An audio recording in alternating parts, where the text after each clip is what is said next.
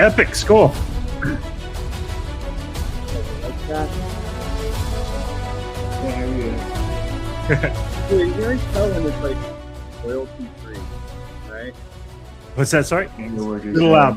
You can tell when it's like royalty free, it's like a good sound. Like it sounds great, but then there's something kind of generic about it. Yeah, you're right. Yeah. So.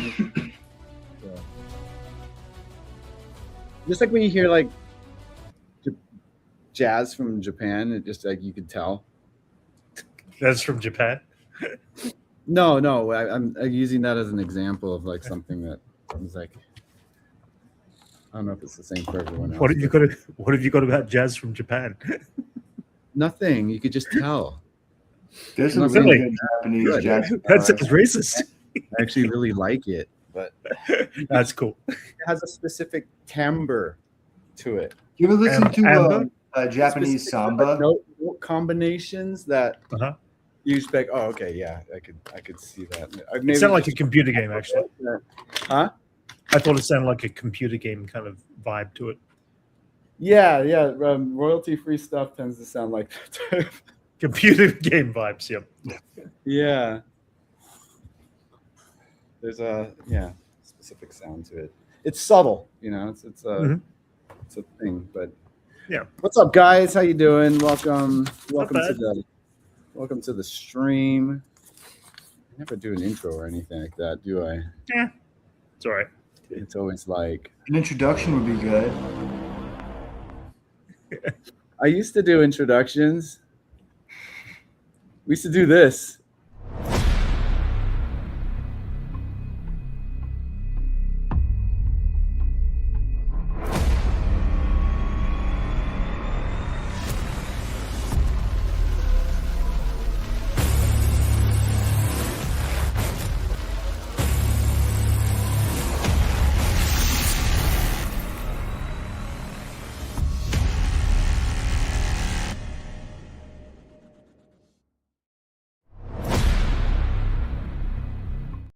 Damn it, not again.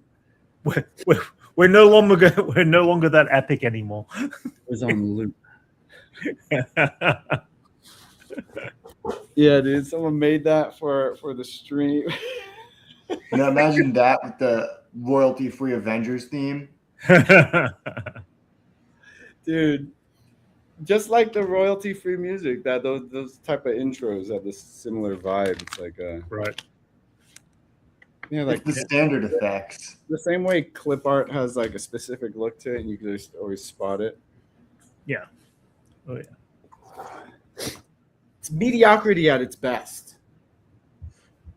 So, Jason, did you check out all the different drops from D23 on last Friday over the weekend? Oh, I saw a new Doom trailer and a Vision Quest trailer. Vision Quest looks pretty cool. I have to admit, I'm That looks excited. For cool. that. Yeah. It's, closing up a trilogy. Yeah. It's, It's the WandaVision trilogy. yeah. Yeah, I forgot her name. She's in charge of it, but then also another showrunner is also connected to it.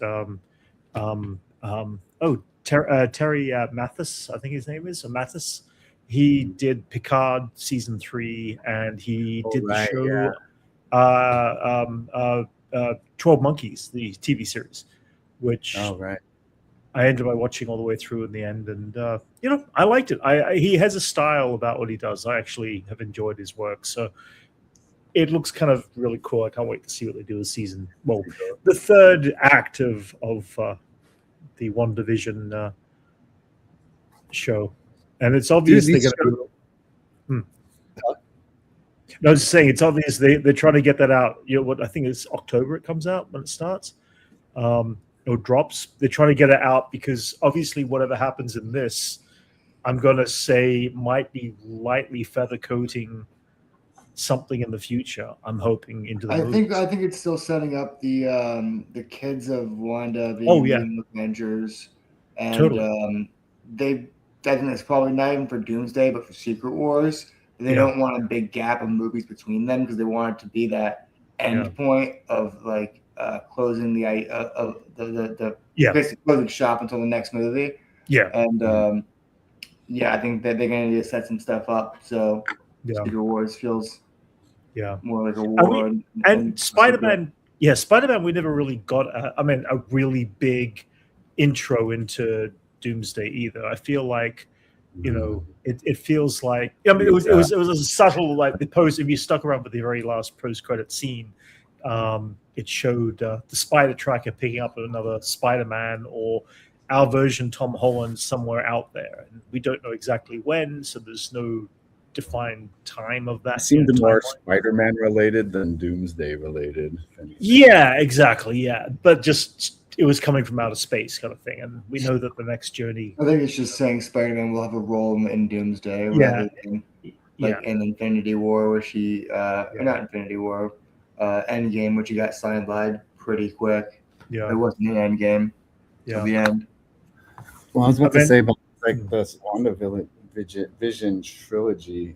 All these shows are like some like crazy shows, dude. Super experimental, nice like heavy conceptual, good stuff, man. Well, speaking of, crazy that they were able to finish off a trilogy with shows like that. It's kind of cool. I mean, it did kick off the MCU like second round of TV. Right? And it's going to end the second round of TV, because if everything's coming to a close, then this will be it. Go ahead, Brent.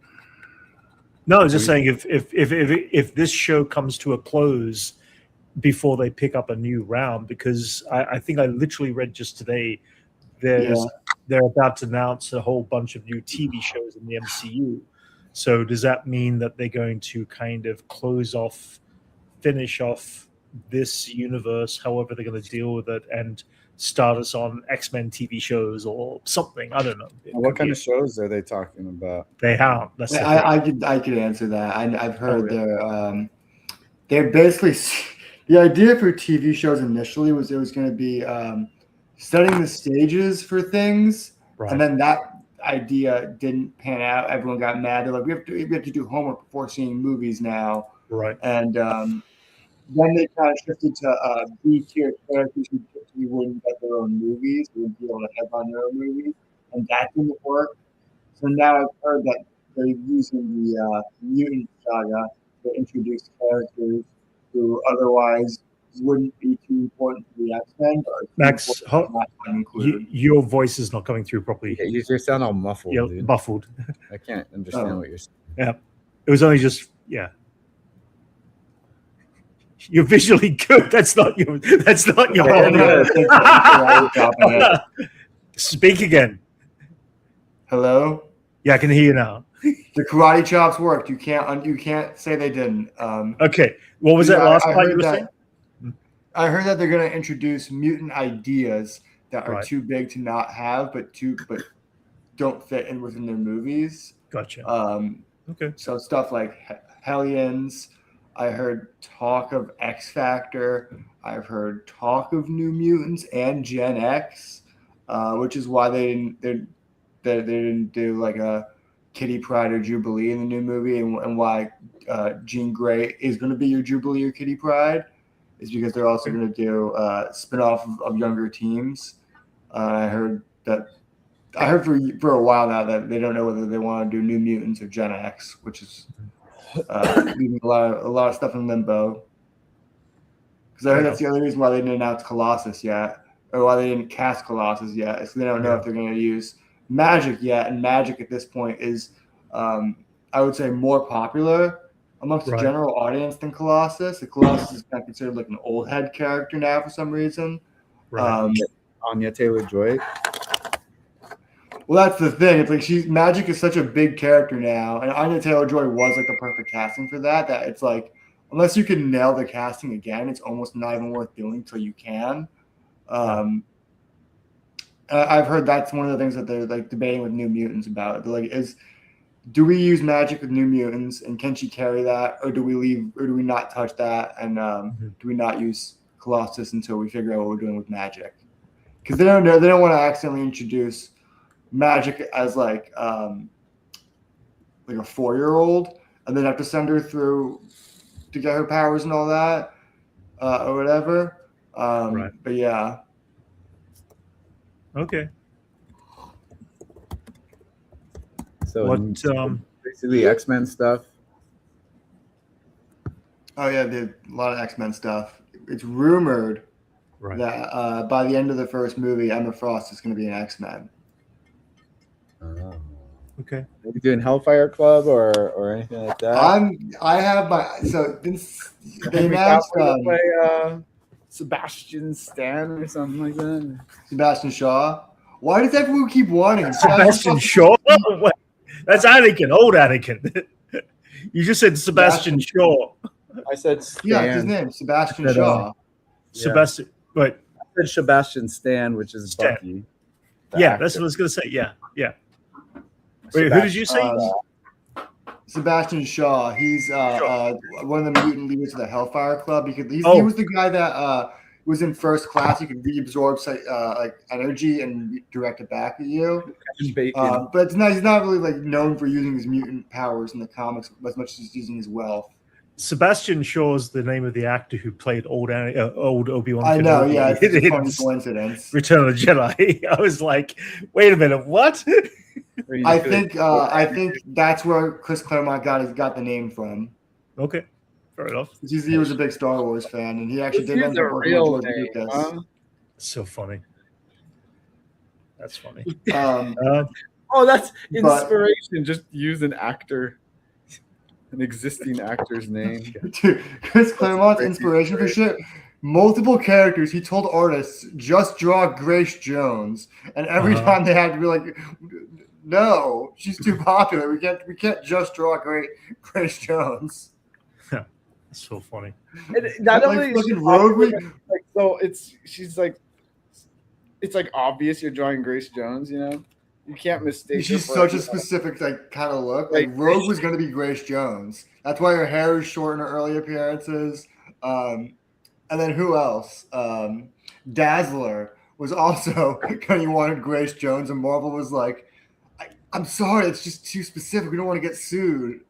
So I just got to draw Grace Jones. I want Grace Jones. Give me pictures of Grace Jones a few times. Huh?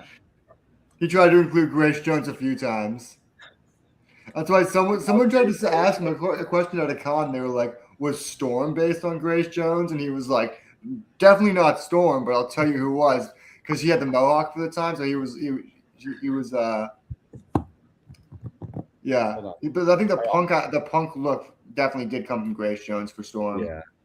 When he couldn't get any of his other characters. I'll be back. Enzo can't find something. Okay. But my prediction for the X-Men movie is so they announced they didn't announce Mr. Sinister. They announced what's his name? Adam Driver.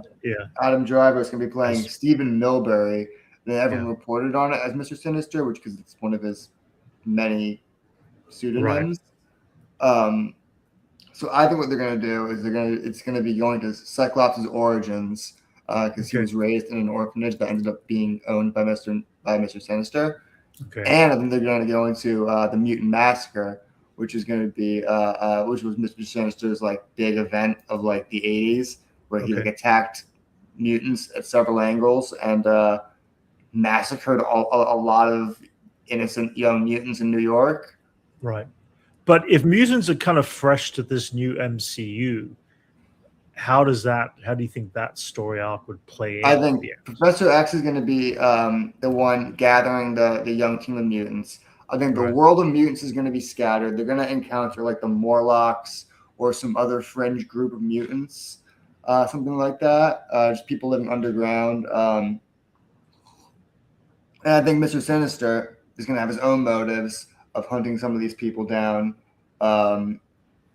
And he's going to recruit his own mutant task force, maybe Sabretooth, maybe Whirlwind, or who else is on that team? Sounds like they're going to stick well away from the Magneto routes, at least at the beginning. I think they're too scared to touch it. I think they're pretty scared to touch Magneto. Repeating what they've already had is kind of a thing. They tend to not, they're not bringing in a brand new Doc Ock or any of those characters for Spider-Man when they've been so initialized before in the past. I also think Xavier, you've got to work your way around it because you need Xavier. But I think so with Magneto. I think you have to bring him in. Oh, sure. Eventually. I think they're smart enough to know that they should probably go the hero route with him rather than the villain route. Right. I was going to say, shoot, I was thinking about it. The announcement when Adam Driver announced, he first said, "I'm Magneto," and then he kind of downplayed it as being a joke, and that was just the weirdest kind of delivery that he could have done. I think what legitimately happened. Yeah. This is what I've heard. I heard that he was originally up for Magneto. Oh, really? And all the trades did report that he was playing Magneto. Right. So the joke was that he was fucking with the trades who got it wrong. But I think it was he switched roles. Right. It just seemed very uncomfortably awkward the way he delivered the line on the video. Uncomfortably awkward as Adam Driver personified. Sure. Yeah. I guess so. You're right. Yeah, that makes sense. Because it was just weird. It was like, okay, we know who he's supposed to be, but the fact he'd say that and then downplay was like the audience did not react in the audience. It was like, especially when you're saying you're playing the best villain. And then saying, then I'm playing someone else. Yeah. Oh, no. Yeah, it went from, I'm Magneto. No, I'm he changed like this time. He didn't even say Mr. Sinister. He said, Dr. Stephen Milbury. No, yeah. But it was so quiet. But it was like, when he said Magneto, it was louder than him saying the character he's actually playing. Normally you'd be going, I'm Magneto. No, I'm really blah, blah, blah. It's the reverse. It was like, oh, nobody caught that. I think they're downplaying it because Mr. Sinister's a fan favorite for comic book fans, though, too. Sure. Yeah.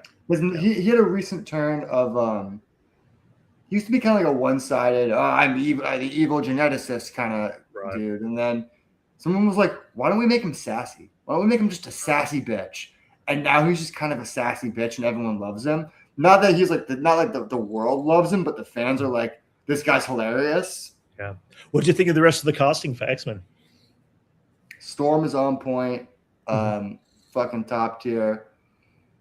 Cyclops, I did the thing where I put my thumb over the face and I'm like, let me see. I'm like, yeah, good enough. Fair enough. I mean, it's too early to tell, isn't it? What's the name? Yeah. If there's the smartest thing they could do, because I know they're probably going to include the rest of the original 5 X-Men, like Beast, Iceman, and Angel. If they're smart, they'd get rid of Angel and put a Nightcrawler there instead. He's way more popular, way cooler, has way more personality, way more versatile. Right. Just does more. Right. Okay. How you doing, Jason? Guys. We're just talking about. As I was saying, Jason donates all this money that he gets from the stream directly to Israel. No. Fuck Israel, dude. He writes one check and that's one hell of a lot of money. Which is all the money I make on this stream donate to Israel, which is nothing. Nothing. We were just saying, Jason, what do you think of the X-Men casting for the young X-Men coming? The what? The actors who are cast for the X-Men. Oh, movie. Yeah, it looks good. Yeah, you got that girl from Obsession. Yeah, I mean, she played Sarah in Superman and Lois. She was she was the least consequential character in that show. She was. I'll be honest. Such a funny step up from being like, you were the bullshit love interest we made up to give the show drama. To you are now the most fan favoriteest important character on this team besides Storm. But I'm gonna say, good for her. Good for her for jumping these ranks. And getting there so quickly because that. I heard you held out for. A good role. I heard you got offered a lot of high-paying bad action movie roles and bad horror. What would you turn down like nearly 8-figure deals to be like? No, I want something real. Yeah, and not just that. You're looking at the next 10 to 15 years of your life. set in gold. Basically, you're basically looking at develop. I think while she was taking these deals, there was rumors weeks ago that Jake Snyder met with her for a role, and everyone thought it was Mystique for whatever reason, which was interesting. Everyone was kind of expecting her to be Mystique, but I imagine she took all those other like interviews and other meetings with other filmmakers who were offering like big money, like Netflix deals or whatever, like just throwing stacks of cash for just bullshit, bad scripts. And I imagine she was like thought about it. She's like, no, I could play the most fan favoriteest character and leverage that. Maybe not into Robert Downey Jr. money, but definitely like like some fucking Paul Rudd money. Yeah. I mean, that'd be that'd be cool to have for the next 10, 15 years of her life. So it's like either way, it's gonna be fun. What did you think of the Doomsday trailer? Is this thing on? It was good. Yeah, I can hear you. Speak. What was that? Yeah.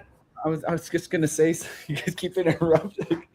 Keep getting talked. We're speaking at the same time. I think it's a lag issue.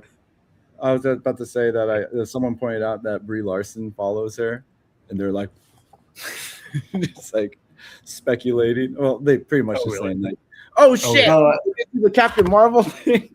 I mean, she did blow up with Obsession, so it could mean anything. No, I'm just, I know, Max. But no, I was gonna say, it would be so dumb to do like a rogue who doesn't have like the super strength in this fucking world. Yeah, and it'd explain why Captain Marvel has been gone. Well, hang on, wait. Okay, wait. I saw this. I didn't understand it. The whole Rogue, was it Rogue versus Captain Marvel? Something. What happened there? The reason why Rogue can fly because she sucked all the power out of Captain Marvel, and she's just this mysterious Jane Doe in a coma in a hospital somewhere. Oh! I just said it into. It's just like super oversimplified. But it within the comics. That's actually not it at all. So what happened was she was fighting Rogue with Mystique and her and Destiny, and she zapped. She was fighting Carol Danvers, and she was Ms. Marvel at the time, and she zapped her of all of her cosmic power, which gave her like flight, super strength, super durability. But she kept her still absorbing powers. But she also got Carol Danvers' memories, right? Right. So then she's like, "Oh no, am I a good guy now?" She got conflicted. And then as the personalities kind of like merged out and Rogue balanced out and she wasn't being influenced by Mystique anymore, she went to Xavier for help. And she's like, help me balance my mind, Xavier. Okay. I don't know what's going on in there. I don't know who I am. So Rogue is really a bad guy. She started out, as a bad guy. She started out. But then Professor X just like trapped the consciousness of Carol Danvers inside like a box inside her mind, and no, he didn't. No, that was like years later. That was like 100 years later. She spent like the whole 80s and into the 90s fighting with her memories of who she was. Mm. It was that was her big plot point for like her 80s. Like she didn't know who she was. Well, she knew who she was, but she didn't know which memories were hers anymore. They probably not going to take that route though. In the, I think they won't go the full route, but I think they will do a big story of her getting some either her powers or right now in comics because she lost fucking Carol's powers for a bit and she got Wonder Man's powers. If Wonder Man is truly canceled, we could do that. I think that the other day. I'm like, it sucks to say he's fucking standing right fucking there. Damn, that sucks. It's like that sucks that Wonder Man's canceled though. I wonder if any of these side characters on the TV shows are ever going to make a appearance in the movieverse. And well, I think a lot of them are going to end up being the Young Avengers, and then people like Wonder Man going to get tossed aside probably until they could figure some comedic role out for like a West Coast Avengers or whatever. Right. That sounds boring. West Coast Avengers they're cool. They're like the fun hip team with Hank Pym riding skateboards. Sounds boring. It's like Hank Pym in like a regular clothes. He just shrinks and like in big regular clothes. You mean a jacket? We gotta get their trash jacket. So he'll like make a skateboard the size of a truck, and so they can all ride there. They had Hawkeye. Don't forget, freaking Daisy Duke, Tony Stark. We start jogging on the beach in his Daisy Dukes. That was the era when Tony Stark still had rollerblades in his costume, in his suit. Nice. I love when writers bring that back. He'll be like, they'll need to move quickly, but they don't want him to fly. They'll just bring back the rollerblades, and I'm like, fuck yeah, why not? It's like the shark spray in the Batman utility belt. Only one person ever made the shark spray work, Chip Zdarsky. I think he made it work, and no one else could really touch it now.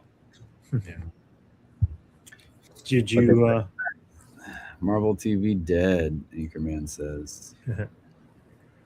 I mean, Doomsday. Yeah, it's hard to. Yeah. What's? Is there anything playing? What else is out there? I still haven't seen X-Men '97 yet. So that was good. No, that was bad. That was bad. You said, yeah. It started off decent, and then it kind of really dove off a cliff.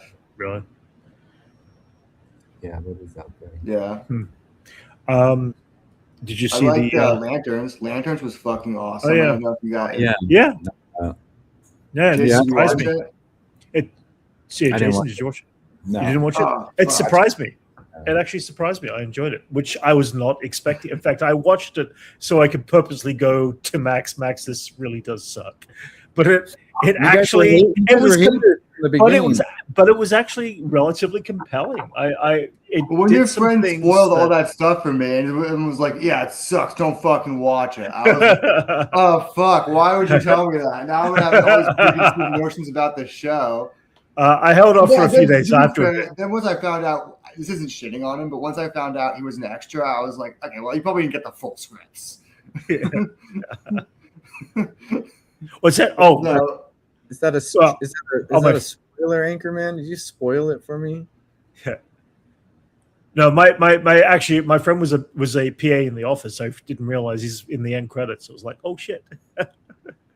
But no, I'm curious to see where it goes. I thought it was an interesting start to this show, and I won't say too much more because Jason, it was really well written. It had Tom King's signature wit. Some of the jokes were actually funny, and Hal Jordan was characterized brilliantly. I also liked how intelligent it was, and I say that in the reference of the audience member who would actually go, "Hey, why wouldn't you say that?" And they actually say that rather than beating around the question that most TV shows tend to do. It's like, in the scenario situation, one of the comments in it that Hal Jordan makes, I'm just like, oh shit, he just called them out. The one about Obama? Yeah. Huh? The one about Obama. No, it wasn't that one. It wasn't that one. It was the other one. It was the one. Anyway, I'm not going to say it. I'll let Jason enjoy this. Yeah, Jason, definitely check it out. Yeah. Let me check that out. Again, I'm curious to see where it goes from here. I'm hoping it stays at the level that this first episode did. So we'll see. I have so many theories about that last shot. Really, I don't know. I mean, I don't think it's as simple as they're making it out to be. Absolutely not. No, it's not going to be. Yeah. But at the same time, I'm trying to figure. There's a few things I'm trying to. It's too early to tell, so I'm not going to try to hypothesize. I will say, not to keep tooting the show's horn, but it is the first superhero show that is in a mainline universe to actually feel like prestige TV. Yeah.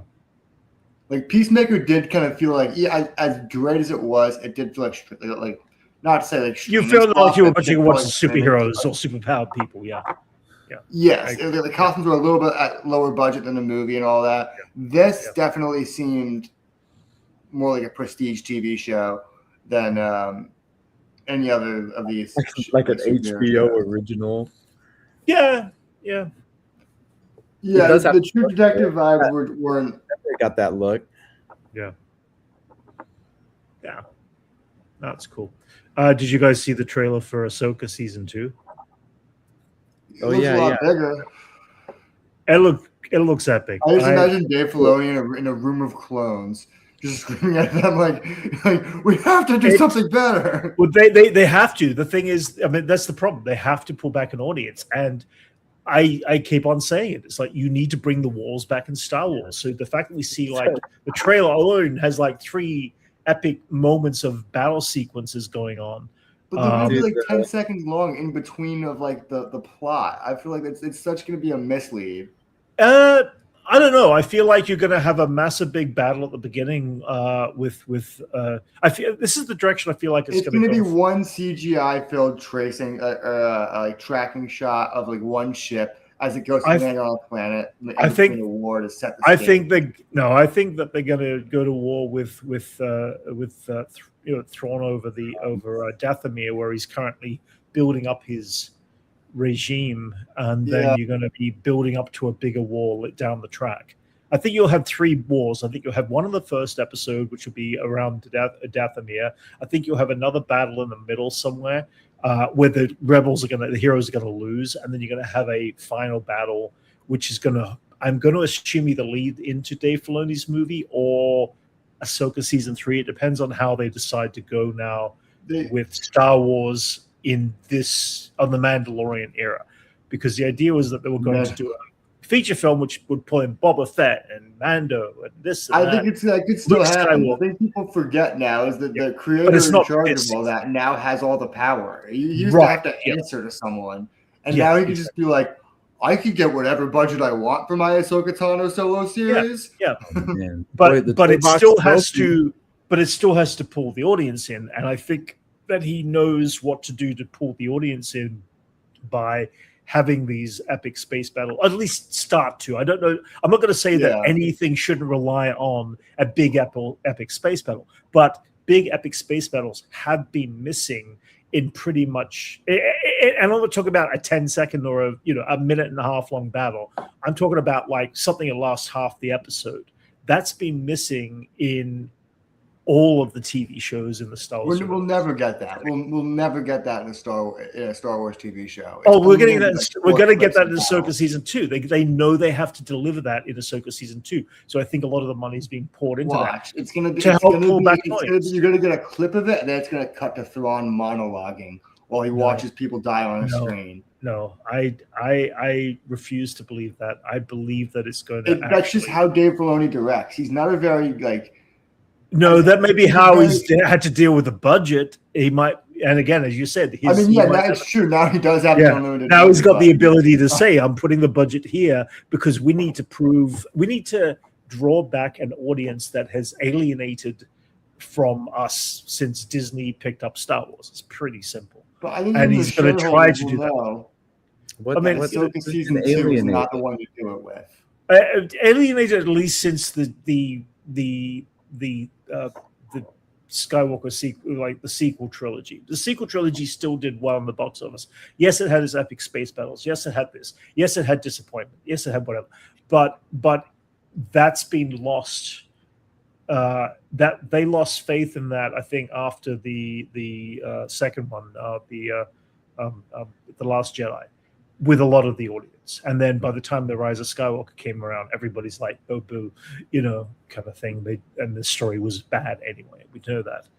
But I feel like that they need to draw back an audience. They know that this show, like a season 2 of a show that wasn't very successful, isn't the smartest move to allocate. No, but everybody knows the characters. Everybody, the thing is, but in that trailer alone, we saw capital ships, we saw X-wings, Y-wings, TIE bombers. We saw everything. They threw everything. They threw everything into both the trailer and I'm sure the season. Have to after what last season did. Yeah, but that's it. Star Wars fans, but for the general audience, it's like people don't know Ahsoka Tano. They don't know the difference between ships. Right. I think that if it's a season 2 of a show they didn't watch, it's already going to be a hard sell. So that's why they're selling it with the big space battle sequences in the opening. But I feel like it's going to deliver. I don't think it's just planted there just to draw the audience to watch. I feel like they have to deliver when they do this and make these things epic and make it compelling. And I'm sure, as someone who didn't really enjoy the last season, I thought the trailer looked sick. Yeah, yeah. Like that. What's that one droid? Huawei. Hugh Wang. Oh my God, Huawei. I like that. He does the general. Oh my God! What I just said that completely wrong. I like his arms. Huge Wang. It's huge Huawei. I like that he does the General Grievous arm thing. Yes. Yeah. No, I think it looks sick. Hey, Anthony. Hello. Yeah, I think it's gonna look sick. I think it looks cool. And talking about the Ahsoka trailer. Ahsoka. Oh, the other thing is they shot that all in England, so it's gonna be. They shot it all in England. Brent has a thing where if it's shot in England, it's guaranteed. It's better quality. It's gonna be a banger for sure. Yep. Shot at the Kings. Okay. I'm trying to no. Yeah. That's pretty Anglo-pilled of you, Brent. But Yep. Absolutely. Andor was the banger. Yeah. But no, I'm excited for seeing that. Did you guys see the? Did you see the? Rise of Skywalker in England too, though. Because that's not a banger. And did you guys not watch the Star Wars Starfighter trailer? Not that it showed a lot, but it looks good. Oh, I didn't catch that. Really? Okay. Yeah. It looks like a Sean Levy movie. Like people are making this out like he's this visionary director. He makes middle of the road action comedies that studios love. He's not like Deadpool Wolverine was a huge smash hit, like monetarily, but he's not like a visionary director that it's like his style is this. He just makes what the studios tell him to make, and he does a really good job at that. Yeah. I mean, maybe that's what we need. He followed all of our notes and didn't question them. Like that's Sean Levy. Like he's good at that. Yeah, he's good at people walking slow motion to famous songs, or were famous songs. Or hey, check this song. Remember this song? Yeah. He's good at movies. He's good at projects that will eventually be Fortnite skins. Damn, that's perfect. That's funny. Max, you nailed it, dude. I'm still excited to see Star Wars Starfighter. I'm God damn, Max, that was a good one. Shit. I know. As soon as I said it, I was like, that was good. Solid. Man. Yeah. I mean, I gotta. Max gives me gold. I gotta praise him for it, dude. Good shit. Bill and Ted, the original Beavis and Butthead. Then what was the other things they showed? They showed. They kind of hinted towards The Incredibles 3 has been made. So, Anchorman, comedy duos have always been a thing ever since the medium of theater has been made. Wait till we find out comedy duos. Beavis and Butthead just one little slice of an ongoing pantheon of comedy. Actually, duos. didn't Bill and Ted come before? Fucking whatever it's called, Beavis and Butthead. I believe so. Yeah. But there are many comedy duos have come before Bill and Ted, and I'm just saying this whole like archetype of comedy duo, of two dumbasses. It goes back to Cheech and Chong. Cheech and Chong, like just that type of thing. It's a thing. So it's a thing. Cosby, bring Cosby and what's his name? Yeah, I think the stoner dumb comedy does kind of originate from Cheech and Chong. I think they were like the originators of taking that vibe and putting that in the 70s. As the comedy duo, if you were to isolate the specific branch and genre of this specific type of comedy duo, you could root it down to Cheech and Chong. Yeah, being just like two drug-based comedy duos, but then Beavis and Butthead never like did drugs, though. Well, that you saw on never officially. They totally did drugs, but it wasn't the drugs you were thinking of. They would get high of like eating paint and shit. It would be like it would be sugar, sniffing glue. No, they weren't. They weren't doing that. Like Really? they weren't on screen doing drugs or substances. Beavis and Butthead, no. As far as we know, they're pretty straight edge. They're not smoking weed, drinking beers. Maybe when they show them older, they're drinking beers. But as far as like I remember from the original run, they weren't doing drugs really. People did ask if they ate paint chips as kids, though. I think that's when they went on it was one of those their albums where they go on the Anthrax's tour bus, and then one of them asked, "Did you guys eat paint chips as kids?" Yeah, there was a few episodes where they accidentally did drugs, and then like different kind of drugs. I just looked it up. So I was like remembering it. I was like, there's that one where they eat condoms filled with pills. Oh yeah, what happened to them in the movie where they hallucinated?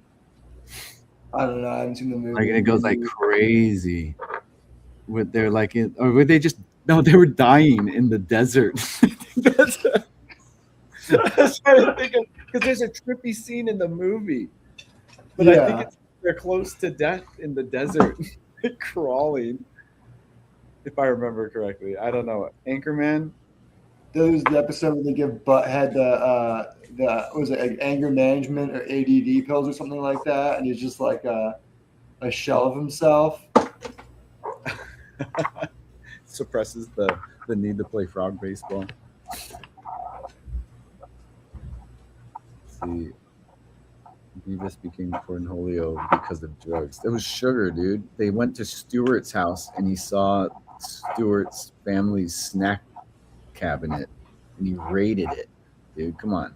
Oh, Anchorman, well, what happens in the hallucination in Beavis and Butthead Do America? What was happening to them? Was that when they're in the desert? Did anyone bring TP for his bunghole? TP for his bunghole. Cornholio.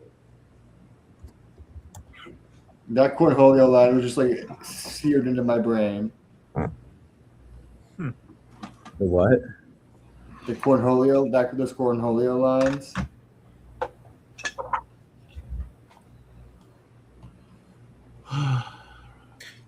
What else did they show? They showed D23 showed Incredibles 3, which looks they didn't say much about it. Trailer, or they're just talking about it?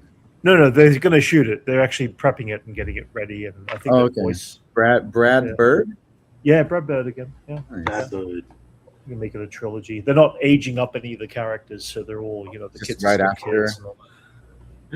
Just follows up. I don't know. It's weird about the second one. It follows up right after, and it's been decades after since they did it. So a lot of like character designs have changed for the better. I saw online that commenting on that, and then they showed the stills for the new Coco sequel. Yes, he's aged up. Yeah, they've aged up the kid in Coco. Yeah. And those incredible kids are just gonna stay that age forever. Yeah. That's wow, new Coco. I think they should do the Coco 2 trilogy of the Incredibles at like similar ages, and then do like a trilogy of like the far future where like the parents are like super old and the kids are like retired. Yeah, they're retired and the kids have their own families. New families and their grandparents. That'd be kind of cool. Because that gives it way more mileage. Because you can kind of get two or three trilogies out of that. Would the decade aesthetics change as well? I think that would be a problem. Like but would it change in this world? Or, a neon pop aesthetic? No, I think the aesthetic of that world is locked in stone. It's locked in a temporal. What if you use Futurama and you just make things a little bit more futuristic, but keep the kind of retro futurism? Well, it kind of is already. Like they have it is kind of like already. Someone described it to me as they have computers but not printers, and I don't know what that means. It's like now. I don't even know if that's accurate. Yeah, fax machines. Because they have computers. Yeah. Bless you. Like Edna Mode's like way of doing things. I'm guessing they're just keep the aesthetics, dude. There's no point in like saying, "Oh, it's the '80s now." No. Yeah, but you know what I mean. It's like superhero the trilogies of like the different ages. genre they're taking on is of the golden age era, right? Yeah. Like it is. Oh, that would be interesting to like. They just keep that, Same way Game of Thrones doesn't change style, just all Renaissance. It would be. Just the characters are different. Use atomic style. Yeah. I wouldn't be the guy to do it, but it'd be super interesting to do it like '90s comic book style, where at like the extreme look for like the sequels. I don't know if that's the. Yeah, I mean, like that's what it would be, but is that appealing enough? There's a way to do it really good, but it would have to be like Spider-Verse. You know what I mean? 90s is like over the top. I hate 90s comics. This is why I say I'm not the guy to do it, because I hate that look. But like, there's a way to rule of cool. Yeah, there's a way to do it. I'm sure there's a way to make it like a holistic approach to it from someone who lived in that era, who could like, homage it in a way that's not distasteful. I'm gonna argue that like first Raimi Spider-Man and the first X-Men is that of the vibe of the 90s. X-Men was its own thing because of I think that the black leather, it was like it added like black leather to the giant size team, and was just kind of like trying to do Claremont for the 2000s. Like that one was very 2000s. Yeah. Spider-Man was still. I'll agree with you there. It ended up being the 2000s by default, but like the vibe of the 90s is still like the residue of that is what inspires it, No, I think the 90s X-Men comics were way more extreme than. No, I'm just saying like the movie itself. I'm not saying what's the effect on the comics, but like what. That's what I mean though. What has been gathered from the 90s is expressed in that X-Men movie. I've always said the opposite. I've always said that movie was like kind of like beating away the 90s, because it was like the 90s was all about like the maximum extreme version of X-Men, of like characters like Marrow and Age of Apocalypse and Adam X, and that movie was like stripping. It was stripping all of that. That movie was like not extreme. The movie was like way more giant. More was inspired by like the 80s and the like late 70s X-Men stuff. But it was also adding like the black leather on top of that. The studios were afraid of the costumes, so they instead of like taking away what made Wolverine like super popular in the 90s, which was that like poppy yellow look, they like fuck it, black leather. Which is why I always thought that movie was the thing that beat away the 90s the X-Men. Yeah, you're right. So you get like stuff like that. The black leather was like a safety, because it's like, all right, we got Blade, The Matrix. Those are like some crazy movies, super successful. You just got to stick to the leather. Don't try to veer away from that. It's funny because I hated it at the time, but looking back on it now, I don't hate it as much. I think there could have been some tweaks to it. I think because like you get in the later movies like different colored stitching, and it doesn't really stand out that much.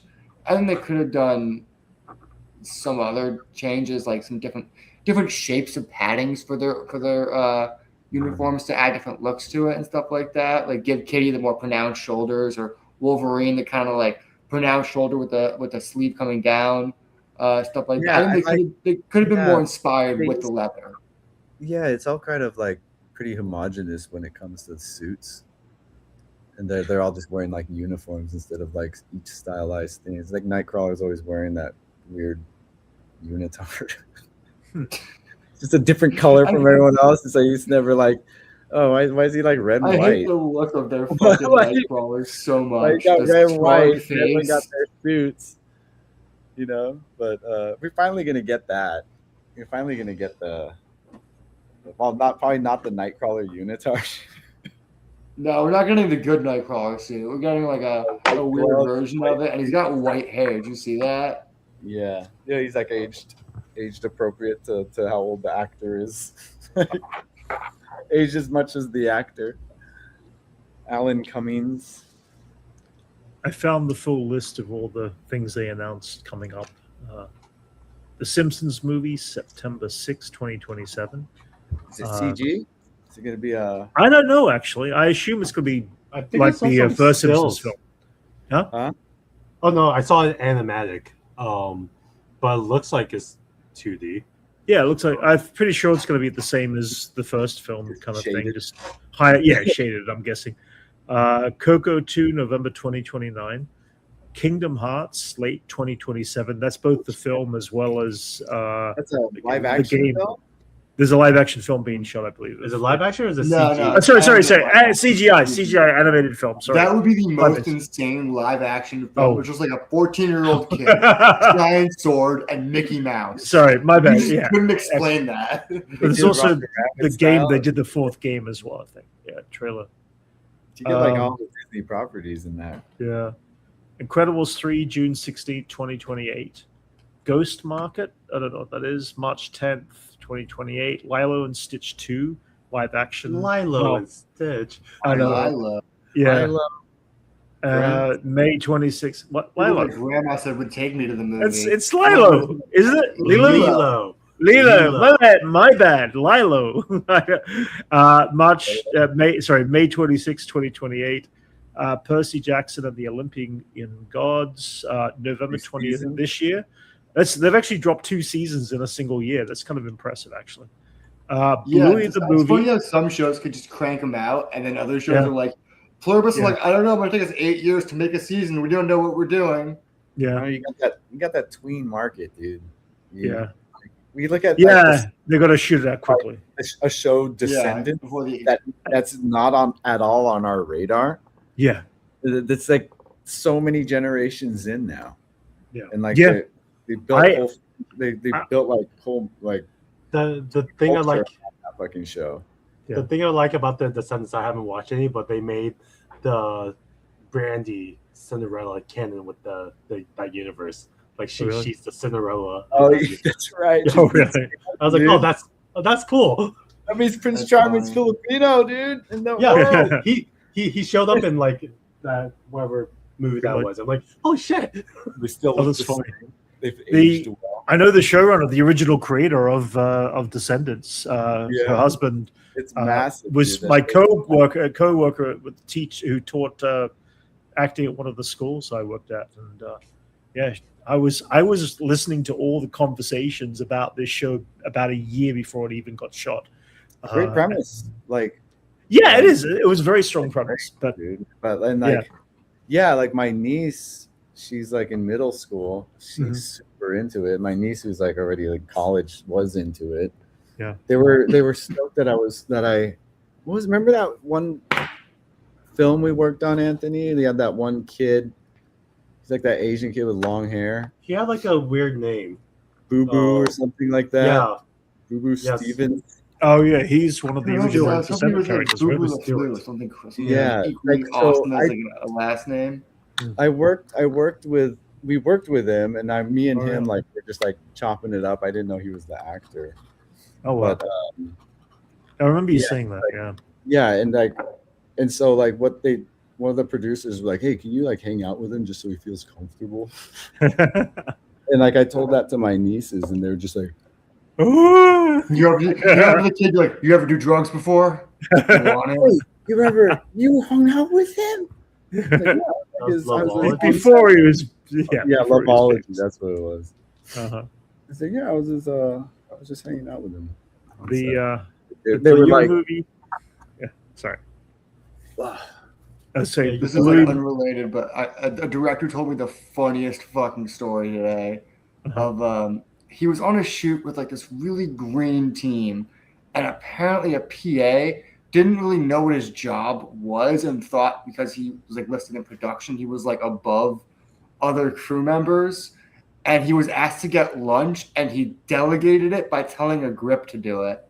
That's fun. I was like laughing so fucking hard when you told that story. I was like crying. I was like, that's the funny. best fucking thing. I wish I was on that set just to like watch that happen. Let's go, Gutter. Good for him. The grip do it? You got the grip. I mean, this kid told me to go get it, so. Damn, dude. I heard he asked the best possible grip on the team to ask, and the guy was like a nice guy and didn't like tear his asshole apart. But I like just the idea of that made me laugh so fucking hard because that like. What were you gonna say? Wait, so what? What happened? Wait, so did the grip get it? No, the grip laughed and like was like no. But apparently, out of all the grips he could have asked, he asked like the nicest one. He didn't ask me like someone who. I don't know what's going on. It's weird. Can you hear me? Yeah, I can hear. I can hear Max. Jason, are you okay? I can hear Jason when he talks. I can hear Jason, but I don't think Jason can hear us. Oh, Jason, can't you hear us? Yeah, he seems confused. He seems confused. Jason, the story was pretty straightforward. He was like, "Wait, what happened?" I'm like, "Jump out!" I thought it was concise. Jason, cut and then come back in. Oh yeah, it just got really fast and caught up. Wait, now you are lagging a little bit, Jason, compared to the rest of us. Sorry, from my end, it's really choppy. Now you are lagging completely, Jason. Let me jump out. We are good. Yeah. But the other movies, let's see, Bluey the movie, August 6th. Ice Age Boiling Point, another Ice Age film, February 27th. Live action Tangled, March 31st, 2028. Oswald, February 2027. That is John Favreau's new movie. John Favreau's new TV show. Yeah. Semi-animated. It's a 3-part, 3-episode thing. Is that what it is? Yeah. A friend of mine worked on it, all 3. I did a book report, or not. I did a report on Disney, and Oswald was a big part of the report. Apparently John Favreau wanted to escape from Star Wars for a little bit. They said, "Here, if you continue doing Star Wars for us, we'll let you do this." No, I'm excited for this because, ever since reading about him, I wanted to do something with Oswald. Yeah. It's kind of like animation and live action kind of stuff. Vision Quest is October 14th of this year. So that's only like a month or 2 away. Avengers, Doomsday, December 18th. X-Men, May 5th, 2028. Ahsoka Season 2, January 20th, 2027. Star Wars Starfighter, May 20th, 2027. Zootopia 3, to be determined. They are making Zootopia 3. And animated film called Play. Yeah. You're still a little fuzzy there, Jason. Speak. Hey. Can you hear us? Can you hear us? Okay, cool. Yeah, you sound good. Yeah. All right. Hexed, November 2026, 25th, 2026, and Frozen 3, fall of 2027. So, that's all the Disney films. Shows, movies, everything. They're making a live action Bluey. I mean, a animated Bluey movie, Jason. Oh yeah, I saw that. You saw the link. I said it's all like CG. Because they rejected my hard R version. I had this hard R version of Bluey. He goes on a shooting spree at a preschool because obviously, and they threw down the tubes. Bluey's a girl. Blue's a girl? I thought, Bluey's a girl, but blue's a boy's color. See, that's the problem right there. That's funny. Yeah, Max. Dead baby jokes, really? Come on, Same with Blue from Blue's Clues. She's a girl Bluey dog. Hang out. I thought Bluey was a guy who taught preschool or something. I mean, does teach. I thought you could say something like that. A dingo makes it into town and just starts murdering town. It's just Jaws of the dingo. Bluey's got a shotgun. The dingo. The one thing he's resistant to is shotguns. Mm-hmm. If you introduce a dingo, what would that be? There's a lot of theories floating around with Bluey, kind of like, if you start to think about cars too much, it starts to wait, what? No, wait, what? Cars? Oh, yeah. With the universe of? Yeah, just the logic, really? And like Disney's or Pixar's Cars. Oh, okay. All right, so if they say gasoline is like they're drinking it like it's alcohol, then I thought it's their food. And oil, like they eating oil. Is oil? Isn't like premium gas like alcohol, and then is that alcohol? It's like I'd say it's like speed or something, or like really good coffee. Sure. Yeah, and then like unleaded is just that's like race. That's like race fluid. Yeah, but the way they treat it in the movie, like they serve it at bars and stuff. Mm-hmm. And technically, the company that sponsors Lightning McQueen is really butt cream. It's like for your rusty bumpers. Yeah. Okay. It's like a salve for your rusty bumpers. But just like the logic of it, it's like, wait, was there a 9/11 in this universe of dogs? Why do they have doors? Like security, huh? Why do they have doors? Why do they have windscreens? That's their eyeball, and their wipers are just their eyelids, so that's understandable. But doors. Oh, yeah, but then like that, there's a scene where Lightning just like after a race, and these cars are flashing their headlights at him. Oh, they're flashing him. Yeah, they're flashing him. Well, here's a question. Flashing in the Disney movie. What's up? Here's a question that's tangentially related. If humans had like blinkers or signals, would you want them on our shoulders or our asses? Probably the shoulders. Shoulders? Well, I mean, blinkers. I guess it wouldn't matter either way. When you're biking, like legally, if you're telling which way you're going, is it like right or left? So how do you operate it? Like left butt cheek, right butt cheek? That's what I'm saying. Would you rather that or shoulders? I'd say your shoulders, just because like from a bike it'd be easier to see visually. I think butt would be easier to see. Well, yeah. What for sitting down? I think butt would create either direction would create an accident because people would be like, "What the fuck is going on?" Butt is funnier. Butt is funnier. Uh-huh. But logically, shoulder. Because like because like in real life, as a human's blinker, you use your arm bike. So yeah. Mm-hmm. You use your arm anyways, and that's connected to your shoulder, so it makes sense. So, but in the Cars universe, it's probably their butt. That's their butt for sure. And that's how the whole conversation came to be. That should have been like a big social etiquette thing in Cars, like someone who doesn't use their blinker. Yeah. Was it Mater's really good at driving backwards?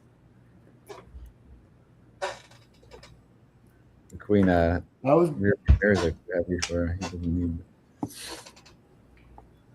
doesn't need lights. Driving backwards made me get really good at skiing backwards. My brother was always like super, like not super slow, but way slower than me on his snowboard. So I got like I would race him backwards and still go like faster than him. I'll do it backwards. It's just like when you play street. I beat him backwards one ski and he stopped racing me. It wasn't even funny to brag after that because there wasn't much more I could say. So Max is just like, you just grow up just constantly mogging your brother. Is that what it was like? This guy, he's like a smart dude. He beat me in everything else, but like physical. Like also he was like a competitive video game dude, so I couldn't beat him in like he wouldn't play a game he would lose in. What? Like he would never play a video game he would lose in. But like Smash Bros, you could not beat him. He was like competitively ranked. Man, that must be frustrating, dude. Just getting killed every time. Man, it's what like really frustrated me is he only had one game. Huh? What frustrated me is only had one game. He'd only play Smash. You couldn't lose 10 times and be like, all right, let's play Mortal Kombat or whatever. You couldn't get your redemption somewhere else. He's just like, no, I'm not playing it. Just staying. It drove me crazy. Even as a kid, I'd be like, come on, what about Double Dash? Like Mario Kart or something. Like, you got to get redemption somewhere else. If he's just clearly better than you at that one game, you got to run it back elsewhere. It's just like kind of the rules. That sucks, man. Unfair. That's not fair. Bad sportsmanship. Well, would you beat him in the other games if you ever got him to play? I could dog him in anything else. We've played like Street Fighter and Mortal Kombat and stuff like that. I could beat him in that pretty easy. But he doesn't play those. He'll only play Smash. Smash.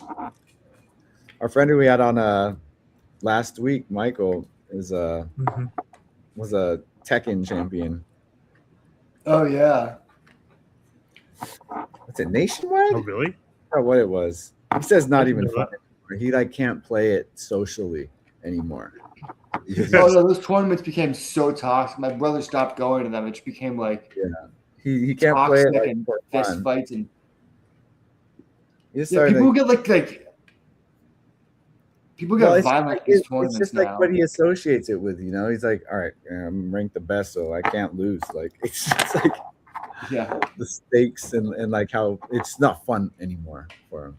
Did you follow along with that woman who was like, my brother was a competitive DDR person like in the 2000s, and she's like, I'm going to train for 10 weeks or whatever, and then surprise him and beat him. And then she did this whole thing where she like blocked him and hid the Instagram from him. No one told him, and she documented her training for like weeks, from like nothing to like being serviceable at DDR. And then the day came and she live streamed like against her brother, and he fucking killed her. He destroyed her like 3 in a row. I think she could have a chance. And he was blindsided by this whole thing. I saw that like probably like the day or two before the tournament, so I forgot to follow up.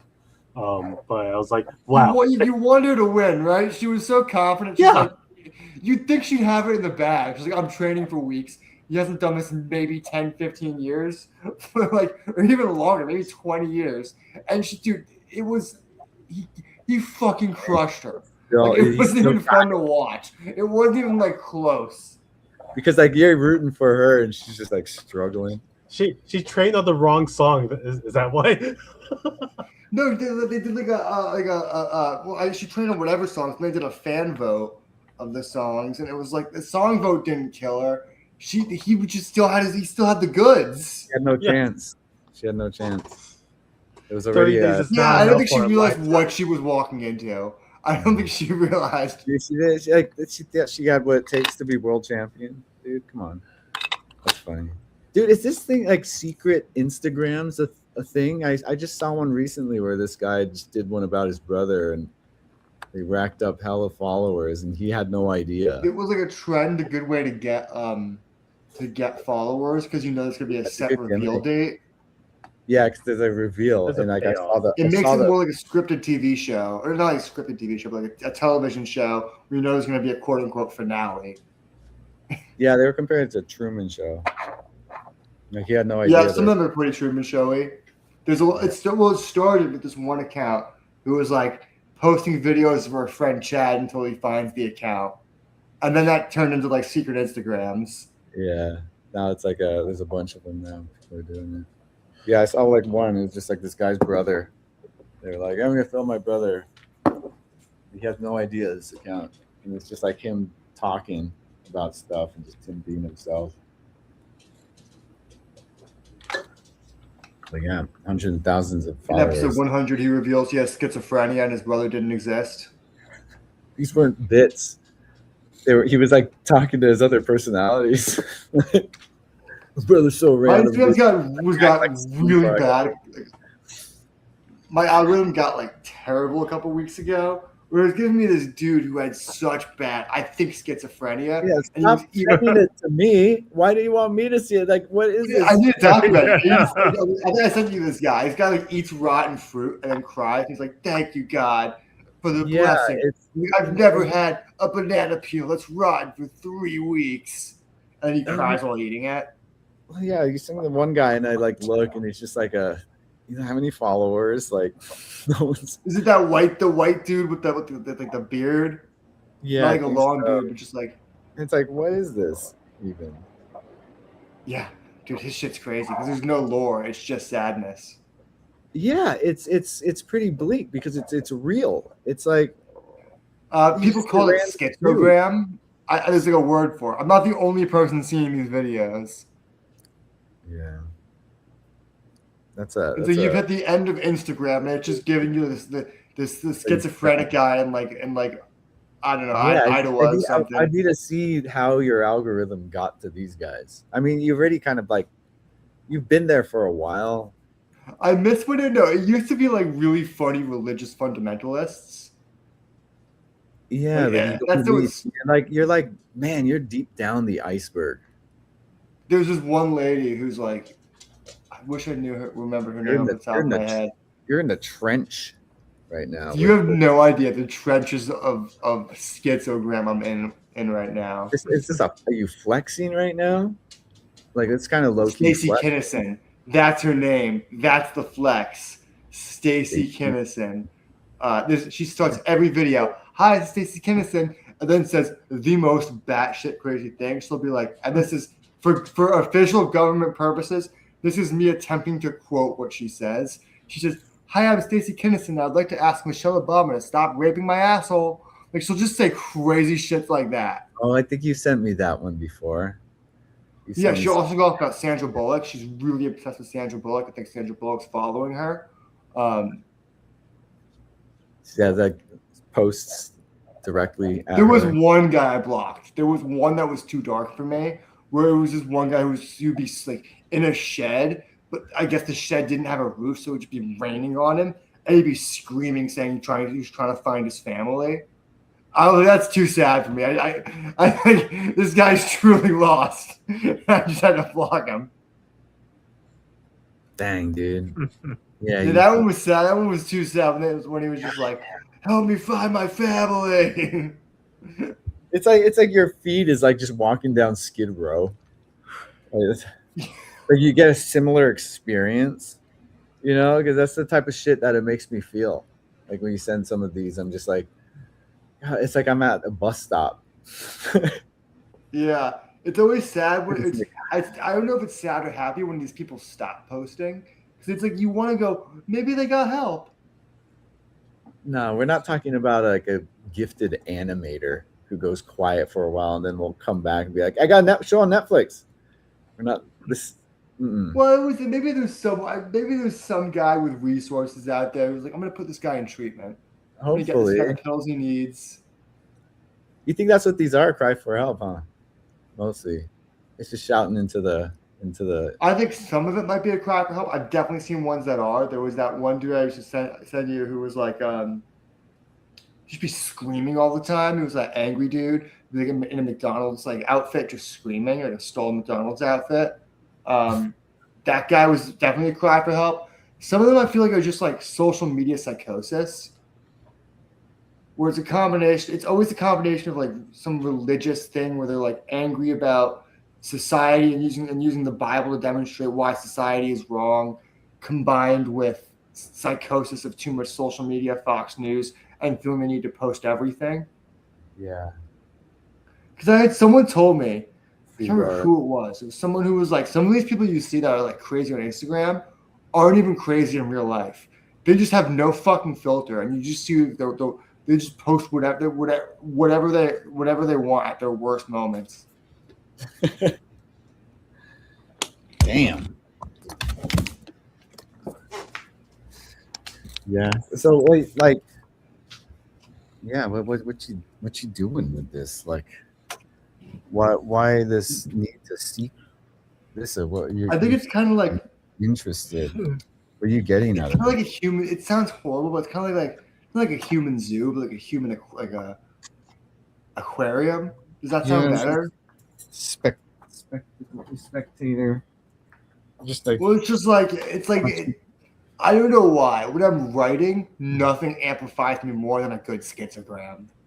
I'm like, that's the real world. Like, that's the real shit you're seeing. Not some fucking polished influencer video. Just some fucking real guy in some fucking shed somewhere.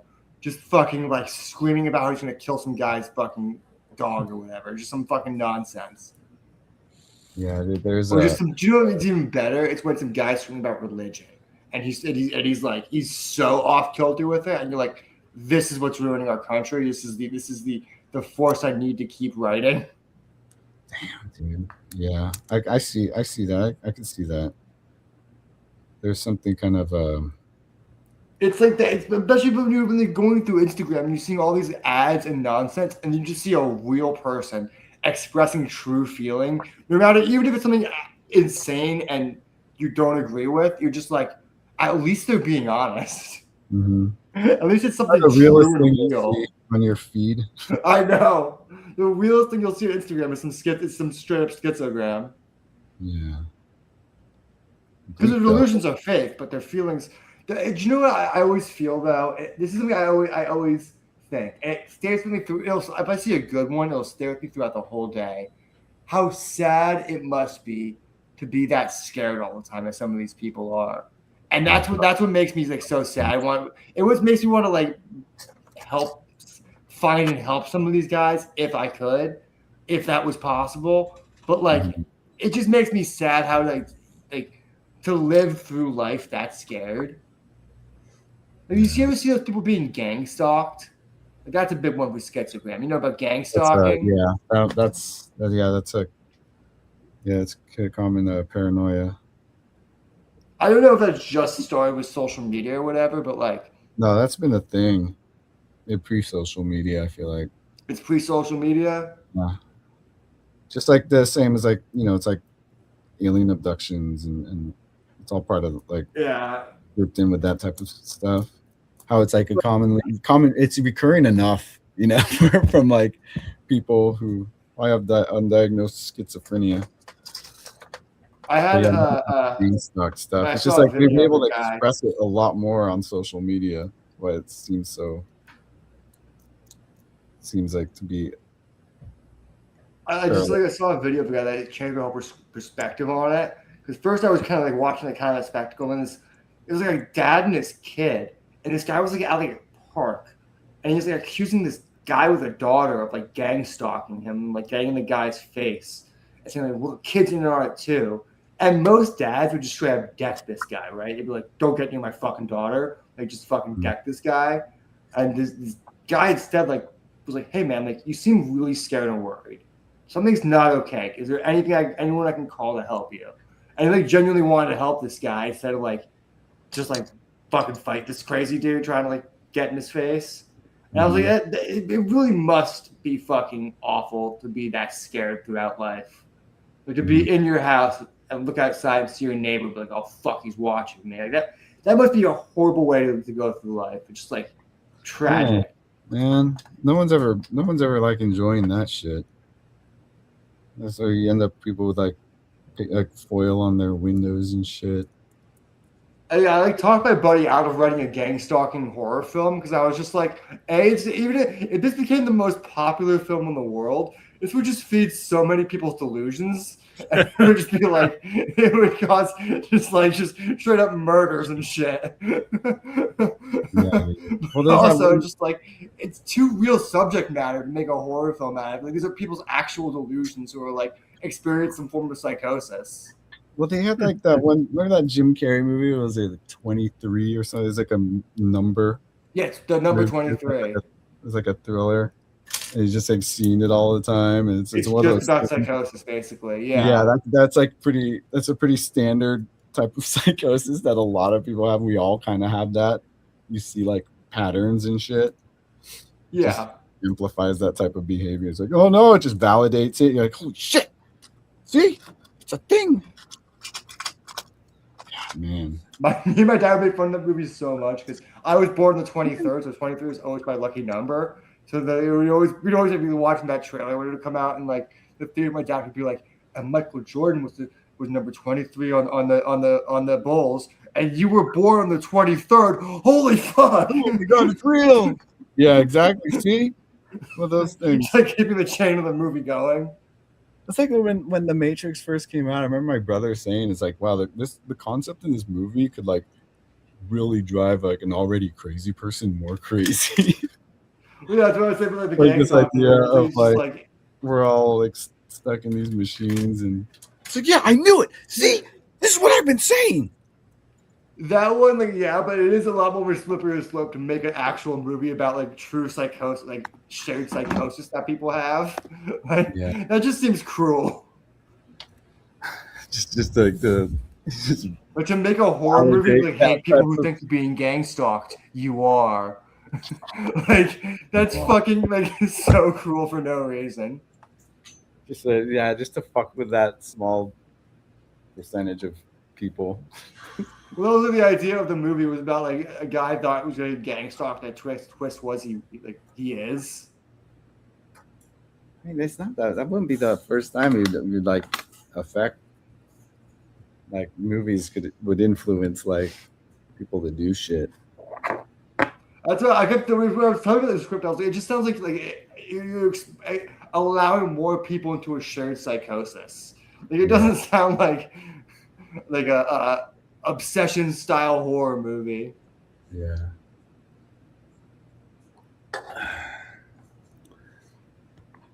That's crazy. Gang stalking. Can you explain what gang stalking is to people who out there who? So gang stalking seems to be this weird shared psychosis that people have, where they think that there's a mysterious force out there of these people stalking them and monitoring them, and they'll think nearly everyone around them is in on it, and they'll just have these weird delusions where they'll be like, I saw that guy last week at the grocery store.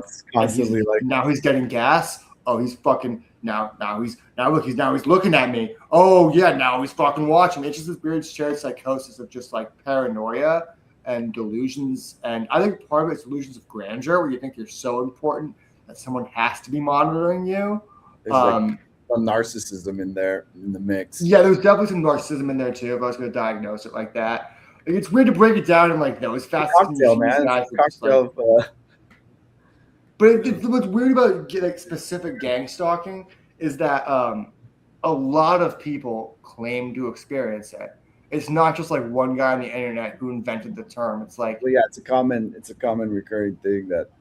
It's a recurring thing that if you have a personality disorder and narcissism mixed with all these different cocktails of mental health issues. Well, there's like multiple cases. Everyone around you.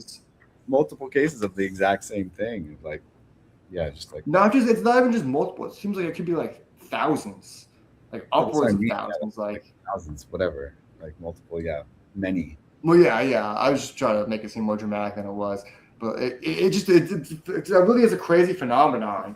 That like I almost want to see a document. I don't know if it's a documentary about it, but I would love to watch one to see how like someone more trained in psych shit analyzes that. We could do the armchair psych of being like, yes, they're clearly a deranged narcissist, but like we don't really. It would be interesting to get like an actual interview with someone who is being thinks they're being gang stalked with someone who is trained to analyze that type of shit. Yeah. I mean, yeah, it's just like, different types of paranoia. Some people like see it differently. Some people see and a lot of them tend to tinfoil hat. It tends to also align with a certain fringe political group that it's like I know the right of the left.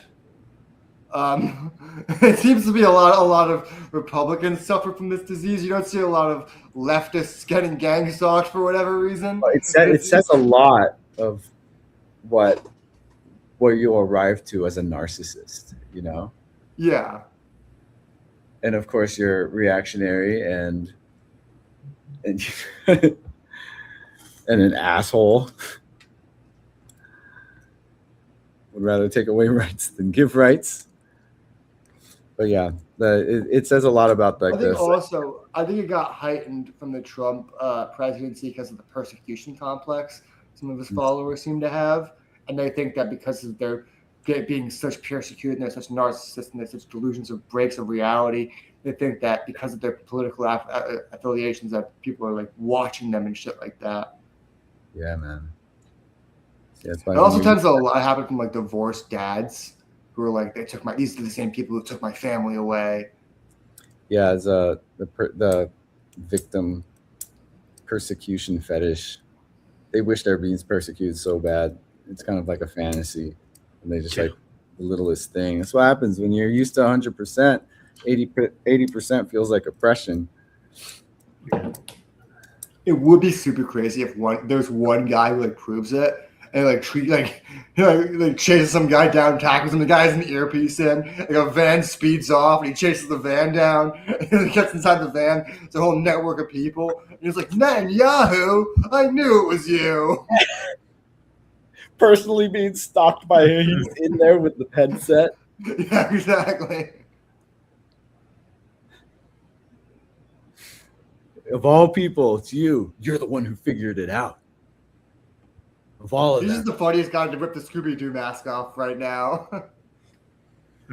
He looks like the people who would be underneath the Scooby-Doo mask, dude. I know. He acts like it too. He's cartoonishly evil. It's like he's like modeled after the guy who's underneath the mask when you rip it off. Yeah. BB. It's BB?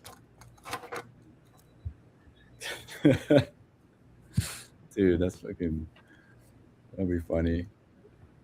Have they done something like that where it's just like validated someone, like you're introduced to them where they're kind of just like, oh, you're crazy, and then it's all real? It was that movie, I don't remember it too well. MK Ultra was the movie, MK11, what was it called? Was it just called MK Ultra? MK Ultra? It was like a movie with Kristen what's her name? Twilight. Stewart? Kristen Stewart and Zuckerberg. Yeah. Man, why can't I think of his name? I worked outside today. My brain is Jesse Eisenberg. I'm looking at myself. I look so fucking drained. Like I'm just so dead inside right now. It's that guy's fucking Jesse Eisenberg. Jesse Eisenberg. No, it was American Ultra. American Ultra. Yeah, they were cells. So they were like, then they could fight like they were killing machines or something like that, right? No, they were. It was like a play on the MK Ultra acid tests, but they were secretly. It was like mixed with that and sleeper agents, where they were like secretly like I think Russian secret agents. Mm-hmm. Dude, I watched it and I do not remember it at all.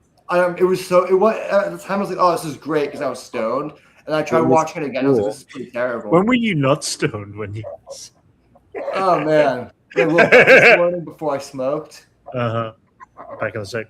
Yeah, tolerance break. Sleep's tolerance break, dude. You're not smoking while you're sleeping. So. Actually, I don't know why. I was up at like fucking 3 a.m. today. Don't tell me you're smoking while you're sleeping, Max. Did you manage to figure out how to do that or something?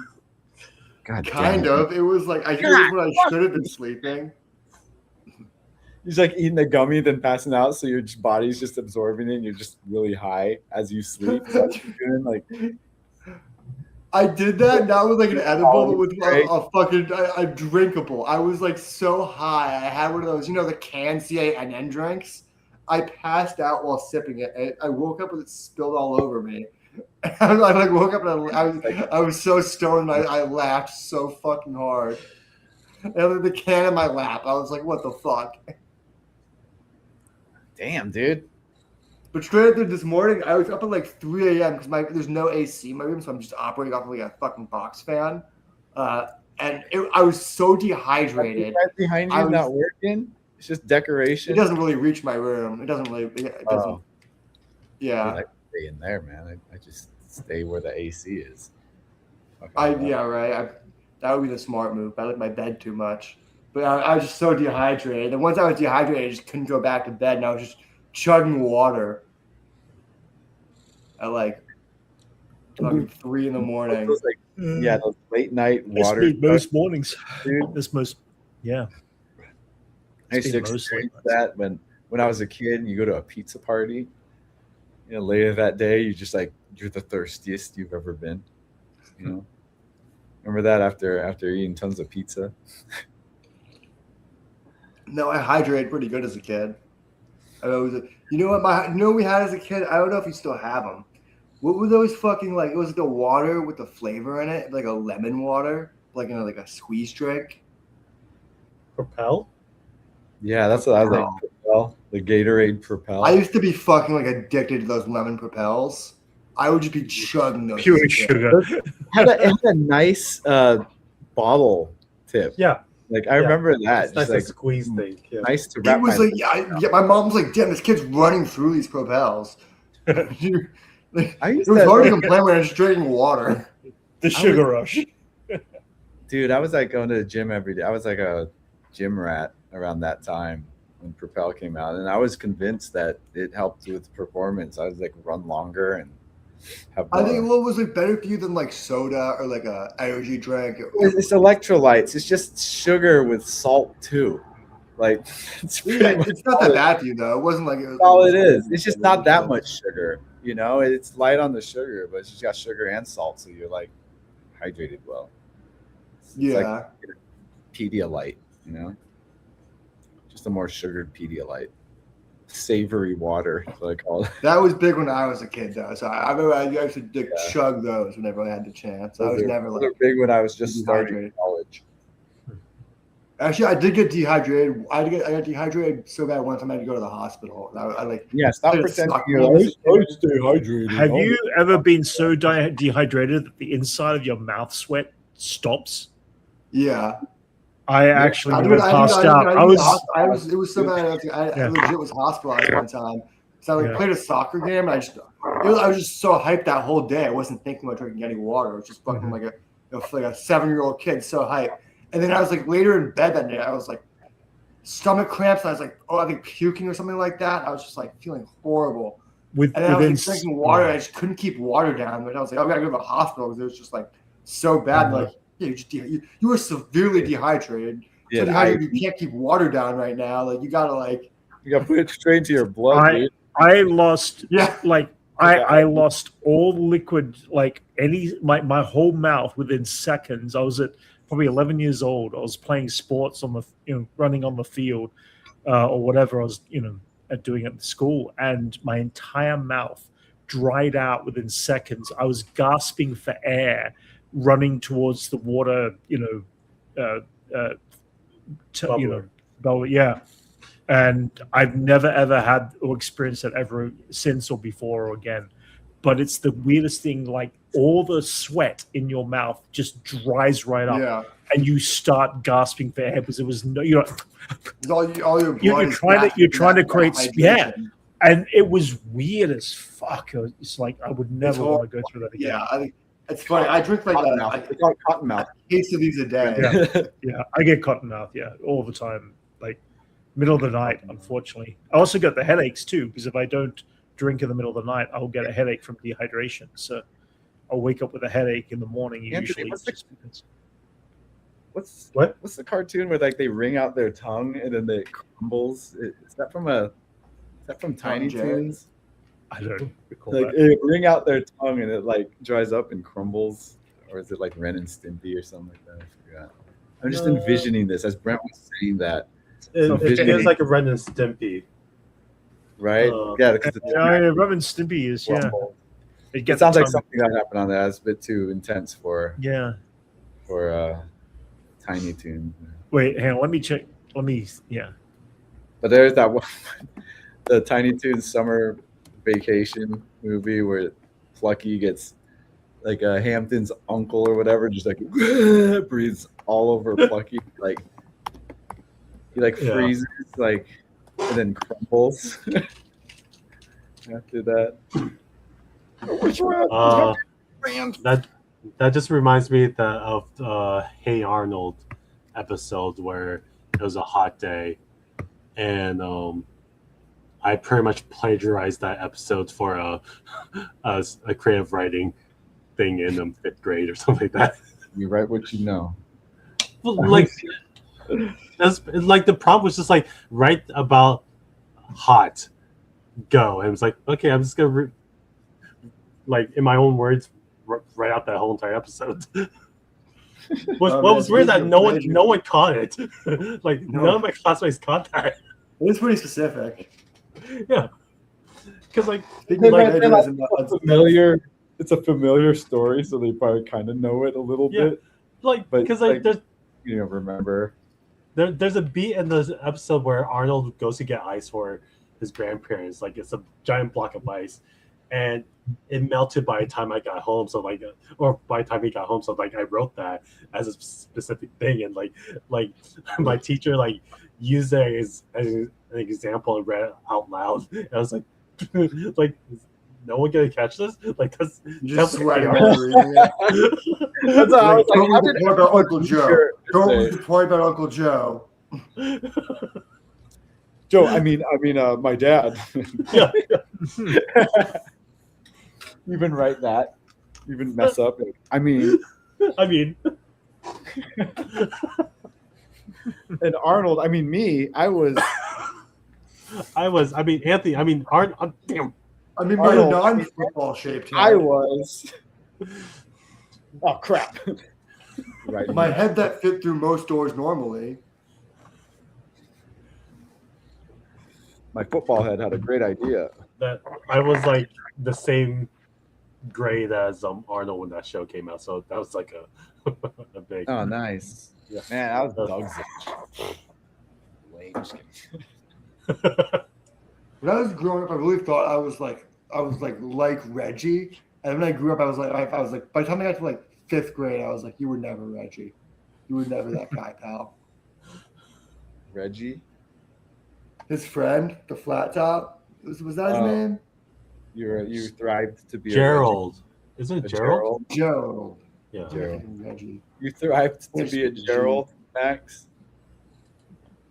I thought me and him were the same guy. I was like sure, and then I realized I'm basically Sheen from Jimmy Neutron. This was their handshake. I thrived to be Gizmo Duck.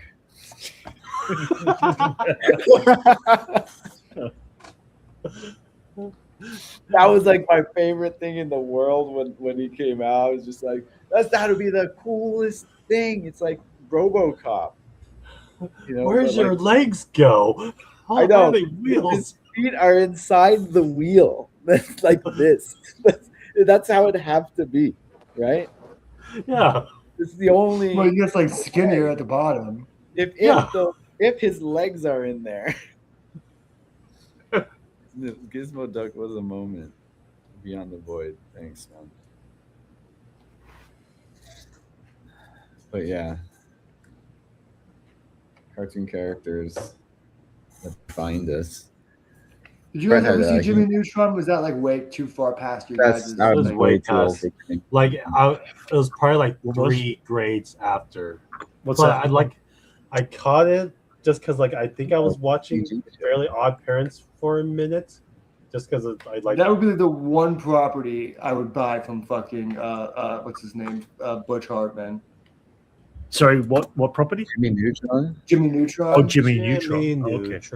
He's just smart. He's a genius, and his friends like a comic book nerd. His other friends like a huge pussy. But it was just like something about which one were you? Who were you in that? I realized I was accidentally like a Sheen, and he was the guy who was obsessed with this like comic book and TV character. Can't remember what the character was. But I'm basically that guy with the X-Men. I realized that too late. Which character is that in Jimmy Neutron? What do they look like? I can't remember what fucking. Who did Sheen like? Is that the one that kind of looked like Reese from Malcolm in the Middle? Yeah. It is. That's yeah. Yeah. Okay. Yeah. Right. Thanks. Yeah. Like, you're not Carl. You're not Carl. No, I'm not Carl. God no. Who is he? Which one's Carl? He was the nerd. He was like the really nerdy one. That was like the wrong kind of nerd. Carl's voiced by Rob Paulson. A Poindexter. Yeah.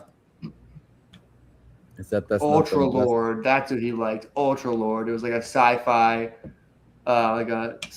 character. Oh yeah, I see him. Yeah, he's the one that looks like Reese from Malcolm in the Middle. But he was the guy he wouldn't show up about Ultra Lord. I think he had like a show and tell to bring to school. He'd bring his Ultra Lord #1 or whatever. Yeah, that's you. For sure. Yeah. I thought I was Gerald and I ended up being a Sheen. Let me see here. Let me share it just so this guy. Yeah. I grew out of being a Sheen. And I ended up being look like Reese from Malcolm in the Middle. A little bit. I always just compare. Just like same shape, the hair. By like high school, I ended up as like a fucking everyone's when fucking Eddie from Stranger Things, like the metalhead dude from Stranger Things happened. Everyone was like, "Dude, it's you," because I was basically that guy in high school. That's what I like, ended up as. Too? Do you have that same charisma? Kinda. I would say I was like I would say I was better looking than him, slightly more muscular, had way more women loving me, and just the entire world's adoration. And then Max woke up. I was 7'2". I could bench press 1,000 pounds. It was a good year for me. They would keep asking me to play James Bond. I was like, no, I'm busy with all these supermodels, guys. Stop. Based them on you. Snacks just toned down. So cool. Gizmo Duck. Cool as a Gizmo. I will say, when Eddie became like a Halloween costume, I did have a lot of people texting that to me, being like, dude, they're going this year for Halloween. That's funny. Because I had the vest, I had the long hair, like the same Dio shirts and shit like that. Yeah. It's funny. We fight for Nickelodeon. We are God damn it, Anchorman. You and your Dan Schneider. I'm too old for that Nickelodeon, man. I didn't have a TV at that time. One of my good friends was in Zoe 101. He's one of my ex-students. The shit. When I was growing up, that show was the shit. That was like the show the cool people watched. Like, it's hard to explain. It's like that was like the show that if you were cool, you watched Zoe 101. You were like, yeah. Because it felt like it was like, even though it wasn't more adult, because it took place at college compared to every other teen show, which was like, or kids show, which was like, they're teenagers. So this one was like, they're in college. So they're going to college parties. It definitely felt like it had more allure to it. The weirdest thing is my friend Sean is like 33, 34 now. It's like, it's kind of crazy. No, he's got to be much older than that. Because I was like... Actually, well, he was born in 89. He's got to be in his 40s now. Because I was like fucking... No, he's not that old. 10. I was like 10 watching that show. And he couldn't have been older than like... He was 14 when he shot... Maybe 18 at the youngest. No, he was... No, he wasn't... When the show finished, we could look him up. He was like a Sean was 14 years old. He was one of my students in tech theater. He was 14. I thought it was like a no. He was 14 at the time, and they shot season 4 when he was 17, I think it was. Yeah, and he wasn't in season 4. He's 37. 37. Yeah, that's it. He's 37. He's 37 now. Shit. Yeah, because he was born in 89. So. Yeah, that's kind of crazy. Was it not a college? I thought it was a college. It was definitely high school. That was high school. Yeah. No, it was PCU. It was like It was- like university. It was shot at the PC Pacific Coast University, but it was Academy, high a school. boarding school. It was a I thought fictional. this whole time, I thought they were in college because I thought they No. were living in dorms. It was just 14-year-old kids, dude. Yeah, because Zoe was Britney Spears' sister, and like even I was like, Really? oh, that's cool. Like her, she has her own high school show. I don't know why I thought they were older in the show. I thought this was the dorms or whatever. No. No, just it's just a way to You like. told me that though, Brett? What's that? It's just a way not to cast any parents, so they just are just in boarding school. So there's no parents that they have to cast. That they have to go. There's no home. They just go to their dorms. Yeah. The show there, like it was a boarding school. Yeah, the show Vampirina that I was working on, like they were in boarding school. Like there's no parents at all. Like. Like Fast Times. People remind Brett, when you told me that you were friends with that guy, though, because that show was like one of the biggest shows when I was a kid. My tech theater class, he and a few other kids, I'd bring in the Master Optical lightsabers, and we'd have lightsaber battles. We actually got several video recording of us fights, lightsabers fights. I wonder if he blames fucking Britney Spears' sister for like derailing all of their careers. Like, I feel like that show could have been like. She got pregnant, and then the show got canceled. She got pregnant, and Nickelodeon canceled the show. They actually had finished shooting season 4. Then she got pregnant after the show finished. Is that what happened? Yeah, absolutely. There a bunch of I was. Sean's, you were there. I wasn't there, but I was like. I was getting all the information. I knew when Sean never shot most of the last season. He actually was going for other audition stuff and things like that, and he was trying to break away from doing that. So he appeared, I think, in a handful of episodes in the last season. Then he did the reunion several years later when they were in their, when they turned 30. Yeah, I never watched that. I knew it was a thing. But Sean, he now lives in Atlanta, and he does film stuff behind the scenes and all that sort of stuff. So that's cool.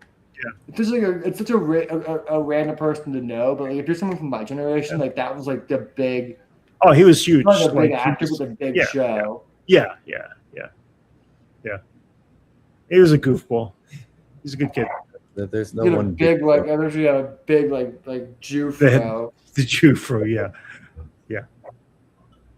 But the other kid who went to our school that was a student at the school I worked at, same school, was the kid who was in Superman, who played Jimmy Olsen. Yeah. Skylar or something. Yeah, Skylar. Giancarlo. He's such a Skylar. What's that? Skylar. Skylar, yeah. He's such a Skylar. But he never came into the theater where I work, so I never really met him. But I saw him around the school once in a while. And all the theater kids in his class was like, he was not a theater kid at all. It was really funny. But the funny thing is, I knew who he was through another show he did when he was a kid, because one of the kids at the camp I used to work at in upstate New York was the lead child in the Bill Evergale show or something like that, whatever it was called. What camp did you work at? I was meant to ask you. French Woods. I know that camp. Yeah, I used to. My camp did a bunch of like inter-camp stuff at one point, we did like all the camps in like the Connecticut, Upper New York area. Yeah, they used to do those. Usually 30 camps that either did sports events or things like that. You know what I mean? They did the inter-camp stuff. The inter-camp stuff. I think there's so many camps in upstate New York. It could have been any one of hundreds. Kind of thing. Yeah. And they were all called like Laurel Woods or French Woods or so. Yeah, they were all called like the same things. Something Woods. So I should explain to someone else how it's like. No. Jews did randomly take over the summer camp scene on the East Coast for no reason. And it sounds horrible to say, but like I think Brent can attest this if he's worked at summer camps from the East Coast. A lot of them are just like randomly Jewish. You wouldn't even know that until you got there. They called themselves Jewish, but the reality was they were not that kosher. Yeah, they're not like super religious. They're not like religious. Yeah. They're not like, Oh no. Yeah, but there was but they have like weird Jewish things at them. Like they'll offer like a Friday night service or whatever. For the small group that actually did. Not. I don't think anyone I know actually even did that at my camp. But most of the kids didn't go to it. They just the parents wanted them to go to it. Hey, when on this American summer? Really want them to go to a Jewish summer. My mom was the same way. When on American summer, one of my campers was in that film. Come on, Gabe Millman. He played the Dungeons and Dragons kid. That's how ingrained Brent is. That's how crossover the universe I am with character based on Brent and Gabe and the reason. And the thing is, he was my camper for a couple of years, like 2 years prior to, and I had the Star Wars role playing game, and with the kids at nighttime, once they just to get out of evening activity was always completely terrible.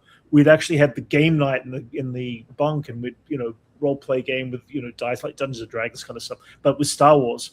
And he actually came back from camp the following year. And he said, "Hey, I just shot this film during the winter time, and I based the character around watching you play, Game Master the Star Wars, role playing game." And I kind of went, I felt really embarrassed and then completely honored at the same time because he played when you saw the movie and realized he played the nerdy kid with the glasses and the broken glasses. The hero. Yeah, and ultimately it was just oh shit, that is so cool. He's the coolest role of the movie because he's the guy that's everyone kind of makes fun of him and he's kind of the punching bag until the end when you're like, oh no, he's the hero of this whole fucking film. Yeah. So it was kind of. So you inspired. Douche is a sanitary product. Not the David Hyde Pierce character. No, but it was the camper. The character who was leading the Dungeons and Dragons campaign game. I have a level 12 Dungeon Master, or D20. The kid, I'm sure there's an image online with it. They just did the 30th reunion of that movie in LA this week. I was watching that happen. Yeah. I kind of wanted to go because it is one of my favorite movies. Yeah. I was saying, it would be really funny to take Brent to so Brent can walk around and say, I inspired that character. Yeah, random people. Young Gabe, he was young. He was about 12 or 13, I think, at the time. So it's a good movie. Yeah, fun film. That movie, I've always wanted to make a movie like how they shot that movie. You just take over a summer camp and do it not what are they called? Not completely friend style. We're all doing each other's roles, but summer camp movie style where it's still rigid filmmaking, but also there was a really long. It's a really long skit in the state. Well. No, there's separate skits in it. It was when they go to the town, but it's all the same characters and stuff. Yeah. But when they when they go into town and I'll do heroin and that's that very state. It's just a lot of skits, but they're all together,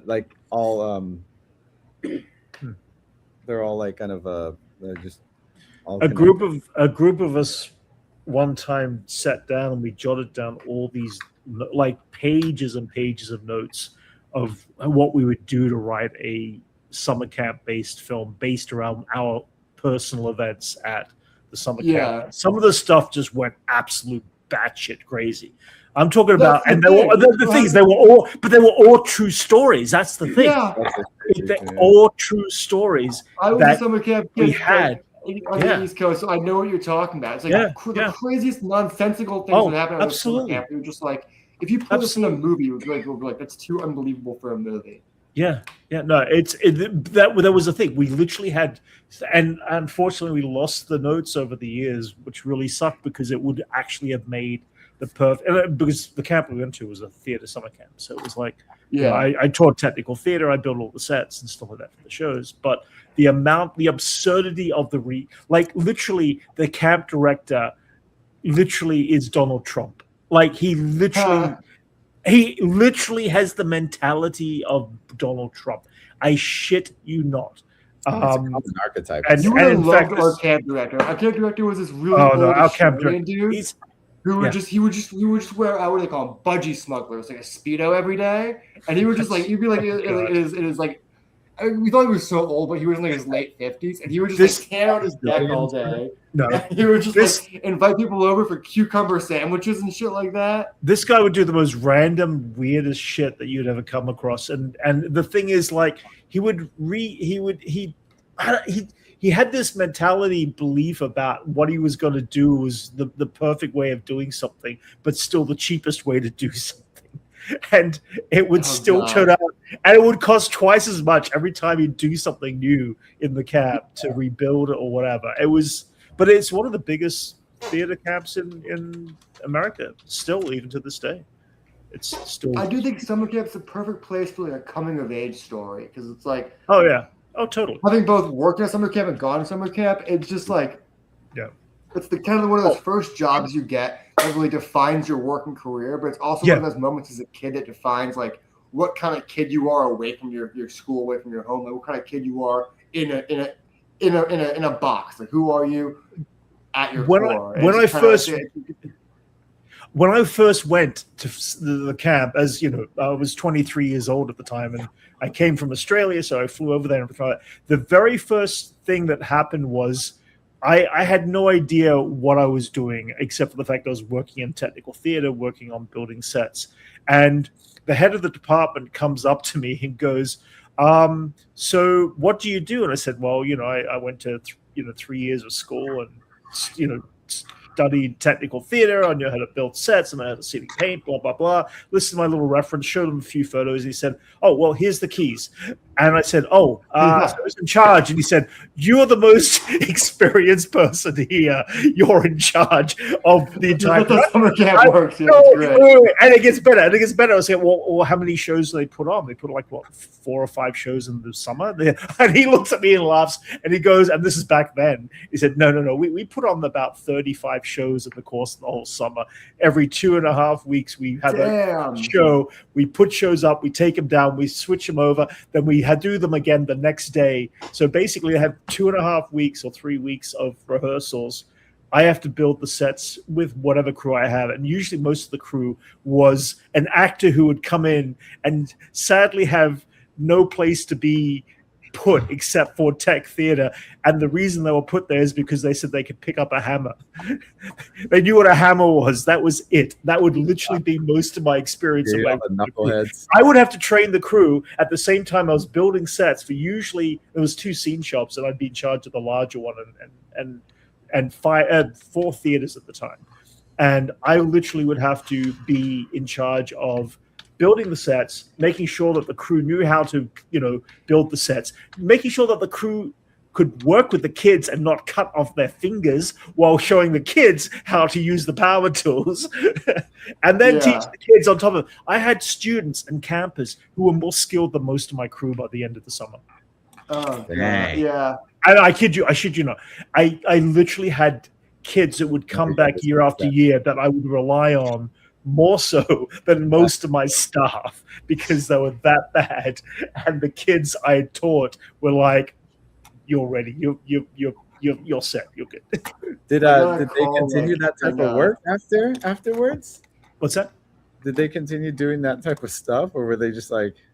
Oh, they continue. No, it's a theater summer camp. They went up to 70 shows in the summer. But by the time I left, after 18 years of working there, they were doing 70 shows in the summer, 5 theaters. I'm talking about the kids who were good at helping. Oh, the kids? Most of them didn't. One of them was really proud. He went on to build and teach and do technical theater teach at a high school as a student. And then he moved on from that. And then one of the other campers, who was one of my other prize pupils, he ended up by he's still doing film in New York. So worked in the film industry. Prized pupils. I had a couple of generations of kids that were really. You never had the urge to go into teaching again, or? No, I have no interest in teaching. You don't. Yeah, You don't I've lost interest. I've lost interest. I lost interest because the kids lost interest. They moved on to days. oh no, they lost interest. They moved on to better things that they can actually make. Furbies and their No. The kids in the schools out here got into robotics. Oh yeah, they're going to learn a hell of a lot more about tech and doing tech, robotics, and stuff. It's all hands on. It's no different than building sets, except for the fact that most kids aren't interested in theater. Kids have more money in tech. That's it. Yeah, exactly. Yeah. So why would they? You can't do this. You do construction. And so I'd end up with kids who were just troublemakers who didn't want to learn anything. I was like, okay, I'm done. Yeah.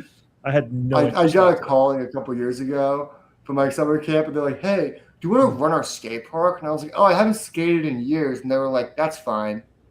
I was like, "You sure about that?" It doesn't require you to skate.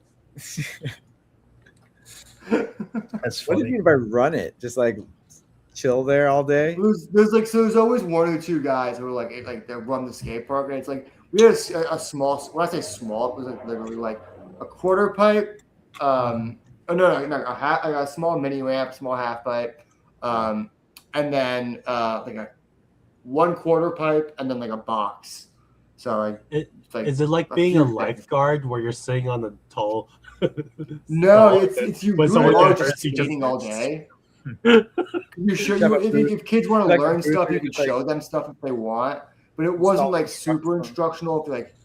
If it like on a day-to-day basis, it was mostly like monitoring the kids, showing them how to like put on the pads and making sure they were wearing pads, stuff like that, skating with the kids. But when I was going there with schools, they always had great skaters, not like pro skaters, but they always had like the instructors the counselors were always great at skating.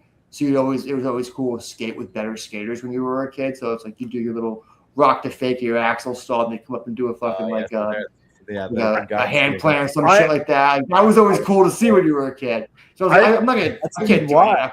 You want someone like that at running the skate park? Yeah, you weren't doing that. He wasn't hyping up the kids doing crazy shit like that. I got to play it much safer at my camp. I got to teach 9-year-old homesick girls and children how to use power tools like a chop saw. Well, I ended up at the last time I was there, I worked at the radio station. So that was a lot easier. Dude, I don't know if you guys ever seen it, but Brent with like when he's working with kids, man, you're like, I don't know, you got it down. You're like very professional. Seeing you like I mean it's on set. It's like you were skilled. Like, it was crazy seeing like the years of summer camp come out when you're like when we were on the set of the live and we had a bunch of kids there to be like, did we? I can't remember. Vogu, and you're like walking. Oh yeah, those kids. Oh yeah. Stuff. I was like, dude, man, look at Brent, summer camp Brent. I've never seen this Brent before. It is just just like, oh yeah, cool? Look at this stuff. Oh man, it's so gooey. Yeah. That was fun. That was actually fun. That was fun. Like, holy shit, that's cool. Yeah. You got this skill. Everyone's paranoid that these kids are not going to be able to handle all this stuff. It's like, hell no, these kids know how to handle this. You were walking them through it. Like that's you managed to develop this skill that is like super versatile. And just like seeing you do that, I was just like, holy shit, look at that. Man, that's years of experience to get you talking to kids like that. Oh yeah. Did your summer camp have that one super Jewish summer camp thing that every summer camp had, where they had like a canteen where you had like maybe like a couple times a week, and it would be like the most. You get like you can get like a ticket with like 1 or 2 items, and it would be like the smallest cup of soda or the smallest piece of candy. And after you ate, you wondered why you wasted your ticket or whatever you got. Did your thing have that too? I feel like every camp I looked at. They had open canteen every night.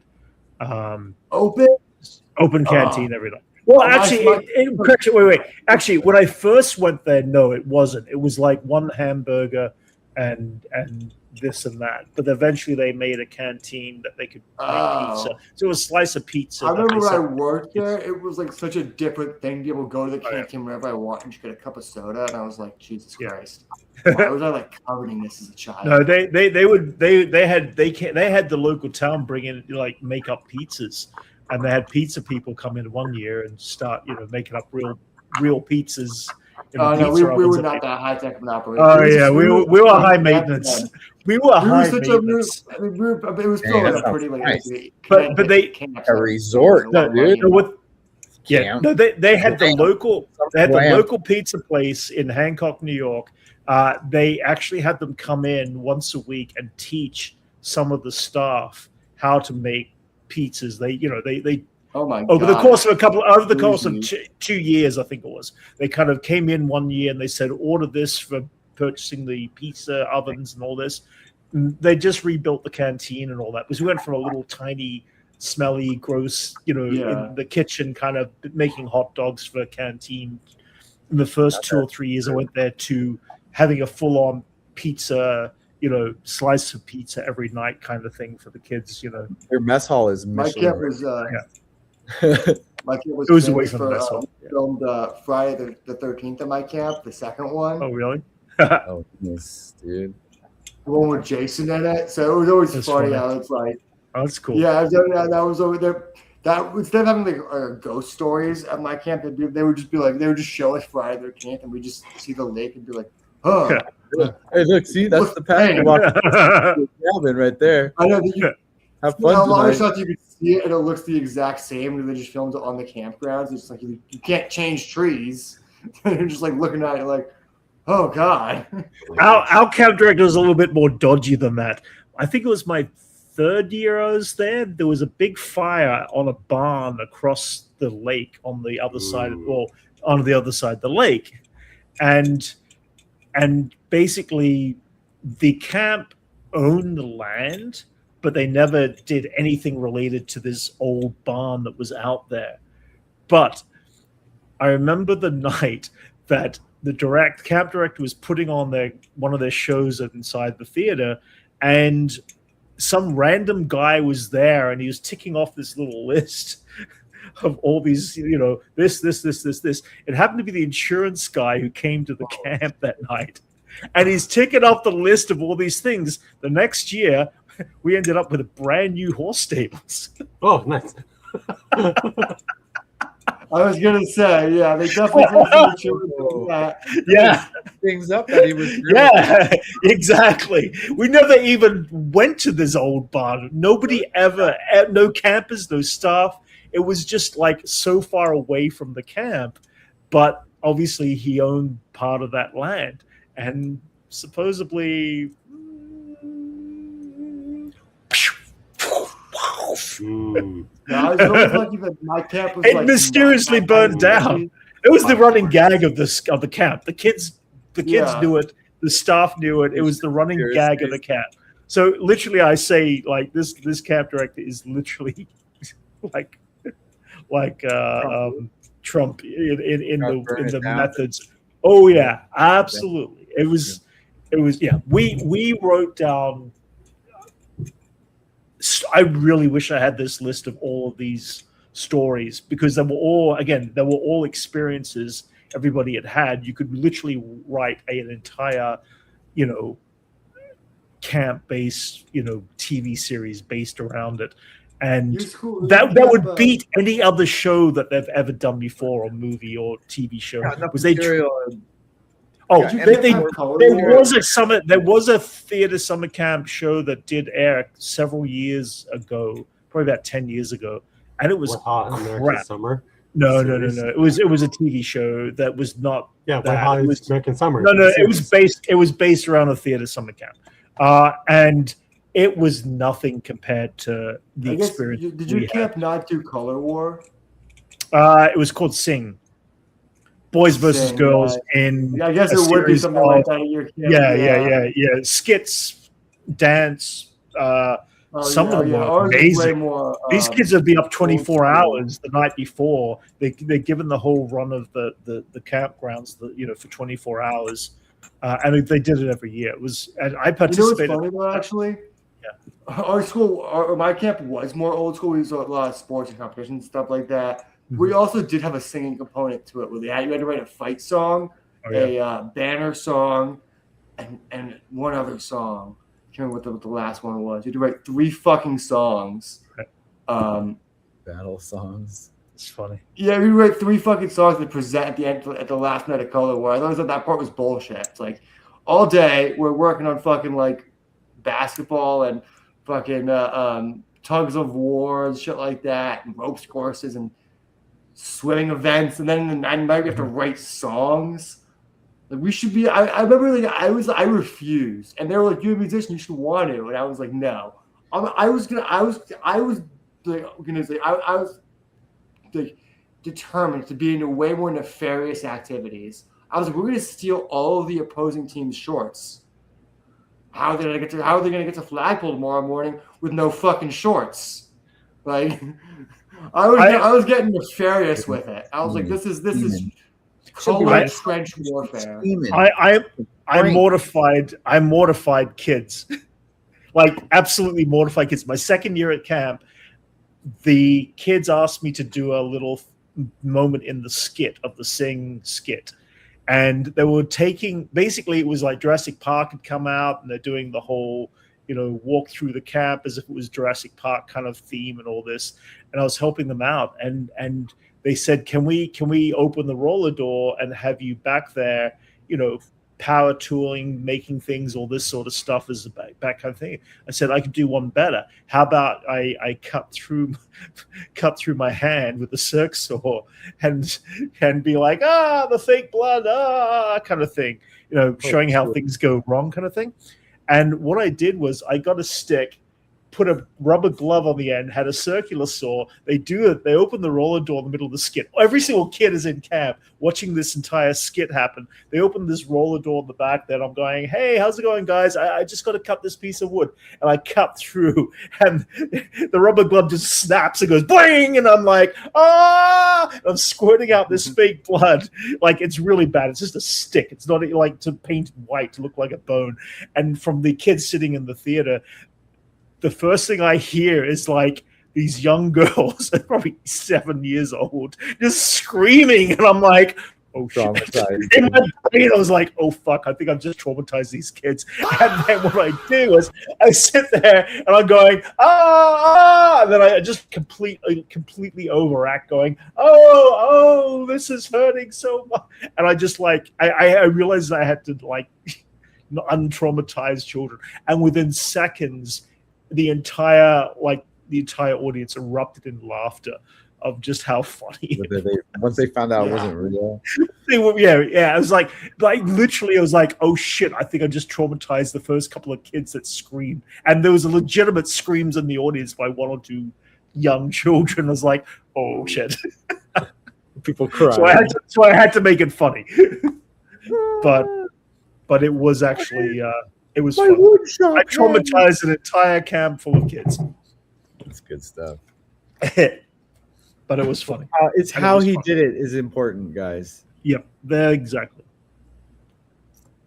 Anyway, I like tennis was a big. I'm actually going to get to.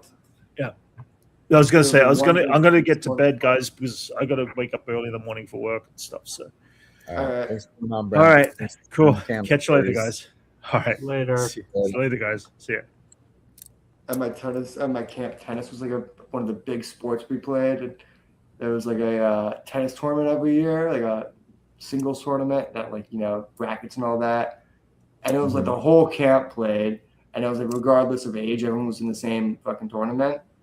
And I was going ham in my first game against this dude Ethan. We were just fucking going ham against each other, and I fucking spiked it. And it went right past me. It hit the youngest kid, in the youngest group, just being this kid right like a laser right to the face. And of course, he falls back into the fence so dramatically. And everyone looked at me like I did it on purpose. I couldn't even celebrate the win. I was like, "Fuck, man!" It's the worst position to be in.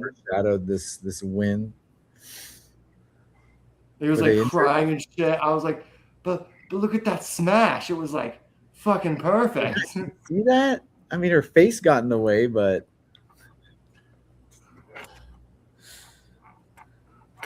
it was really good. You see my form?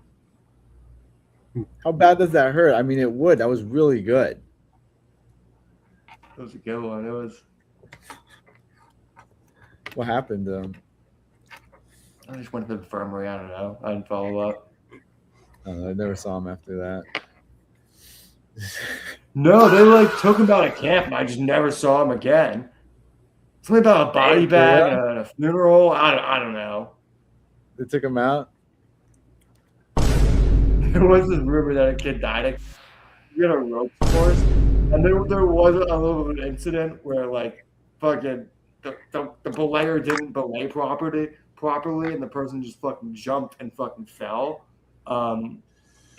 But kids are like fucking rubber, so he just didn't get hurt. He just went to the hospital. The camp was like, we're gonna make sure. And the whole day that he was gone, everyone was like, yeah, he died. Yeah, I saw him.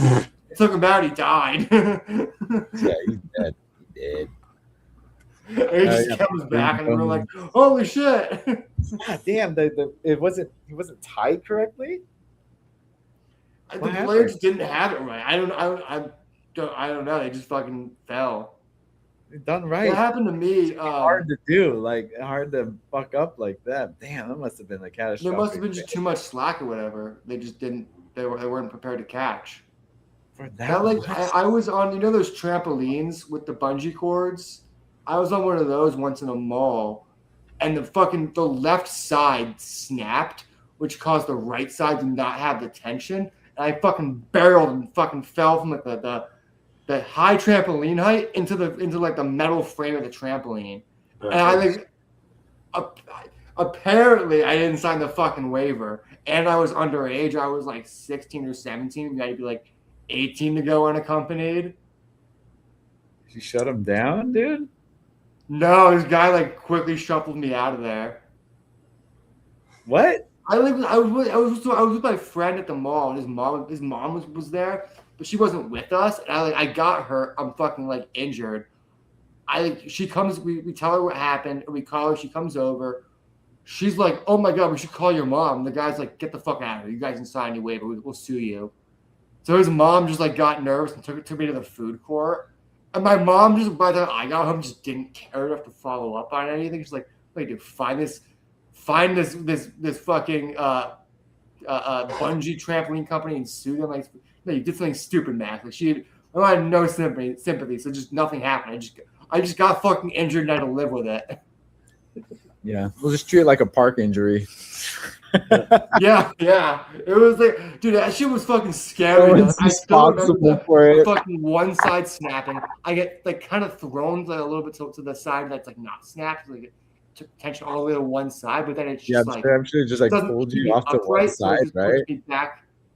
Well, it's just like it's like they're on the middle. One side snaps. I go towards one side, but it loses the proper tension to like keep me balanced in the middle. So I just go fucking down and hit the fucking the fucking metal frame.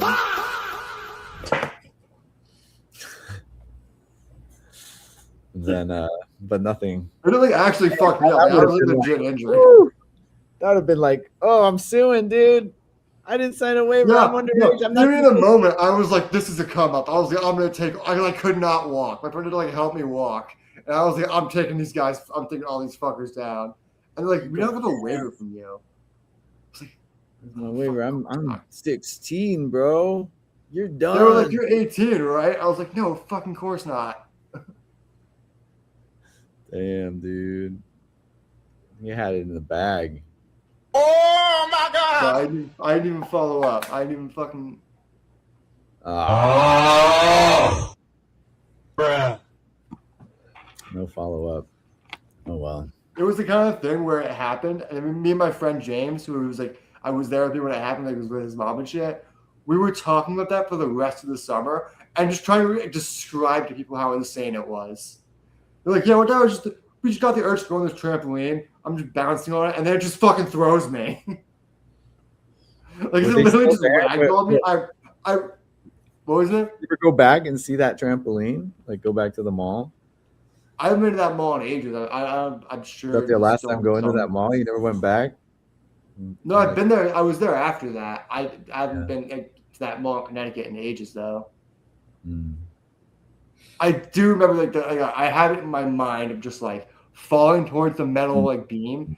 Just, like, like just like a movie. Like my arms are just like flailing. I can't control myself, and I'm just like, oh no. And then My dumbass tried to like get my legs out in front of me to try and like stop myself. Obama.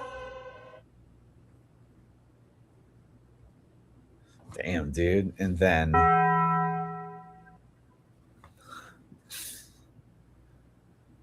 It was just funny trying to explain it to other people throughout the summer to be like, no, yeah, it was like actually pretty fucked up, but like kind of crazy.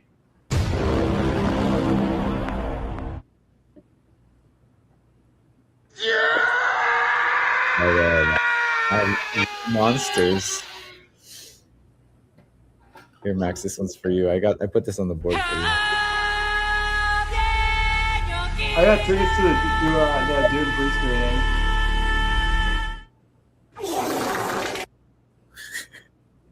I got tickets to for the 15th. Oh yeah. Yeah. I saw it at the end of Oak Street. Oh yeah. How is it? Bad. It was nice to see a dinosaur movie that wasn't Jurassic Park. Yeah. Right. Yeah, I got that. I was like, that's what I was like. Ooh, look, a dinosaur movie that's not Jurassic Park. It was terrifying. It was really good. It was a fun movie. Nice. Like it's like I didn't realize J.J. Abrams produced it, so like I was thinking about like the mystery of it all. I was like, cool, I'm just on this ride. Oh, this is I'm into it. Yeah.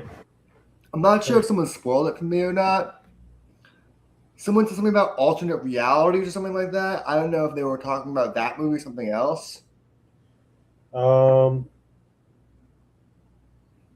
In a way, but no. Okay, maybe it was something else. There's a science element to it that they don't explain, but I think that's Guys, okay. we went back. I had this funny idea actually for a project where someone goes back in time and kills Hitler. They go back to the present, and dinosaurs are there. And they're like, "Fucking explain that." Dinosaurs are there. It just made me laugh so hard. Just like it wouldn't make any sense. Like, how would dinosaurs clearly died like a million years before Hitler? You kill Hitler and bring dinosaurs back. Like, what the fuck, man? Is that Kung Fury? I think Kung Fury already did that. Did Kung Fury? Did Kung Fury do that? Is that what I remember thinking about that a while ago. I was like in college or something like that. Maybe the Kung Fury did do that. That's right. Okay, so there is dinosaurs, and there is, according to this Hitler, poster. right? Yeah, there's a Hitler. So I've only watched that was like a mecha Hitler thing, though. I don't know if they go back in time. I just thought it was funny. They go back in time, kill Hitler, and then you go back to the present, and just dinosaurs are there, and you're like, well, fuck, man. Difference. Like, what's worse, like a Holocaust happening or having to live with the threat of dinosaurs? No, like maybe he was the one that was like keeping the dinosaurs at bay, and then we killed him. That would be such a funny twist. Yeah, it's feasible. It's totally revisionist history where Hitler's a hero keeping the dinosaurs at bay. It's the butterfly effect. Yeah. You know, a butterfly flaps its wings. Someone kills Hitler. Things changes the course of history. It makes sense, dude. He needed energy to keep them at bay. And where do you get that energy? From burning material. What do we have excess of? The Jews.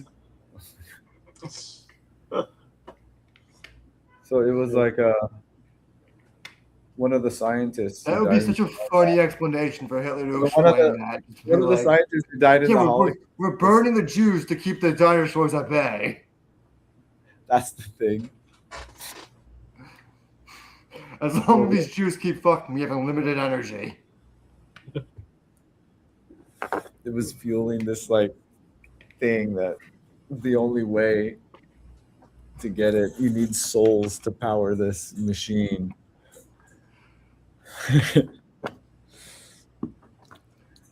All you're really saying is that the Holocaust was necessary to keep dinosaurs away. Exactly. Yeah. Yeah. Then you need to explain how if he told the rest of the world, he'd be compromising it. So you had to fight the rest of the world too. He's like, no one will know, but I'm a hero. I'm the hero. Just too crazy to believe, you know. God, could you imagine trying to pitch that movie? Weirder things have been made. All you have to do is just bring in fucking a Skarsgård and be like, you got fucking James Skarsgård as Hitler. You think this is gonna be some like high budget movie, dude? Some studio like Asylum's gonna do something like this, dude. You know, you get a Skarsgård. No Skarsgård, and he's gonna be close. I was thinking of Skarsgård, at least McAvery. You get someone who's related to that one Skarsgård who's not even a Skarsgård. You know, one who's married to Maggie Gyllenhaal. I don't know which one that is. The Skarsgård, but he's not one of the Skarsgårds. Oh. I just know that one of the Skarsgårds is friends with Kenneth from 30 Rock. Oh, yeah. Kenneth is like friends with everybody. Together. The handsome Skarsgård. Yes, he's friends with that one. They're like really good friends, and there was just an interview of them. They weren't together. He was behind. He was like behind the camera, like was watching the interview, and then the Skarsgård brought him up, and then the camera panned over, and he's like, "No, I'm not a part of this. This is his story." And then he tries to keep talking about it. He goes, "No, you're not bringing me into this." So, but you're such a big part of my life. Like it was like legit, like actual best friend shit where you're just fucking with him. That's cool. I like that. Liz met him once. She has a picture. I saw the weirdest video of James McAvoy today. So you know those like Instagram guys that go up to like random people and they're like, "Yeah, I photograph people for a living. Like, let me take some photos of you," and they just like want to like use you for their social media clout. He went to James McAvoy, and he's like, he basically gave him the spiel of, "I'm going to take photos of you," but he's on set waiting for like to get like back to a scene. And this guy's like going to James McAvoy, like he's giving him like he's giving him an opportunity. And James McAvoy at first like, "No, I'm sorry, I'm working right now." And it's like, no, it'd be great for you. He's like, they've asked me for no photos. And then she tries to say it again. The guy's like, everyone's like, "No, I'm working." Dude, it's weird. Like the reality, these social media guys who just like I don't think it's like they don't get reality sometimes. They're just like they're supposed to just getting their way of people being like, "Yeah, I'll do whatever you want for social media, whatever." And then they don't realize like a much bigger fish doesn't need you. You wouldn't be helping him at all. I mean, it is how he's making money. Who was the celebrity he was trying to photograph? James McAvoy. James McAvoy. Yeah, Professor X. James McAvoy. McAvoy. Yeah, McAvoy. Yeah. Whatever. Because I was thinking of like Uncle Phil for a long time. McAvoy. Yeah. Sorry. I worked outside like 103-degree heat today. My brain's fried. James Mac. Dang. So wait, he posted that? No, the photographer did. I was like to be like, look how rude he was. Oh, they were shooting, dude. What are you doing? Yeah, he's literally shooting, and he's like, he walks through set. He'd be like, "Hey, read the room. I read the set." He's like, "Hey, I take photos of people for Instagram for a living. Like, if I was Jason Avery, I'd be like, for $5,000, you can take one photo of me right now. If you want to monetize my fucking my personal like appearance in your Instagram, you gotta fucking pay me." Mm-hmm. It's beyond why you ask dating on Hinge? That's how people. Hinge is the. I like Hinge. I get higher quality matches on Hinge than anywhere else. Yeah, I was out before I got to try Hinge. Hinge, but, you know she's gonna give you head if you match on Hinge. Oh jeez. Really? Is that guaranteed? Guaranteed? No, I'm just kidding.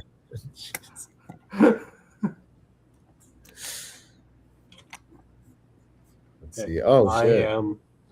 I am gonna take off because I got work in the morning.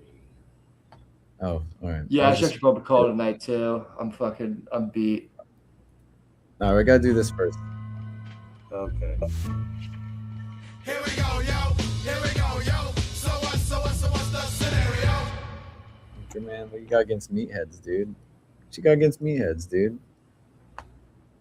Meatheads make the world go around. You know that? I'm just kidding.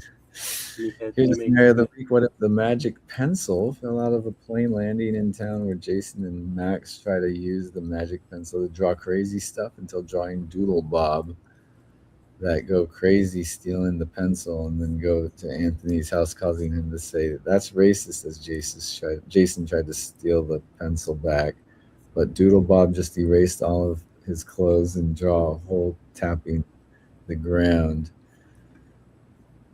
Then you go to Max's house, drawing a rocket on his house, causing him to stand up in space and draw evil Grogu to go after Brent. It's just a Doodle Bob. You know what I like about that scenario? I have a house. That's like the best thing I've ever heard. That's like in some scenario out there, I'm a homeowner. That's fucking sweet. It's like a skateboard themed house. It's like it looks like a skateboard house. Shit. I mean, that's a sick house. It looks like Zoomies. I had this idea a while back when I was in college. I rented a house and I was like, oh, we should build a mini ramp in the backyard. And I thought about it. I was like, I'm just gonna bust my head open. They're gonna find me like bleeding out just in the backyard like days later. We had a half pipe at our fraternity. And my neighbor had a half pipe in my backyard, in his backyard in the 80s. Dude, and there are these like teenagers hanging out saying awesome and skateboarding on my neighbor's half pipe. Felt like an 80s movie, dude. It's weird. I think the 80s they get all that. So the skateboards falling into my backyard. They're all like those fishtail boards with like the plastic bumper. Like there's all that type of shit, dude. And his dog. Hey, dude, gonna get that back. Art. Like it's just everything. My first skateboard was a fishtail. My dad didn't know what to buy me. And then I was disappointed, and he did research and figured out why, and he was like, "Oh, this isn't what Tony Hawk rides at all." Yeah, the penny boards became popular. I mean, my friend Keith he found like a penny board, those little plastic skateboards. I think he found one at a thrift store and he started rocking it. He was just like riding around San Francisco, and then I could never get the hang of those. It's too small for me. Yeah, they're like tiny, but then like they came back dude. I see them. Yeah, they're popular now. It's like people throw like bigger longboard wheels on them to like get through the cracks in the city. Yeah, so it's like half a skateboard. It's like so small. It's just too small for me. I need something more substantial. Yeah. But yeah, it's so embarrassing. I spent so much money on a skateboard when I moved out here. I was like, yeah, I don't want to drive everywhere. I'll just skate through my neighborhood. The first day I take it out, I'm fucking cruising. I'm like, oh, this feels great. I haven't skated in years. I just fucking paid for the skateboard, put it all together. I hit one crack, cartoonishly fly like fucking 15 feet into traffic. All these cars like slam on their fucking brakes. I see my light flash before my eyes. My board just slowly rolls. And I like get up, pick up my board, and just walk away like, oh God, I was almost died. I walk in the house. But I was like, what you look shaking? You look like you just saw a ghost. I was like, no, dude, I fucking died out there, man. I'm on borrowed time right now. I went on it exactly once. Yeah, you're in a car town, dude. And my bike's hanging. One crack and just went fuck. I see people skating every day. I'll be one of those guys. I got a fucking deck. I hit one crack and just fucking flew. And I was like, first day, huh? First day, first ride. I couldn't even have like a good first ride. It was like I hit one crack that was like, I could ride over this crack, just stop dead, and just cartoonishly just fly. Damn. into traffic, dude? Where were you going? What trajectory? Were you crossing like a main road or something? It was what is that? Crossing Lancashire. Oh no, crossing Vineland, not Vineland. Crossing Victory into Lancashire. Oh shit. Yeah. Damn, dude. Major crosswalk. Man, It was I had the signal, but like still, it like I fucking hit that shit and flew right into the fucking traffic. Damn. That's crazy. Okay, I gotta get going. All right. Later on. See you guys later. My brain is. Yeah. Have you ever gotten trapped in British food videos? In British what? Food? British food videos where it's like some guys like, you got to try the jelly deals. Oh, my mom calls these. When you come to pork and beans, you gotta try the jelly deals or whatever. Like I got trapped in those fucking videos for like I was just sitting in this back of this hot ass grip truck all day, and it was just giving me British cooking videos all day and watching like different people eat the same fucking looking like jelly deals. Gravy and French fries with tuna. I was talking to the director at lunch today, and I was like, "Would you ever eat jelly deals?" And he was like, "Not in my life." And I was like, "Yeah, Oh, yeah, me neither." In the back of my head, I was like, "I kind of would." I mean, it's a thing to eat, you know. It's edible. Like it's a thing people eat, you know. You know, there's a bone in it. Jelly deals. I mean, I eat sardines all the time. Got the bones in it. Bones just crumble in your mouth. It's just one big round bone you got to eat around. Do you do tin fish? Are you a tin fish guy? I'll do tin fish, but not. I won't do jellyfish. That's fucking nasty. Jellyfish? Yeah, so these are jelly deals. Is that what jelly eels is, or is it eels? Yeah, no, it's eels, but it's in like a gelatin. So like aspic, like the fat, like the meat. Yeah, like an aspicy gelatin, like savory gelatin. Aspic is just like, what the fuck were you guys thinking? Just because you can do it, now doesn't mean you should do it. You know, imagine that with eels. God, but aspic in general, dude. It's like, who was into this? There was this this YouTube channel where these guys got a cooking book from North Korea, and there was an aspic recipe in it. And they cooked the stuff. Really, aspic's made its way down to North Korea. It's a thing they do. You got like beef fat, you know, animal fat, gelatin. Oh, that's true. They have all things to make gelatin. It's available if you got meat. That's all it is. It's gelatin without the fruity flavor and sugar. Yeah, savory jello. All it is. It's like God, I burped in my mouth that while you were saying it because I watched so much of these jellied eel videos today. Jellied eels. Let's look this up. I want to see what these jellied eels are. Yeah, pull this up real quick. Pull this up, Jamie. I've heard about it a lot. Oh, God damn, dude. Is it like a thing? Are they even eels? Yeah, they're eels. They're Here, let me bring this up. And they're not like minced. They're just like it's like a full on. It's like a steak cut. It's like a steak cut. That looks like that's a steak cut for a fish. For a fish steak. Yeah, I guess. Yeah, right. Yeah. They're smaller than you think. They're like this big. I mean, it's eel. Eels they have a bone in them. Well, yeah. Like doggy is like tiny. Those guys are small. I was thinking like. You see how it's like a broken aspect. Yeah, it's like just gelatin. It's like what when canned meats get cold, like a Vienna sausage is surrounded with like a gelatin. When you like heat it up, it just turns into soup. Yeah, so it just naturally does that when there's a like bone broth or whatever. So chopped pieces of fresh eel are boiled in a spiced herb stock and left to cool, naturally settling into a gelatinous savory jelly. The dish is served cold, usually splashed with malt or chili vinegar and white pepper. Oi, you jellied eels. Yeah, everything about it is like...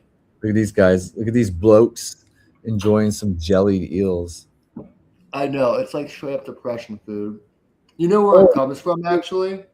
Jesus, So, all the good food was expensive. Like, if you wanted chicken or fucking beef, like beef dish back then, that was the top dollar. Like the 18, like 16, whatever, hundreds, whatever it was back in the day. It's just But they had excess of eels washing up on the shore, so all the pubs were like, "Fucking bet, we'll bring these back for the boys." Dude, what's crazy to think is that like lobster used to be like the trash food that they'd give to prisoners and slaves. Yeah. Like they formed like they grouped together to protest, like, or there were laws, there were humanity laws put in place for you to limit the amount of lobster you give your inmates. That it was just such this like gross. It's like, oh man, you eat these water bugs, dude. And now it's like I was just listening to Stavi calculate the math, dude. You imagine? I was just listening to Stavi calculate the math and how much lobster he ate on the set of the Anthony Bourdain movie he just did. Damn, he said it was about $300 a day. Damn, just eating lobster. Oh, look at this. Look at this. Like conservatively. Yeah. Damn, look at that. He's taking a bite of this gelatinous, savory, cold. I know. It's crazy. I see this on Instagram all day, and they have to see the pie and the liquor. Yeah. I mean, I'm sure it's a thing, so yeah, I guess they enjoy it, dude.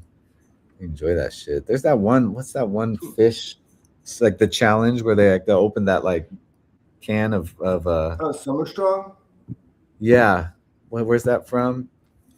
It's Sweden? Like the Netherlands, Sweden. Yeah, they did that in BuzzFeed where they're just people puking. I remember seeing those videos of just people opening it and just like puking because of the smell. Yeah, it's pretty terrible. I can't imagine the cans all expanding. That means it's spoiled. It's botulism, dude. If the can's like puffing up like that, that means what you could do to make like a stink bomb is you get a can of it and you stab it and you throw it. Yeah, and it just will release the most putrid air and liquid. That qualifies as chemical warfare. It's like, you know how there's like those, you know, like if you go to like Bricks you know, if you go to like Asia, there's like those big signs like you can't take a durian like on a plane or whatever. Yeah, it's like durian times 1,000. They should do that with like any fish meals too. You know, like don't take. Yeah, they really should. Don't take fish meals onto the plane. But yeah. I watched like the most insane thing one time. I watched someone bring on fucking it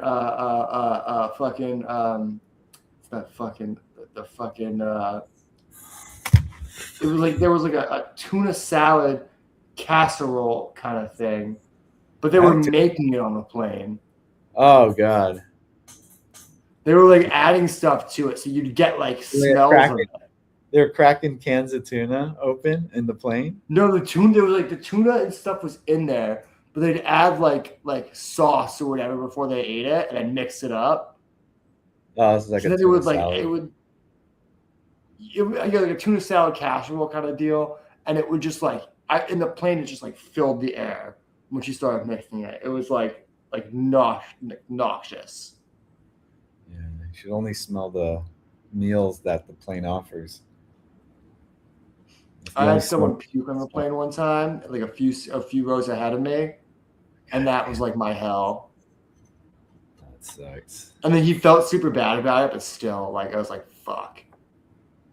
Yeah, you just have to sit with that circulated air. Wouldn't it like a plane have to turn around? Nowhere to go. Wasn't there a time when like recently where the plane had to turn around because someone had such a terrible shit? That's my bad. Like they had to land it, or they had to evacuate the plane. Like had to go back to the. I just want to see the guy who did it. It's like, guys, it really wasn't that bad. You're all overreacting.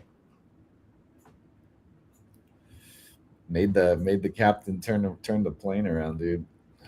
Imagine your shit turns this $100 million machine, cause them to turn this whole thing around.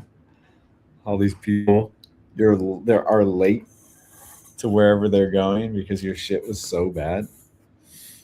Do you know what's worse? Have you ever had like a drunk person make you like late for a flight? Drunk person? What are you doing dealing with drunk persons that close to a flight? Well, like, okay, so I was on a flight with my parents one time, and this lady was like, no, this lady was like on the flight. There's a drunk person there that fucks up the whole flight. Okay. Her husband didn't get on the plane. She didn't know where he was. I guess he was somewhere else drunk in the airport, and fucking, she's freaking out about it. She said, my husband's not here. She's like, we can't take off without my husband. He's coming on this trip with me. Like, she's giving them like the whole spiel about how like they can't take off without my husband because he needs to be on the flight with me. And they're like, I'm sorry, we're not in charge of that. We'll give him, we'll take off when we can, but like. And then she ended up getting kicked off the flight, which she probably was she in the plane already and being like, I'm waiting for her, don't leave. Yeah. She was on the plane. He was not there, and they were like, we're taking off. Like, they gave her the whole spiel. And then she's like, no, we can't take off. Damn. Yeah. I mean, she'd have to get kicked off the flight. I know. Looking back on it now, it's like she may have not been drunk and may have just been like, I have to take an L. Yeah, so she just like threw a fit. Yeah. Damn, dude. Never had that happen. I see videos. I see lots of videos. Drunk ass people on flights. They're accosting people. Yelling at everyone. Getting kicked off. I had a really bad flight where it wasn't like film worthy, but like the person behind me kept kicking my seat. And at first I thought it was like a kid. I knew there was like a family sitting behind me. And then I got curious and I peeked over. It's like a 40-something-year-old woman. It's like resting her feet back, like just like kicking it. Like not even like kicking her feet like up. And I asked her politely to stop. And she's like, what? And I was like, can you stop kicking my seat? She's like, I'm not. And I was like, ma'am. Like, just the worst type of people. I know. Just doing not. We actually once it wasn't like the biggest deal, but we had someone sitting in my dad's seat. Like he was like a 3-row. My dad on one end, my mom in the middle, me on the other end, my brother in like a seat, whatever, on the other side. And so we got on the plane. Someone's already in my dad's seat. My dad's like, "Oh, I think you're in the wrong seat." And he's like, "No, I'm not. Check your ticket." My dad's like, "Yeah, it says right here." And the guy's like, he was like, he didn't even want to check his seat. He's like, "No, I clearly am." Even when the flight attendant came over and he's looking at his seat, realizing it's the wrong one, he refused to acknowledge his mistake. God damn, dude. Worst type of people, man. Worst type I think flying brings out the worst in some people. I don't know what it is. I had someone on a flight steal my earbud. Like, just one of them. It was like the kind of thing where it's like it fell out of my ear and rolled under the seat. And then I just watched them take it, put it in their pocket. And I was like, "You just take my earbud?" And she's just like, "Oh, I was saving to give to you after the flight." And I was like, I can take it now. Yeah. So weird. Like they're clearly trying to take it. Yeah. Like just one though, without the case. Yeah, that's gonna be worth. What the hell, Anchorman? What is this? If a coworker tried to fight me, saying I win to me per usual, then I grab a bottle on the shelf, then smash his face with it, then punch him in the nuts, and then keep on punching him till he out cold, and say you ain't nothing. What's going on, man? That's very like a much more violent fantasy than the other scenarios we usually have. Yeah, dude. You got some aggression. You got some aggression. That's an Anchorman now wearing a full black leather trench coat. Yeah. You're looking at getting trench coats or something. Bad mood. Yeah, obviously. from one of. Yeah, just don't worry about that, man. Just ignore him. I'm in a bad mood. See, I was this whole fucking month. I was like, yeah, I'm gonna go see Iron Maiden in September. Then I looked at tickets today. Fucking the lowest price tickets on Ticketmaster, $200 for like obscured view. Like, first of all, fuck off with that shit. That is like $400 for general admission seats. Iron Maiden. I've usually been going to the opening act. Then get the Anthrax. Even with my ridiculous spending, I cannot justify that. Yeah, that's insane. I was like telling my mom, I was like, yeah, maybe I was trying to come home at some point, see my dad and all that, and I was like, yeah, maybe not around September because I'm trying to go to this Iron Maiden show. And I looked at the tickets, I'm like, calling mom, I was like, yeah, actually, maybe that sounds good. Yeah, that could work. Like, I'm not even if I could, even if I could afford those $400 general admission seats, like it wouldn't be that big of a problem. But like, I can't justify that. Like, it's just such. If I had $1 billion, I still wouldn't pay that. It just seems like too much money to pay for a concert. It's just how much they cost these days, man. It shouldn't be. It really obviously shouldn't. But that's just like, yeah, what the hell? Aren't they doing anything about that? Then at the end of the night, if I want to get some drinks there, it's going to say cost me $50 to get drinks, and then $100 plus each way for Ubers there and back. So I'm spending like almost $1,000 to just fucking see like Iron Maiden. And it's not like there's no one going to these. People are paying that much. They're going buying drinks. It's like they're dropping thousands of bucks for one night. Because that's I've done that, but like it had to be like it was like Metallica 2 nights, general admission. It wasn't like Iron Maiden on their 15th fucking tour this year. Yeah, probably not worth it, bro. I don't know. I look at some of these concert prices now, and I feel like even if you're paying it, you're getting ripped off from someone. There's no way. Especially about like what you could do with like $400. Dude, that's all I can think about. It's just like, I can afford to go and have a great time, but like, I could much rather spend that $400 on like. You might be in the whole $400 for like something that just like you just go to, and then come back home and it's gone. Like, what'd you get? I put in perspective of art these days. Of what kind of art could I get for the price of that concert ticket or whatever. But that appreciates in value, you know. You can always like. That's what I'm saying. It's like I was like looking at these Iron Maiden prices, and I'm like, would I rather like get like I can get like a $400 comic page, like something like one of these to put on my wall. It's way different than going to a concert, dude. Concerts like what? It's an experience that you experience, and then some say it's priceless. I'm gonna argue with that. The experience is priceless. I would argue against that. I would say that there's a fixed price on every concert. I think there's just a price where at a certain point it's you're paying too much for the experience. And Iron Man, they put on a great show. They put on a spectacular show. $400. It's $400. Like what's gonna be worth that?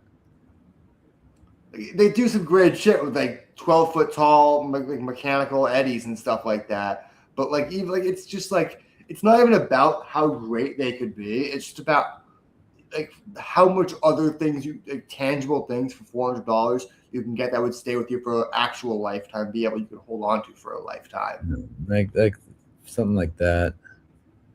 Yeah. Because if I go to that show, I'm just gonna get fucking pissed drunk. But the thing is, that's the price they're putting, and that's the price people are paying. I know it's crazy. It's even like the rich people I know aren't going to concerts these days. So I don't know who the fuck is. It's people spending money they shouldn't be spending on concerts. I think a lot of it really is like the people who use like a Klarna type situation or a Venmo payment installments type shit. Yeah. Just finance this concert and just put on their credit card. I think that's what's honestly happened. I heard someone talking about how they sold their car to finance Taylor Swift tickets last year or something like a year, 2 years ago, something like that. Jeez. It's like they're still paying off these Taylor Swift tickets. Like Yeah. I don't know if I'd be able to live with myself if I was paying something off like that. Well, they rationalize that. To them, it was worth it. It's FOMO. It's because other people tell them that it's that kind of, it's worth it, but I don't believe it is. They kind of they're drinking the Kool-Aid and like kind of letting these prices affect them in the wrong way. I mean, like, well, I gotta go if it's this much. Holy shit. The price always matches the experience. Like, it must be worth it. A lot of people, there's a lot of people hating it though. Like, I think it was getting a lot of mostly negative feedback on the pricing of her tickets, but it's still, seats were filled. I just think it's becoming, even for these big bands, it's becoming a point where it's like an inflection point where it's at a certain point they are going to see a drop in sales of not even sales of just tickets because there's still going to be scalpers, but just a drop in attendance. Isn't a lot of the slapped on fees from like Ticketmaster and shit like that, like just service fees and like crazy random fees? Well, did you hear about that? Isn't that what it is? A phenomenon. Did you hear about that thing? The blue dot wave or blue dot virus, blue dot sickness that they were calling it, where all these artists, like big name artists, were canceling tours because they would have like seats that were like either unsold or just be still on resale. So they'd sell out a venue but it would just be resale tickets, right? And those tickets would go back in the speculator market. And then they'd see that their shows are like nearly empty because people don't want to pay speculator prices. And so it caused people like Post Malone to cancel this tour. Because it's like at first they go, they're doing great. Then they look at the fine print and see, people are just reselling these tickets. They're not actually going. Yeah, dude. So there's just like attendance and like they see attendance like 30%. Just like taking gains. Holy shit, dude. And they call it the blue dot fever because you'd go on Ticketmaster and you'd see all these tickets on sale, but they'd all be just like resale tickets. So you'd have to bid on them? Not even bid, they'd just be at like quadruple what the value is. God damn, dude. What? So the website allows that then, and so that's what just people are just doing. Ticketmaster you can resell tickets on. That's been the whole problem. Everyone's doing that since everyone's like into crypto and all these like finance pros. Everyone's all becoming like. It's one of the reasons why people are saying that Ticketmaster is a monopoly is because you shouldn't be able to buy, sell, and resell tickets on this app and nowhere else, and then still be able to have situations where people are getting scammed out of tickets. Like what happened to my dad is he bought tickets to a comedy show from like verified resale tickets, right? And then he goes to scan in at the place, and they're like, he has the ticket on his phone. It's on the Ticketmaster app, and they go, "Oh yeah, someone used this already. You can't come in." And he's like, "No, I bought this ticket." And like, "Oh, so is it a resale ticket?" And they go, "Yeah." And they go, "Oh, someone already used it." So they managed to dupe the ticket and sell it twice. Damn! It's just like sell someone the paper copy. They're all valid until someone scans it. So you're just you sell someone a paper copy and send someone else a digital copy. You sold it twice. Damn, dude. So what happened? What? He couldn't get in. He was fucking livid. He was like, my dad was like fucking pissed. Yeah. Yeah, that's the appropriate response. God, dude, you can't do anything about it. That used to happen with StubHub a lot. That was used to be a major problem with StubHub. What are they doing to crack down on this? Does this still happen a lot? I think it's less common now, but it still will happen. I mean, Ticketmaster, there's no way to trace it back and find the people responsible. No repercussions. Not exactly, because they can sell paper tickets to whoever had that paper ticket get used, and then say, "Oh, someone stole it from me." my email got hacked or whatever. I went there, sold the paper ticket for like even more, and then dude, you got like 2 sales off of one ticket. Man, scumbag shit, dude. It's like you're making. But it's like what happens now in Ticketmaster is they put the verified resale tickets right next to the normal tickets. So you just scroll through, and some of them are normal tickets, some of them are verified resale tickets. And unless you have a close eye to look, you don't know which one you're getting. You could be getting someone else's like resale ticket. Yeah. Which is bad for a whole bunch of reasons. Because A, it's marked up fees for without you even realizing. B, it's you don't know if they've sold a ticket to someone else too. Because they claim the verified thing is like to help you, but it just covers their own ass. It's crazy. It's like a legit problem. Like, I get worried every show I go to now.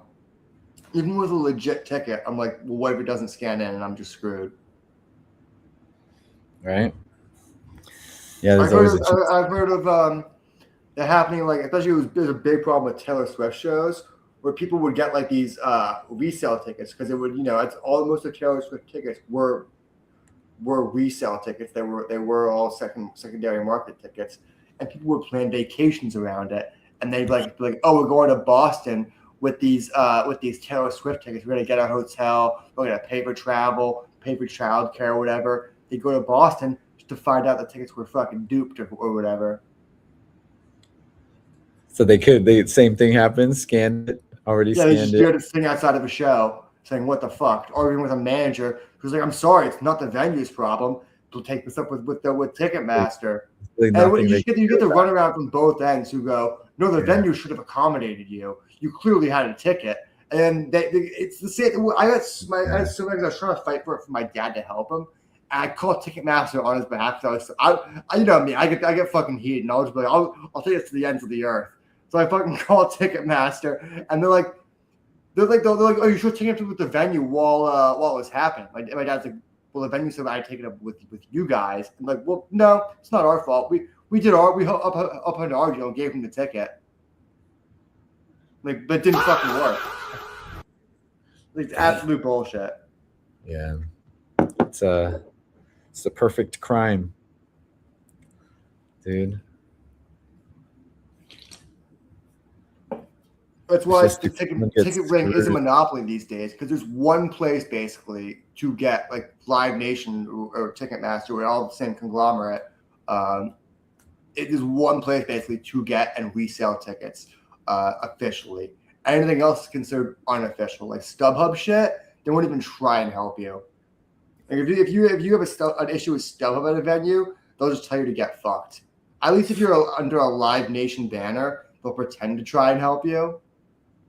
But I've heard of people. It's so shitty. I've heard of people who were allowed like front row tickets to a show they got fucking duped on the tickets, and the venue's like, well, we'll give you a place in the back, and then people will be like, we're so grateful they got us in. It's like, you're grateful they got you in. You got fucking scammed twice. Yeah, you got scammed, dude. Man, dude, that's shitty. God, that's fucked up, dude. Ugh. Yeah, tickets are crazy these days. So dismal. I used to go to a concert a week, sometimes multiple.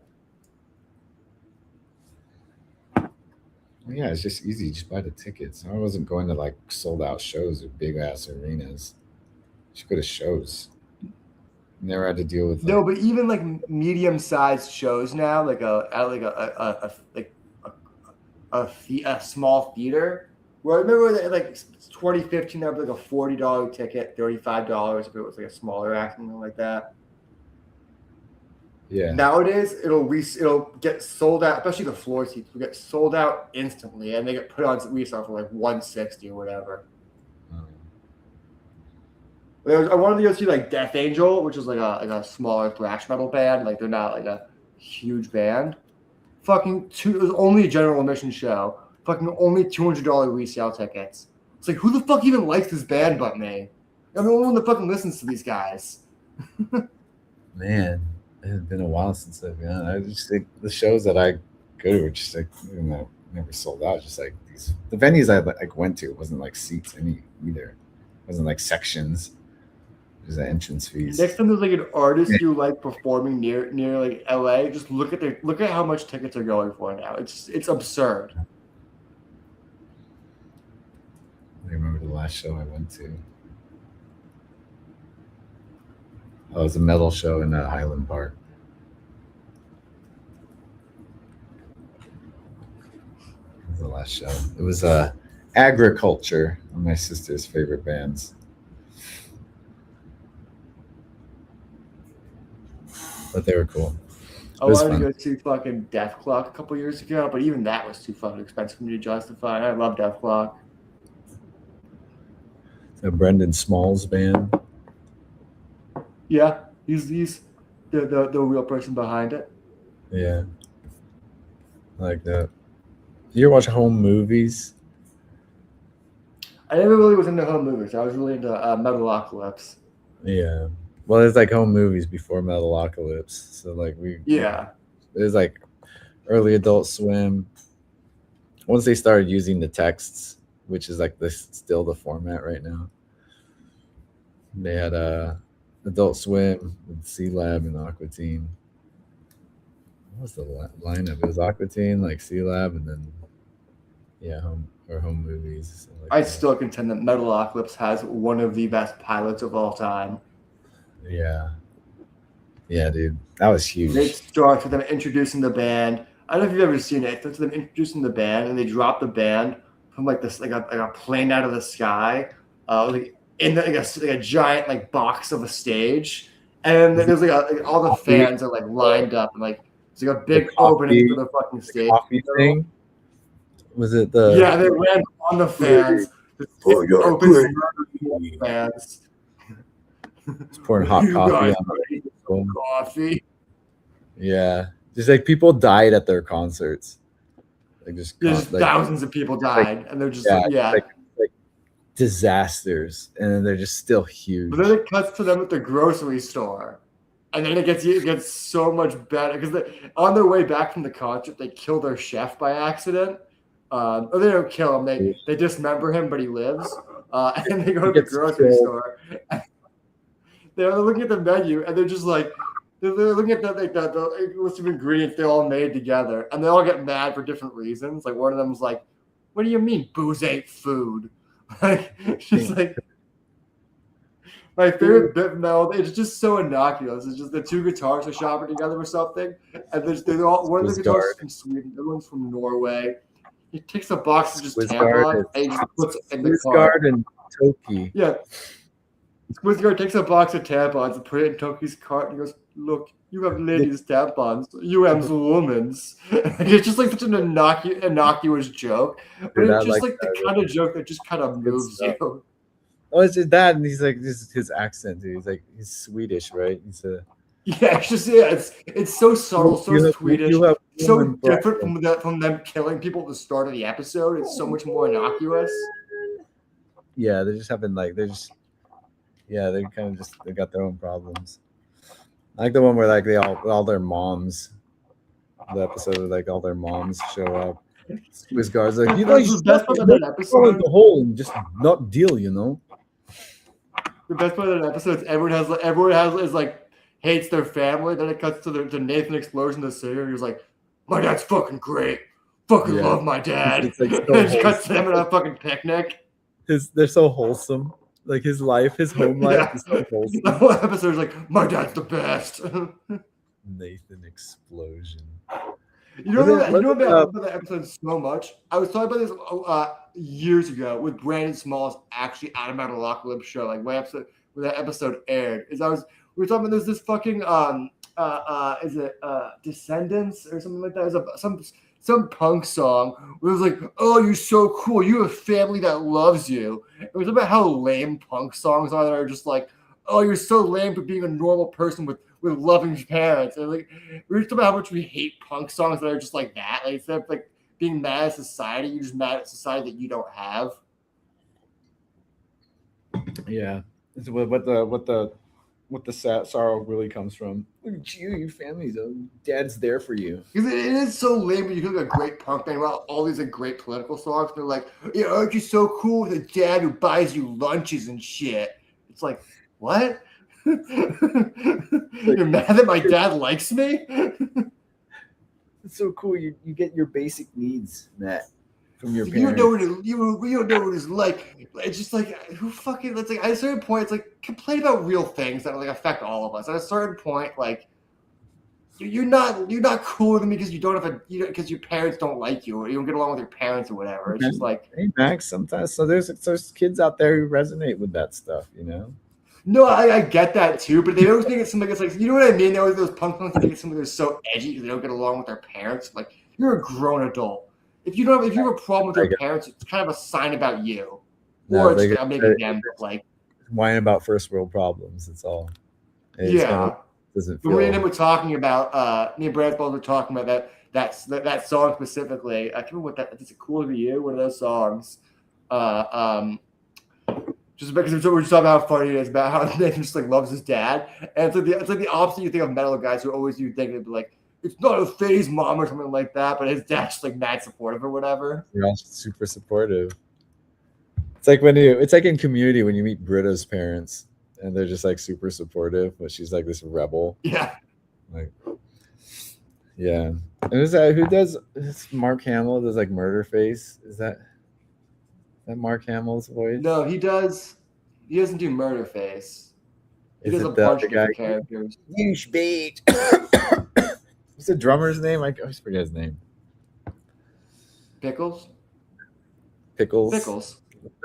The he doesn't do any of the main band members. I think that's he's all he's their agent or something, right? I forgot. He's one of the guys. He voices a few characters. He was a few characters on that show. That show had a great. It was always funny because they always bring in metal musicians to be the voice cast for background people. Yeah. Rock and roll clown. Oh, my high school experience with my friends just laughing our asses off at fucking Dr. Roxo. Dude, me and Revo, who comes on the show sometimes, we're both working at an art store when all those episodes that first season was coming out, and we were just like, "Yo, dude, rock and roll clown, it's just David Lee Roth, right?"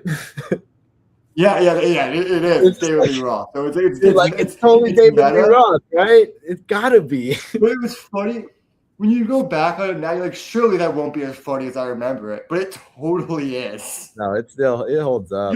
You watch it now, it's pretty brutal, dude. It's what made everyone start saying brutal. Yeah.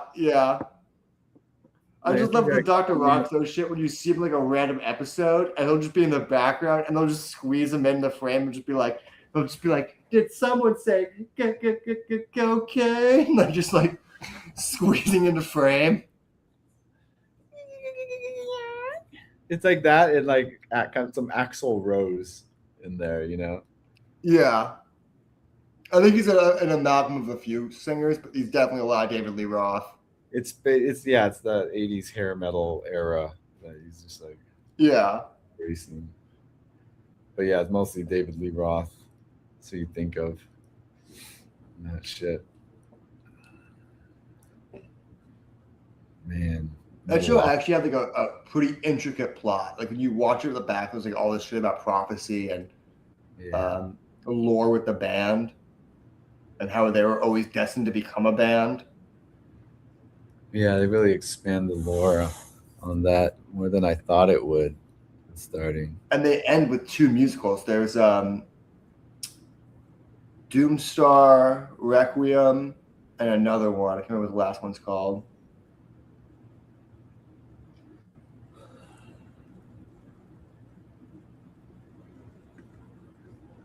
Walk the waiter and then grab his order. And so you just good. Wishing bad things on your ops, dude.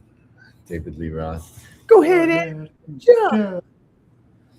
All right, it's just I was like, what is that? Go ahead and jump. I had to be saying to place that, yeah. needed like the context. Like, I like never really got into Van Halen. Like I should have, but I just never really did. We used to play I know that the hits, but like play that song on the piano back in the 80s. The song was so huge. Remember the 80s, Colby? Remember how rad everything was? Things were pretty rad. That radness kept on in the 90s. I'd say 90s was I wish you could still smoke. I miss that. Not that I miss. I'm mad we don't have an era where I could just smoke on planes. That seems fucking sweet. Yeah. Yeah, I remember planes still having the ashtrays for the longest time too. Just even like the bath. They actually all still legally need ashtrays on every seat. And the bathroom is still ashtrays in there. Yeah, they legally need them. Wild times in the 80s. I saw a video. Oh my god, this very professional dude got like caught fucking vaping on a plane. Like just in his seat. And he was like giving his side of the story to it. And he was like, nah, he wasn't even trying to be a good guy about it. He was like, yeah, I fucking did it. I owned up to it. That's good. Yeah, I don't think there was a big problem afterwards. But like fucking, he was like talking. The story was he went to like the bathroom, he hit his vape a couple times, and then the fucking the light started going off, which. That made me fucking so paranoid because I always hit my shit in the bathroom. Same, dude. International flight even once, dude. It was insane. I shouldn't have been doing that. That was too dangerous. This video made me fucking paranoid because all of a sudden the fucking fire, the smoke alarm or whatever started going off because it could apparently detect it or whatever. Yeah, he's blowing clouds, dude. Yeah, he must have not been ghosting that shit. I'd fucking like hold that shit in. You're just puffing clouds. You're setting the thing. He just goes back to his. He was. I think it might have been a weed pen too. I think it was fucking because the person can't like the flight attendant like he's walking out. Or he opened the door and he said the flight attendants weren't there. They were like at the other end, like making fucking the drink carts, whatever. But the light was flashing all throughout the plane. Like, it wasn't just like in the fucking bathroom. He thought he would get ahead of it, and he was like. Yeah, I was in the bathroom. It was so weird. It just started randomly going off. And they were like, sure, dude. Sit in your seat. We'll be in contact with you. And then when they landed, they were like, B11 or wherever he was sitting, they were like, stay, come off the plane first. We have someone to talk to you. And then he just like owned up to it with the cop. And then when the cop was like trying to help him, was like, so it was just like an e-cigarette that you hit once, right? And he's like, no, it was weed. He's like, so it was just an e-cigarette that you hit once, right? And even the cop was like, you have to volunteer me? Yeah. Like, no, we don't have to write you a ticket if you just say that and apologize. Yeah. At least, yeah, that's funny. They were trying to help him out. He's being a good sport, helping him out. Yeah. Obviously, this guy was like a professional looking dude too. He wearing like a suit and like on his video. That helps a lot too. Was he white? Yeah. What do you think, Jason? You got away with smoking weed on a plane? Yeah, it had to be. That's a privilege. What kind of question is that? No, it's good stuff, man. Wild times, like what Colby said. Wild times. I didn't see the Odyssey. I saw the Odyssey and I was thinking about it again today. There was one scene in the book that's so perfect that they completely missed. It's when he's with the giant. In the book, when he walks in, he's talking to the giant, right? The giant's like, who goes there? And he's like, he has this clever move where he's like, he tells the giant his name is No One. No One. Right? So then later when this is the clever bit. This is why the story's actually super well fucking written and not just a fucking Marvel movie. After he gets everyone out and he shoots the Cyclops again, the Cyclops is screaming. He goes to the other Cyclopses who are there and they're like, who shot you? And he's like, no one shot me, which is like the clever aspect of the bit. But then Odysseus, being the cocky, headstrong dude he was, as he's leaving the fucking beach, as he gets on back to the boat, he shouts, "I am no one. No one defeated you." And that's what angered Poseidon. Poseidon's like, "Oh God, you were good, bro, but then you didn't have to do that at the end." Yeah, basically, yeah. I was like overzealous. Yeah, I think the movie was cool, but it did feel like the Marvel version of the Odyssey. Yeah, I still want to watch it. My brother was like, "Ah, why didn't you watch it?" We met with family this weekend. He was wanted to talk about it. So bad. I actually saw a funny video today with Tom Holland. It was Tom Holland and Matt Damon doing the math on Telemachus's age. Because like Tom Holland was talking about he was playing Telemachus like he was like 16, and then they were doing the math on it. They're like, Odysseus was gone for like 20 years. Telemachus like, isn't even like a kid anymore. He's like a full-grown man. And they're doing the math on that, and he's like, wait, yeah, he's like gone for 20 years. So he was playing like he was a kid the whole time. But he's like not a kid at all. Did he grow up or just stayed just always a grown man? Well, at the start of the book, he was like 18.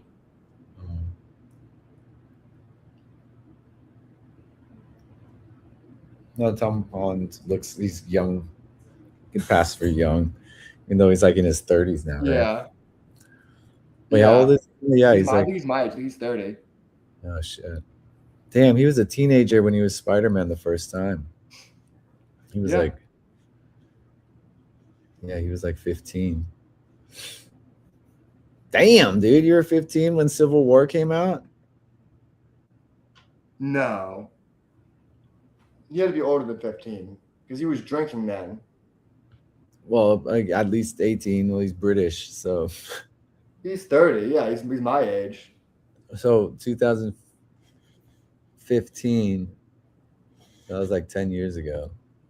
So he was like, got to be like 20. So he'd been like 18 or something like that. He would have been like 19 or 20 while he was making it. Yeah. Or 18 or 19 while he was making it. Because I heard the big story. One of the reasons why he got like sober is like he was so bad with alcohol during like the early days of Spider-Man that like when he was making Civil War and they brought him to his hotel, he cleaned out the fucking hotel minibar liquor cabinet. And Kevin Feige pulled him aside and was like, "Hey man, you can't be doing that." Like, holy shit! And now he has a non-alcoholic beer brand. Yeah. I didn't know that. I had no idea. I didn't know Tom Holland. It was like the English gene of just like being able to like tank alcohol. Yeah, he's just been drinking forever. He's just like Billy Elliot, and he's like doing flips and shit. He's just a functioning alcoholic. Someone brought that beer out of set like a week ago. Yeah, his alcohol-free beer. I didn't try. I'm always like, is it bad that I'm too scared to try like a alcohol-free beer and drive home? I'm like, I'm so scared to get pulled over. The cops gonna be like, I can smell it on your breath. I'm like, no, it was alcohol-free. He's like, yeah, was it, you fucking nerd? Nah, you'll be fine. It's alcohol-free. The breathalyzer proved that. I saw like another funny video. Like he was like out there when he was doing the launch event around Spider-Man or whatever. Fucking Zendaya was with him, and they asked like, "Oh, what do you think of the beer?" And she's like, "I don't like alcohol." She's like, "I don't know if it's good or bad." Yeah, I don't even like drinking beer. Why would I drink that? Yeah, she was very upfront of like, I think she said that she drank they made that she only drank like the shandy or whatever they make, like the lemonade one. Shandy? You never had like a shandy? It's like beer and lemonade. Oh yeah. I heard about those. Super refreshing summer drink. Yeah, that sounds nice. It actually does sound. I think Zendaya was like famous for like never really touching like alcohol. I think that was like her thing. She was always like very upfront about when making Euphoria. She was like, I'm so glad I didn't have like an alcohol problem. Yeah, everyone's just surrounded by everyone's alcohol problems. Well, that was the whole idea. Is like, you know, everyone was like, they were shocked she didn't have any experience with like drugs or alcohol, considering how well she played a junkie. Like everyone was like in the discourse after the first season, they were like, oh my god, like she must have been like actively addicted to opiates at one point. And there was like, she's like, no, she doesn't do drugs and doesn't drink. Like, she made it at Disney successfully. To play a junkie, man. You know, if you're a good actor. No, she was very convincing in that first season where everyone's like, oh, she must have experience with this. Yeah. That's how good she was, huh? It's just like, oh, she's got to be a fit. I only really watched that first season, but in that first season, it really was like a very great portrayal. Yeah. Yeah, that was. There's a perfect amount of aloofness where she's not like strung out, like, oh, what's happening? She's just like not in it, which was like so much they more nailed it pretty well of what it feels, of what it's like. Junkie, yeah. Junkie. Not that I would know, but it felt. How dope would that cast be to smoke weed with, though? Like, I feel like out of all of the TV show casts, that would be like a pretty sick cast to smoke weed with. The cast of Euphoria. Yeah, I've been like, there's probably so much drama there. You think so? Oh man, that's. I don't know. I didn't finish the first season, or the last season. I won't say who, but I know someone who was at a party with fucking Scooter Braun and fucking what's her, Sydney Sweeney, and he was like smoking a blunt, and he like offered it to them, and she just like scoffed and walked away. You're like, I was like, being polite. Just being polite, man. Kids these days. I don't know. You don't go offering actors your fucking weed though. They're gonna be so suspicious of that. Rap parties sometimes they'll smoke with you. I mean, if you work with them, yeah, but like this was just like a random, just like a not even like an introvert, just like a party. Yeah, well, that's what happens at parties. I don't know why she had to be like scoff about it. It's kind of rude.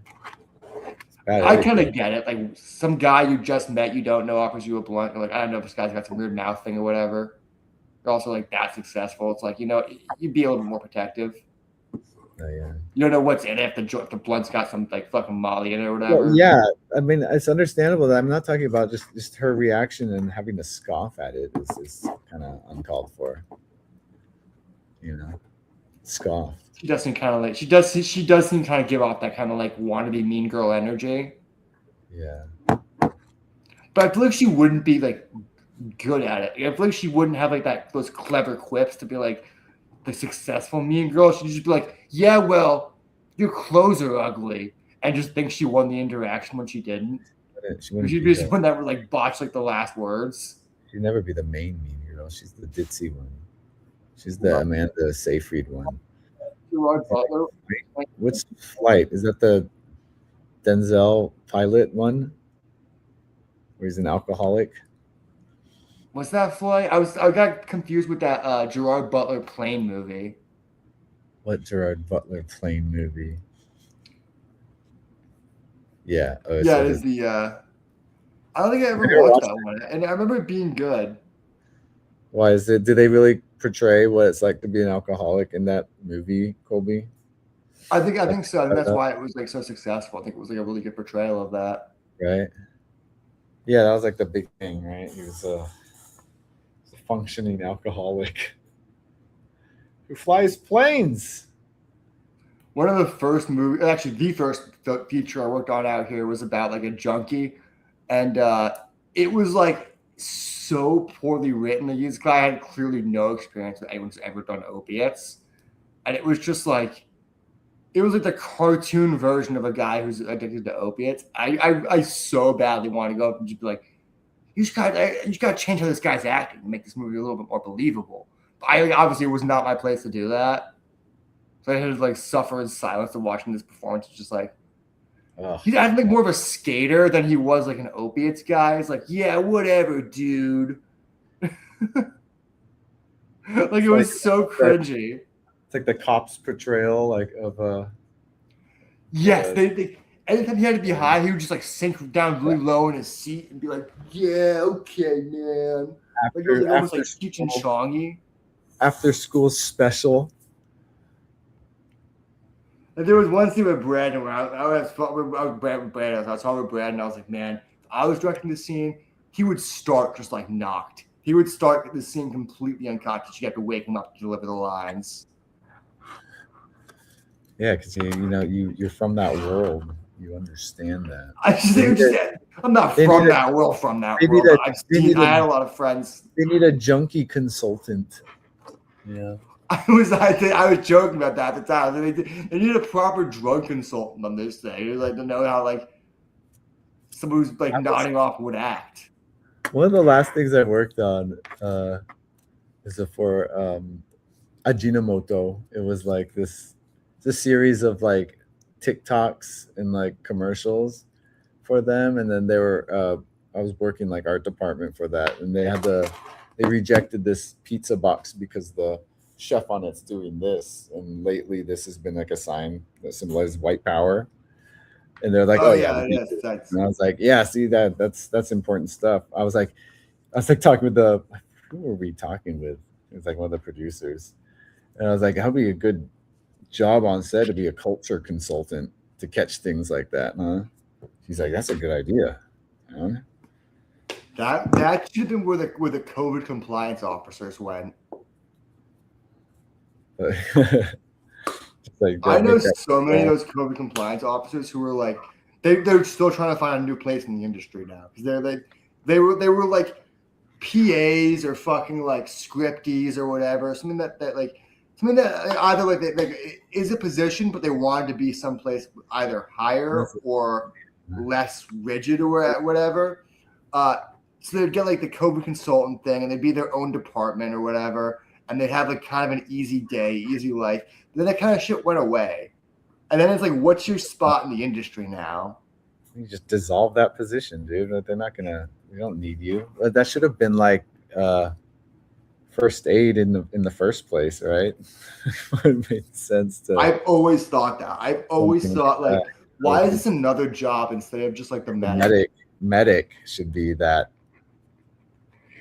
It's funny. I got my COVID. I was at the time when I was still pretty new to the industry, so I got my COVID compliance certification to like do it, and then I did one job, and fucking. It felt wrong. It felt like I was just there to be an insurance liability. They'd be like, yeah, in case we all die of COVID, we just blame you and say it was your fault. I just never did it again after that. Yeah, that's a lot of weight on you because if there's an outbreak, yeah, you were the one who's responsible for that. It was like the early days of the pandemic too. So it was when people were like just dying and no one really knew what was happening. But people were still trying to film shit. So there was like the kind of thing where no one was really taking it seriously. And I'm like, if some people get sick and like start dropping, like they would just turn on me and say this was your fault. It just felt like such a weight. I was like, you getting paid all right. You get paid like more than a PA, about what a grip makes. Yeah, but like still, that's crazy. That sucks. That's a shitty job, dude. That job shouldn't even. That one day just like watching like fucking Netflix on my fucking phone all day. I was like, oh, this is pretty sick. And then it kind of sunk in what was happening, and I was like, maybe it's not so sick. Wait, so they're not around anymore. Is it a thing? Are they done with this? No, there's no more COVID compliance officers. Yeah, it's just that job's gone now. Yeah, I know a lot of people who like for years that was their thing. That was their bread and butter. Well, do something else, dude. Be crafty. It's funny. I worked for this company at the time, and I was so mad that I thought it was a little bullshit. The EP, like one of the richest guys on set, like one of the guys who was like one of the owners of the fucking company, was also like the executive producer of the fucking commercial fucking production company, had his wife be the fucking COVID compliance officer.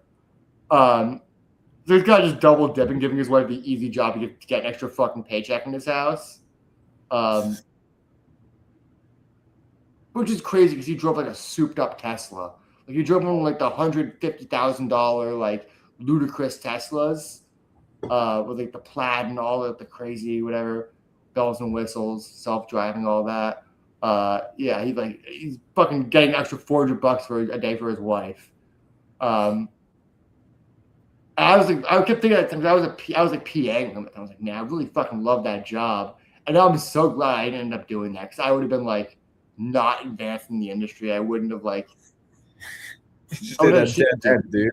It's a dead end job there. I realize now it's why he gave it to his wife, because he's like, this isn't a job. It's like you get this job to gain further in the industry. It's just another just opportunity for an hourly rate or day rate for someone. Yeah, it's not a job where you will advance your standing in the industry. You will actually be like looked down upon if you want to further your industry career by being a code compliance officer, because you're there to keep people safe. So he hired his wife because she doesn't care about advancing in the industry. Yeah, it's just it's weird. I never even thought about that as being a position that was a thing for a while. It's crazy. Well, you never got to work with an intimacy coordinator, have you?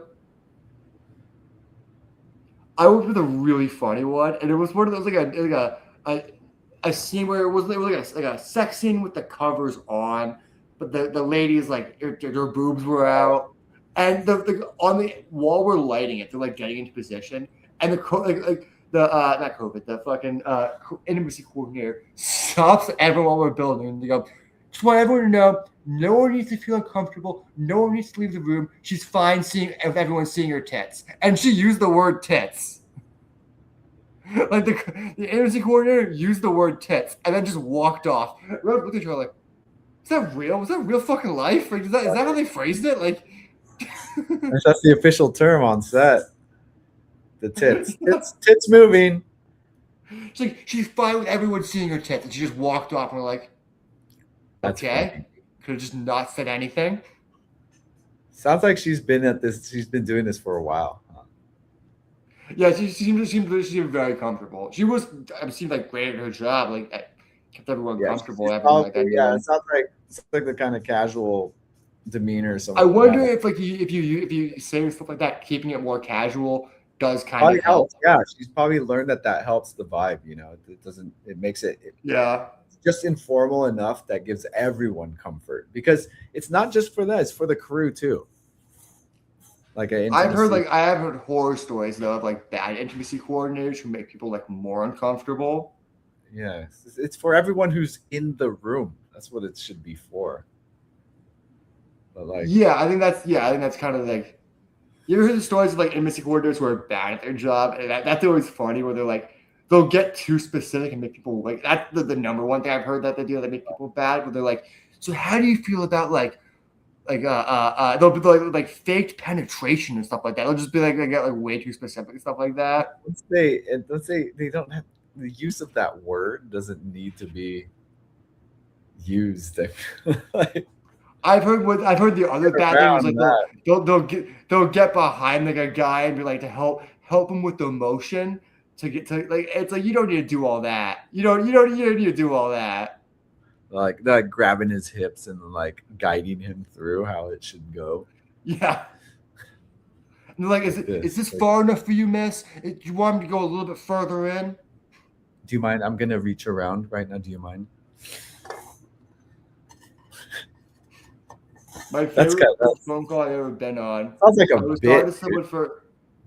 Yeah. I was seconding for this fucking commercial, and we were just coordinating getting all thin these extras in through hair and makeup like as quick as possible. And I didn't know the hair and makeup person was working on something for a much different shoot, and I just hear on the other end, "Oh damn, my merkin!" And then the phone hangs up, and I was like, "What?" That's funny. My merkin. They were just like trimming one for like a different shoot they were on. I just heard that and hung up the phone because they dropped it and it stuck to something or whatever. That's so funny. It's such a specific thing. I know. Like there's no other scenario where someone would say, "Oh, my merkin." It's just like so much. I was like staring at all these extras, like laughing so hard. I was like, I can't even explain to you guys right now. No need to explain. I had to find out what was going on. I ended up walking over to the Trojan, knocking on the door, be like, "What the fuck was that, Rachel?" It's fun to think of items of food that would make great merkins. Items of food, like what? Angel hair pasta? No, like what's a good merkin? Like a small little pizza slice. Just No, American's fake hair. no, but it's like a cover for. It could be any like type of cover for that area. No, American is specifically fake hair. Oh well, food merkin.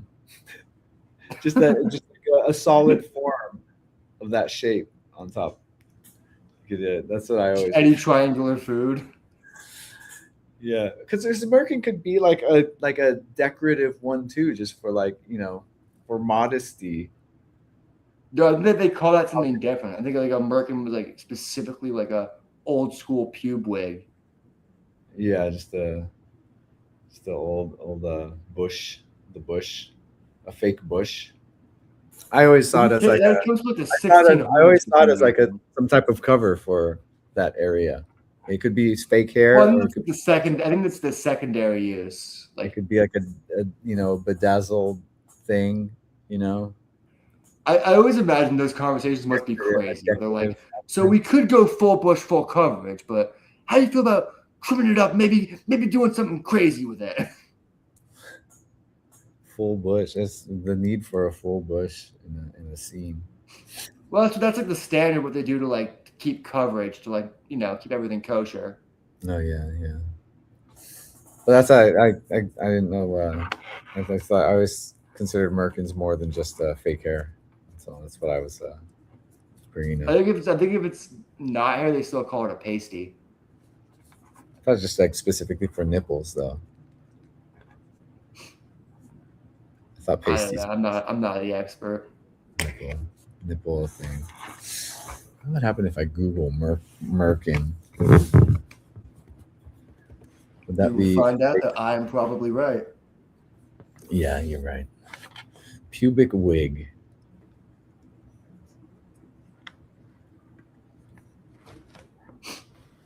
My merkin. Yeah, that and then she hung up the phone. She oh shit, the merkin just hung up the phone. I'm just there like, huh? That's funny. Spicoli. Yeah, the Fast Times at Ridgemont High, dude. It's weird. No adults in that movie except for the teachers.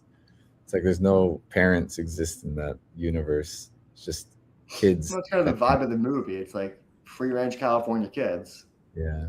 Free range kids. We were free range, man. That's what my brother always said.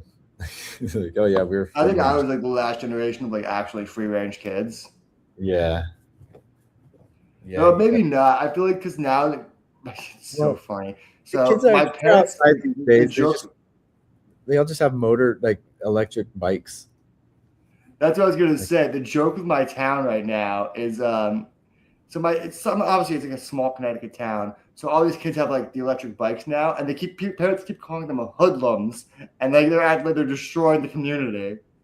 They're just riding around with their bikes. My brother said they're just the new versions of like the skaters, like because people always hated skateboarders. Like, yeah, it is a little bit that. But I think those are the hoodlums back in the 90s. There was always like, you know what I have more problems with out here is like people on fucking scooters these days. Yeah. But like my brother was saying the same thing about those kids on electric bikes. Like they're just rolling around like bike gangs.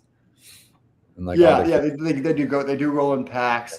They kind of try to like intimidate you on the road where they like ride like not in a bike lane.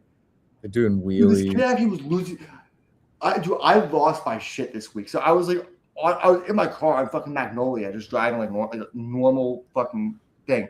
This kid on a fucking bike is like fucking like playing. Is like playing with his own fucking leg, like swerving in and around me, but he's not going fast enough. So he's having to fucking like tapping my brakes. And he's like barely in front of him, trying to pass him. He keeps fucking going in front of me. And he like giving me a crazy like sticks his tongue. He's like ha ha ha, just like takes a right. I was like losing my mind. I was like, this kid not realize if you slammed into my car, I would have just totally fucking decimated him. Like fucking both our lives would fucking suck. I'm in a death machine and you're fucking with me? Yeah, I was like losing my shit in my car. It's fucking bullshit.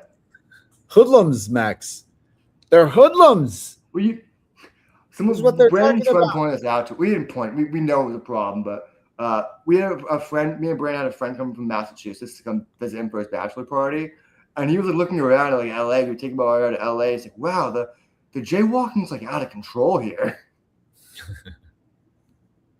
Because they were like, he's not wrong. Like, there's so many times you're at like a light and someone just like, whether it's like a normal person or an unhoused homeless person or whatever, they're just like ignoring crosswalks. It's basically, I hate it more when it's a normal guy just ignoring a crosswalk. I'm like, I have the same thing I say every time.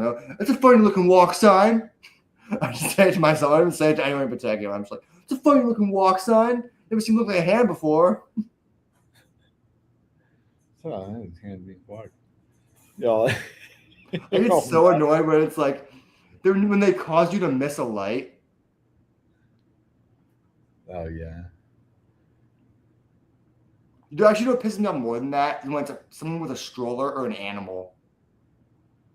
A stroller with an animal?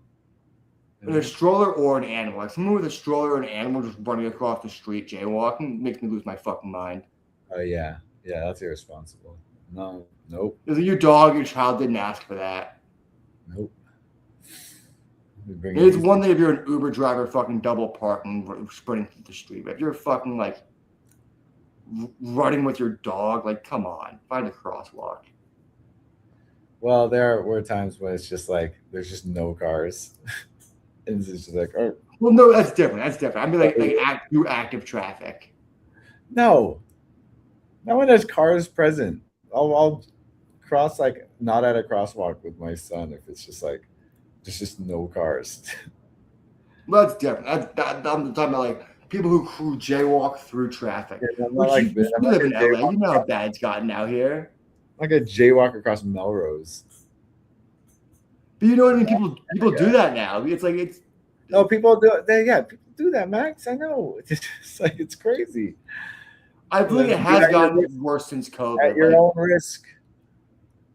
I did it downtown too. This would just be gridlock traffic, so you're just walking between cars. Well, yeah, downtown's a little bit easier, but I feel like places like it used to be like impossible to try. I mean, I used to like sprint across Sunset and shit like that, but like you know, like, if you like, you would see less jaywalking in places where it didn't make. Like, if it was like a short street, fine, whatever. But like long major streets or whatever. People are just we're casually sauntering across. They do something about where they'll put like a hedge or like a fence.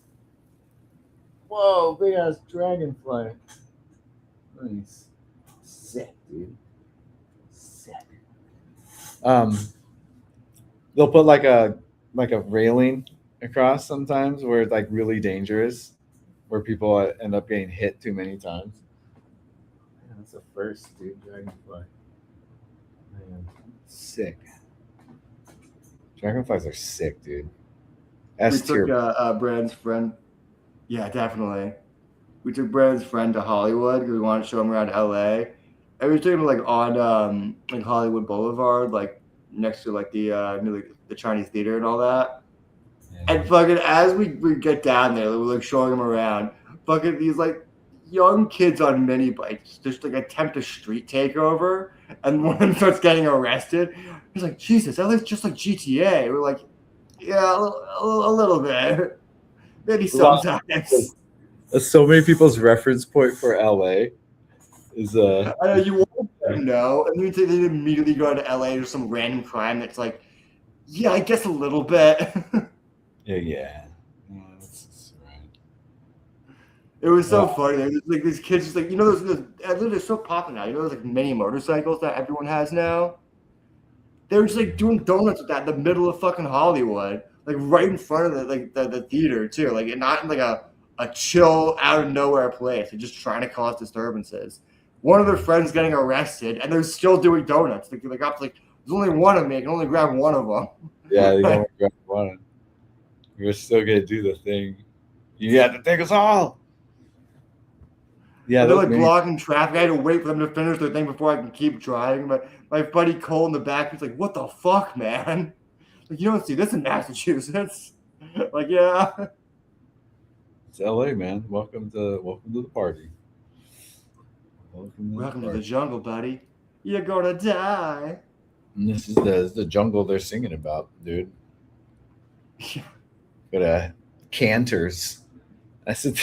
You know the Chinese theater is blocked off right now because of the Odyssey. You can't go into like to see the handprints and all that. What? They got like a huge thing set up? They put up a fence because people were sneaking into the 70mm shows at the theater. Oh shit! Damn, dude. Dude, I was back at home this weekend. I heard like our theater in Dublin is like a flagship theater, and they have that format. Oh, 70mm, nice. Yeah, I think it was one of the first IMAX theaters up in the Northern California too. It's huge, like Regal. I was trying to do that for the Odyssey. I don't know. I sent a picture of the group chat where I could have gotten a ticket, but it was like you couldn't use your A-list for it for some reason. It wasn't letting me use my A-list. Yeah, you got the no way, man. Yeah, I was like, I already paid. Get a secondary sale. I could wait fucking 3 days rather than paying $35 to go see a movie in a theater. The city you walk through, they gotta pay for parking and all that. It's like, oh yeah, that adds up. It's a whole experience, dude. There's a minute. It's like $50 to go see Dune. Like that's fucking ridiculous. I can go see it for nothing with my A-list. When the sequels were coming out for Star Wars, like Force Awakens and all that, like every year, me, Brent, and like a bunch of us would go for his birthday at the Chinese theater and watch them all there. In Rogue One, all the new Star Wars movies up until like I guess the last one, in Rise of Skywalker.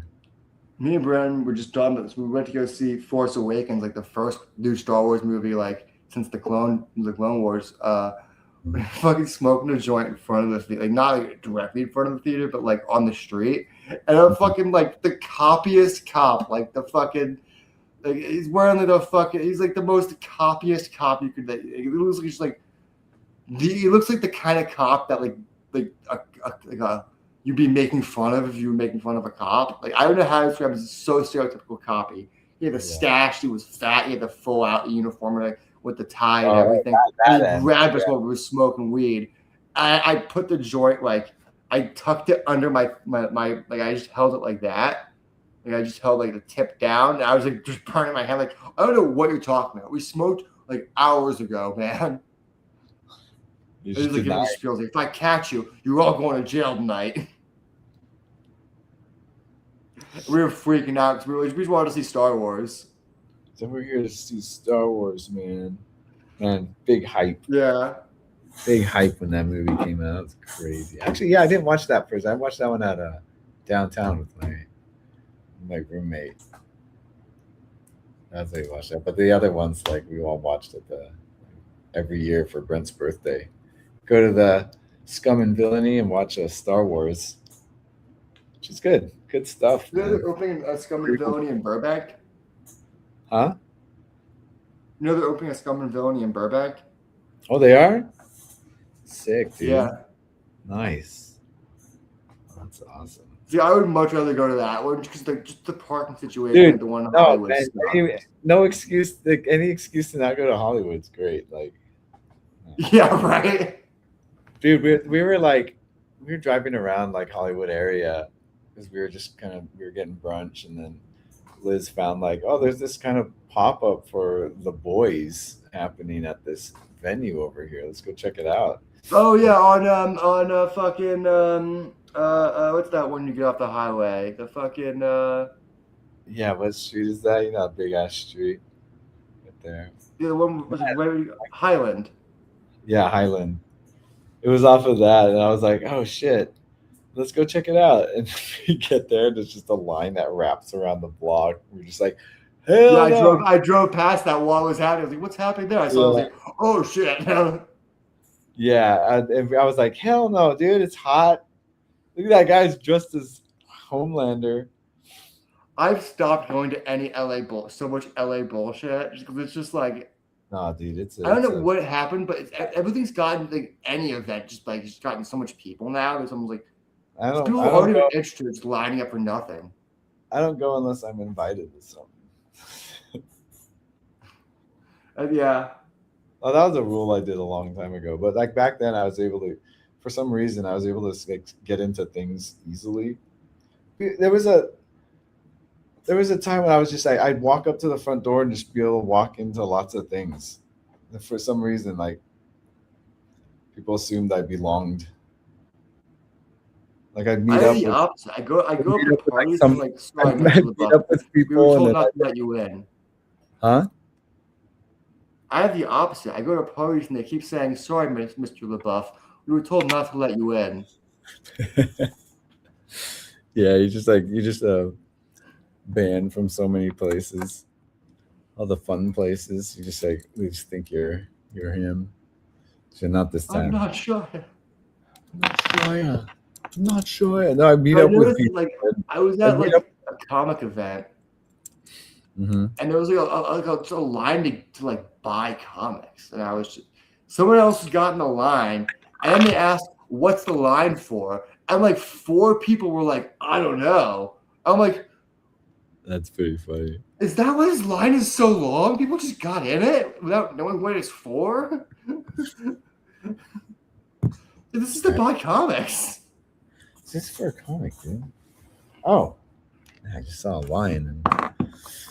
Remember that there was that one clip of these people waiting in line to buy crowbars that had Supreme logo on them, like just Supreme branded crowbars, and they were interviewing a guy like, "So what you doing?" He's like, "Oh no, I saw a line and I started standing in it."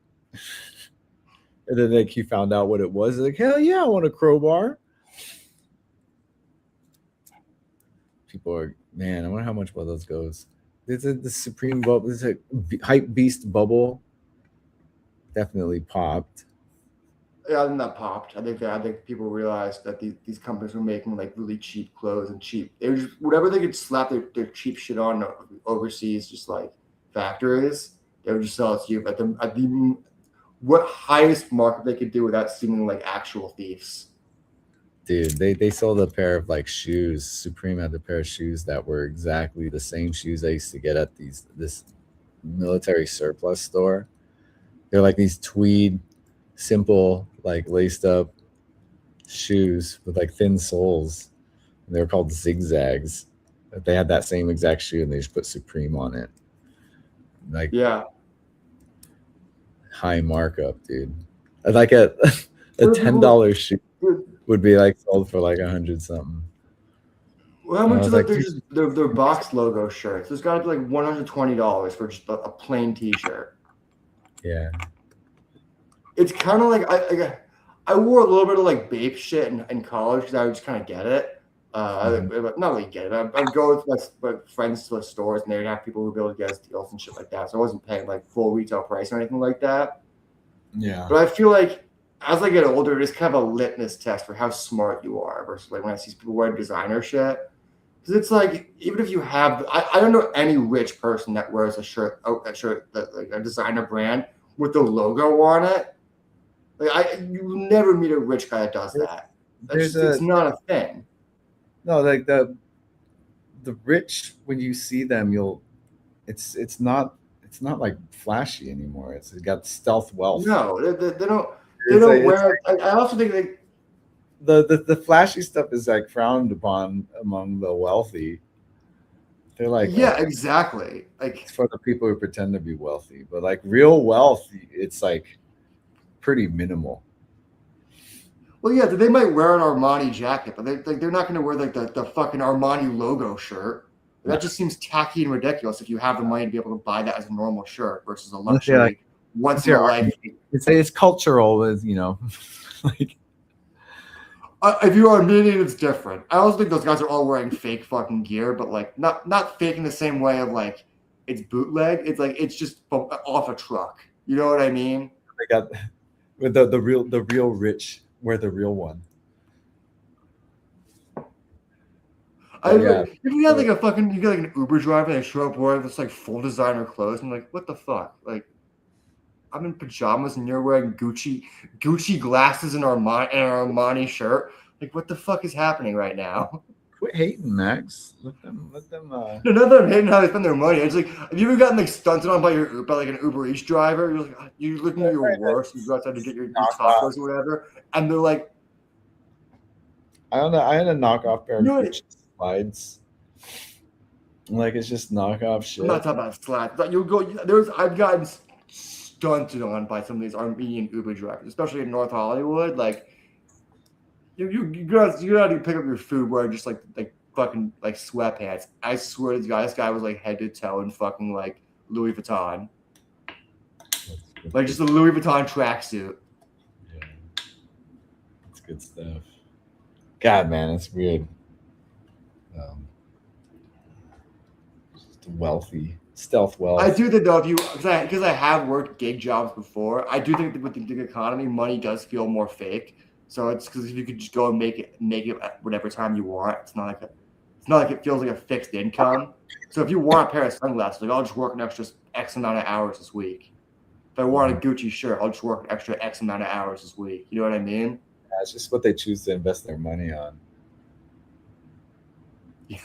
I had friends like that in college who thought they were investing, buying like Bape and shit like that, and then they'd wear it, and it's like all your investment's gone.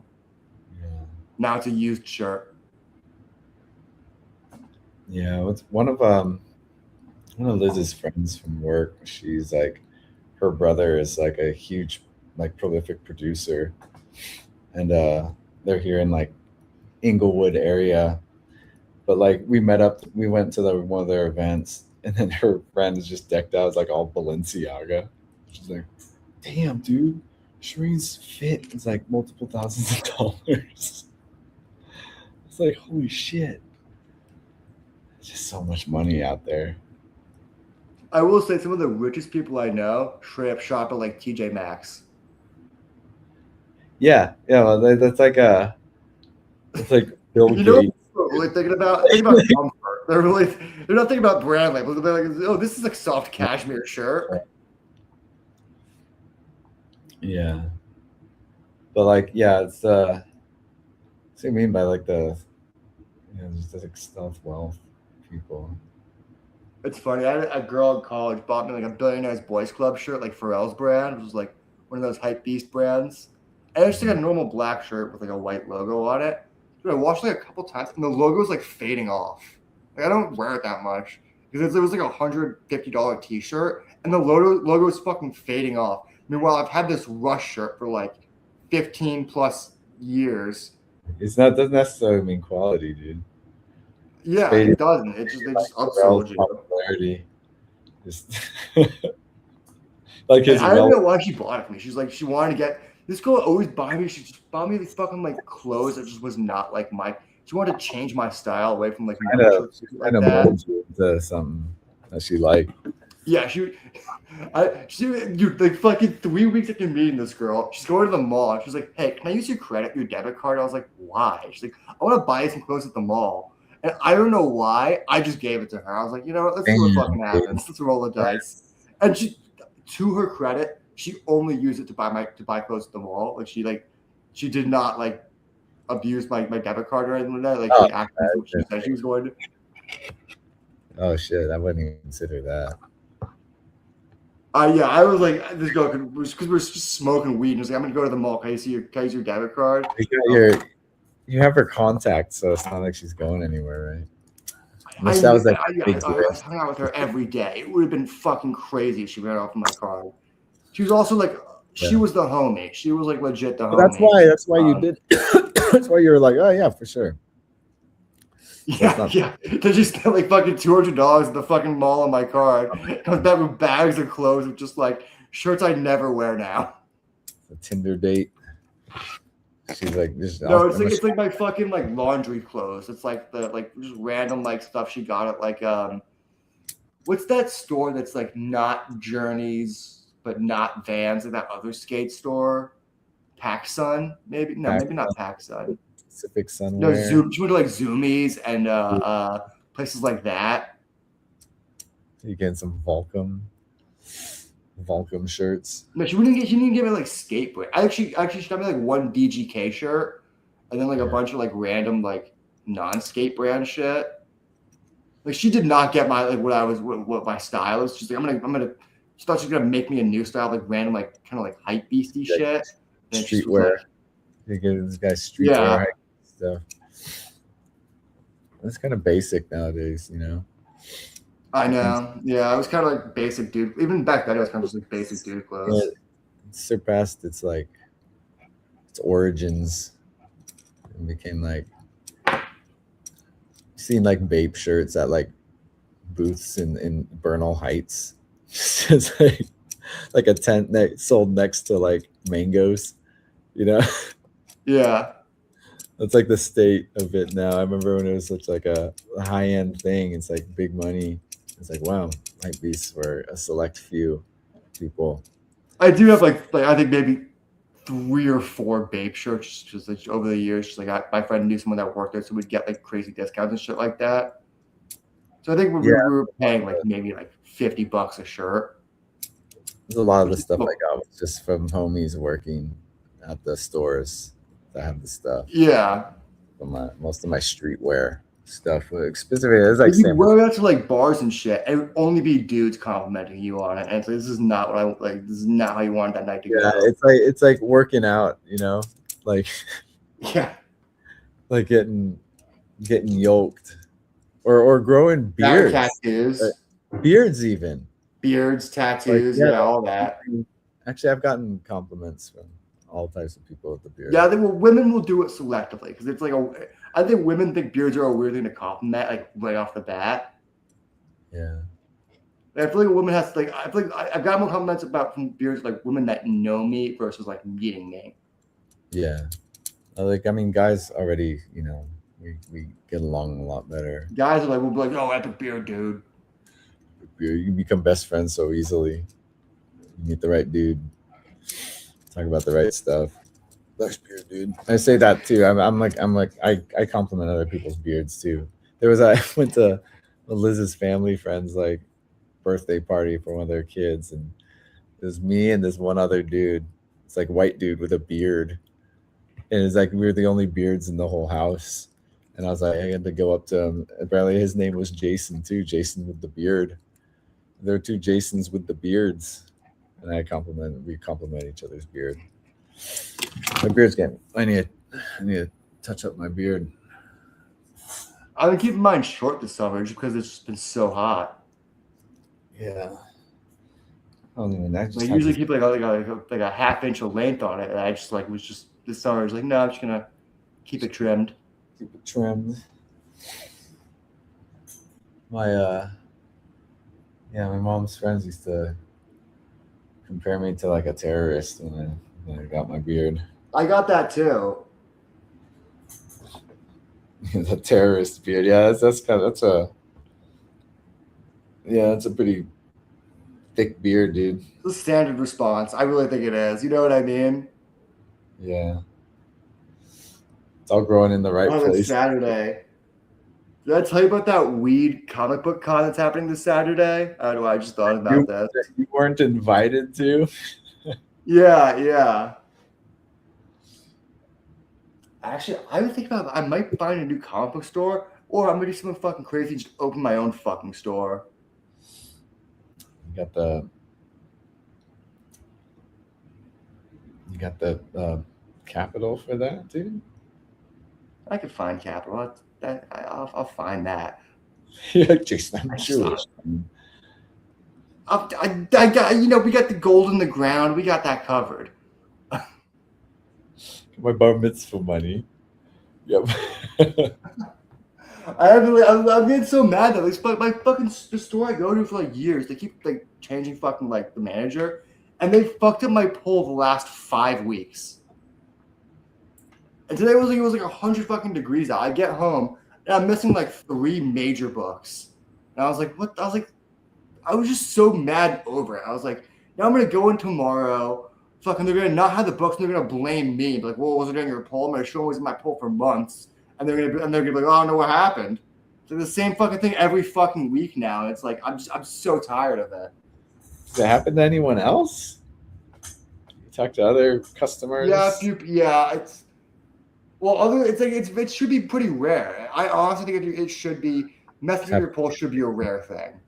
Are you give them you could tell them about this or just bounce? I actually think I might go because I'm friends with the assistant manager. I don't really know the new manager that well, but I think I might go tomorrow and be like, you've been going there for so long. Like, it used to be so rare that this would happen.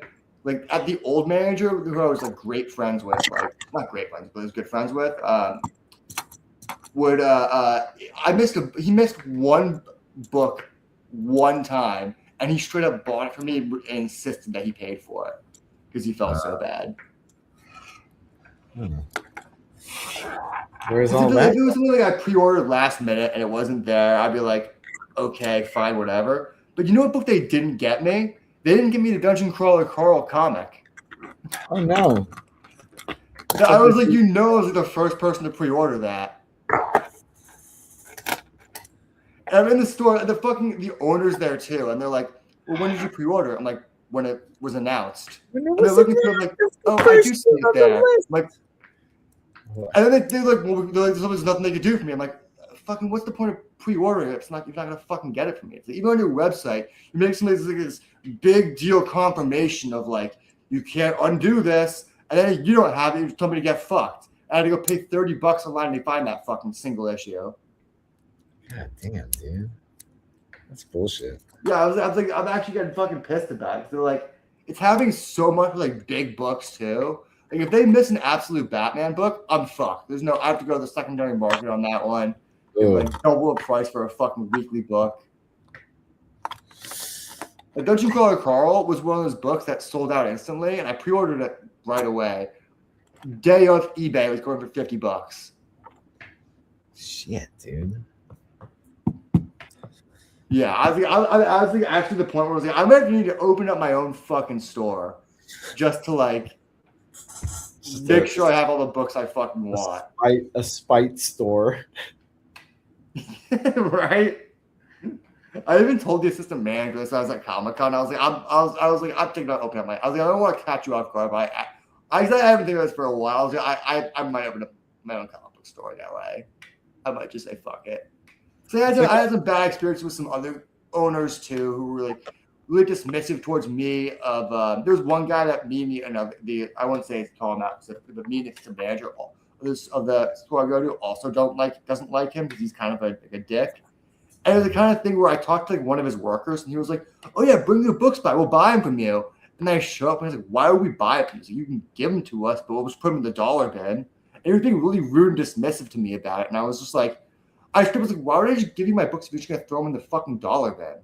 Like, what the fuck? Like, you can't even pretend like you're gonna keep them on the shelf for a week. Like, what the fuck? Yeah, that's not good. That sucks, man. That's garbage.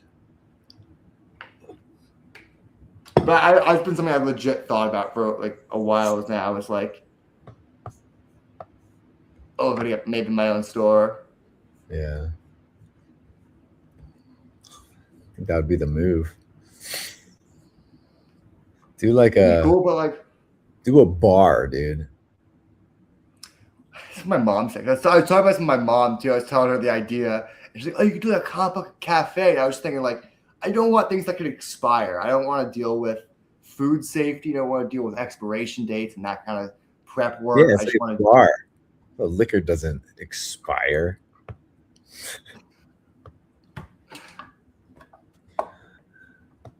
It's just like you do they do the listening bars, like instead like a comic book bar. Remember the Meltdown? I wasn't in LA I think I closed like right before I got to LA, but you know the comic book store, the Meltdown, that was like comic books and like live comedy. Yeah, I remember that. It'd be cool to bring something like that. Try to bring something like that back. Yeah, that's big money though. Especially get a liquor license too. I don't want to deal with that. I like legit don't want to deal with food safety. You should be That's running such a nightmare. It just becomes the bar would be the main focus. That's the thing. It's like once you add food into it, that's going to be your main thing. It's gonna take over everything. There was this place. It was like a bike shop cafe where you get your bike fixed and get coffee. That was a nice spot. Oh yeah. Let's go back in the day. They do live performances there too. It's like it's a small little stage, like open mics. Well, what I don't think would be cool to do is sweet. like have a back room that's original art. A what? So you can not only like have a back room, have like a gallery room that's like original art that people could buy. Yeah. Like an Unbreakable. Like that, just the show. Well, I don't know. That would be cool. I mean, not a lot of stores are really interested in selling original art because they kind of go, "What's the market for that?" But I think if you showed people how affordable original art pages could be and teamed up with like local people to sell their art there, like it wouldn't even like take a cut. You would just like raise the add $20 to whatever their page is, and you take the $20 cut of that, and then give them the bulk of the proceeds. You know what I mean? Yeah. Yeah, we used to. But I know tons of artists who like for DC and Marvel who sell their pages for under $100. And if you expose like the average comic book reader to like how affordable a page could be, I think so many more of them would be collecting original art. That would be cool, man. Comic book store with a back showroom for original art. You have like open. It's like I feel like people assume all original art is like thousands and thousands of dollars, but so much of it is made that some of these artists, like I know guys like Norm Ratman, who I've seen pages from, who like he works on like Detective Comics and big books like that, Superman, all these like Green Arrow, big Batgirl, big books, and he sells like the bulk pages, like pages without like Batman in costume. I have a Detective Comics page from over there, like Bruce Wayne, in a scene, and it was like $60 for the page, like yeah, that's nothing for original art. Yeah, that'd be cool. Like I think when people go to a comic book store, the average what they spend is $40 to $80. I think they knew there was original. Ever like original art piece, like in the glass cases or anything like that? Occasionally, you'll see them. It's so rare though. These stores are just like they think like there's not a market for them because they always think that they're like people that they get these unaffordable pages and then I don't know how to sell these. You know what I was looking at this weekend actually? Consignment with actual artists, just be like, hey, you can sell it. That was what I was thinking. Yeah, that'd be cool. Like, wouldn't that be like you just add like a extra fee on top? Like, not like you say the artist page is $70, you sell the page for $100 and take a $30 cut or whatever it is. That would be like if you get like just a show, just like a space, like a storefront, you can get like. Start out with just a gallery that sells that stuff, consignment with your artists. Yeah. Probably get some traction. There's also not a lot of great ways to buy comic book art. There's like art dealers, and a lot of them are kind of like old school guys who are like barely know how to use. They do Instagram lives where they barely know how to use the fucking platform, and they use Instagram lives. They don't know how to use Whatnot or a live streaming platform with in-app buying or anything like that. So I imagine just like finding them on eBay or something like that, That's the other thing is then you go on eBay, but then you can't actually see the page. You're just seeing like a picture of it. So I think you would get more art into more people's hands if you had a gallery that had affordable pages in it. Yeah. And maybe some higher end pages in there too. But like if you had pages from like $60 to $200 in there, comic book fans would be all over that. They would. I was showing some of my friends at like the con of just like how affordable pages could be because they thought they were gonna be like $10,000 like pages, and those are out there and shit like that. But that pages I buy aren't that expensive. Yeah, there's this gallery we go to. We knew the owner for it. It's in Alhambra. It's called Nucleus. And he does a lot of art shows with a lot of like animators and people who do like who are in the industry. But they have like it's a big gallery, but in the front, like kind of like the gift shop area, is like a bookstore and like posters. Like you just buy like limited print posters and stuff. So it's like $60 like $100 posters and original artwork hanging on the wall and stuff. It's pretty sick.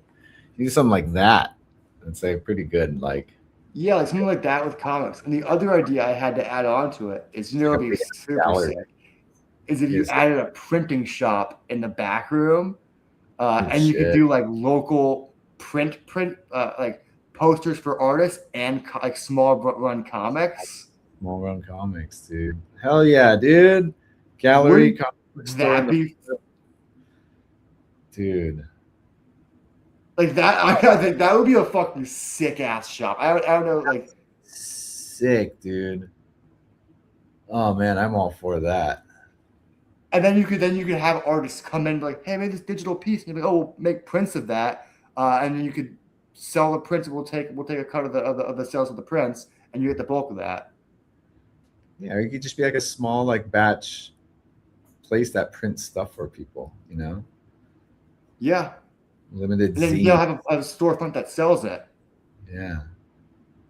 Because like copy places and stuff, like where people go to make zines, those aren't like, still got like FedEx Kinkos and stuff, I guess. Plus, if you add like a gallery, it adds more of like a zone to hang out in. So people like walk around and look at the art, and they go, "Oh, that one's cool, but I can't afford that." And you go, "Oh, well, I have a print of that for like $20 or whatever."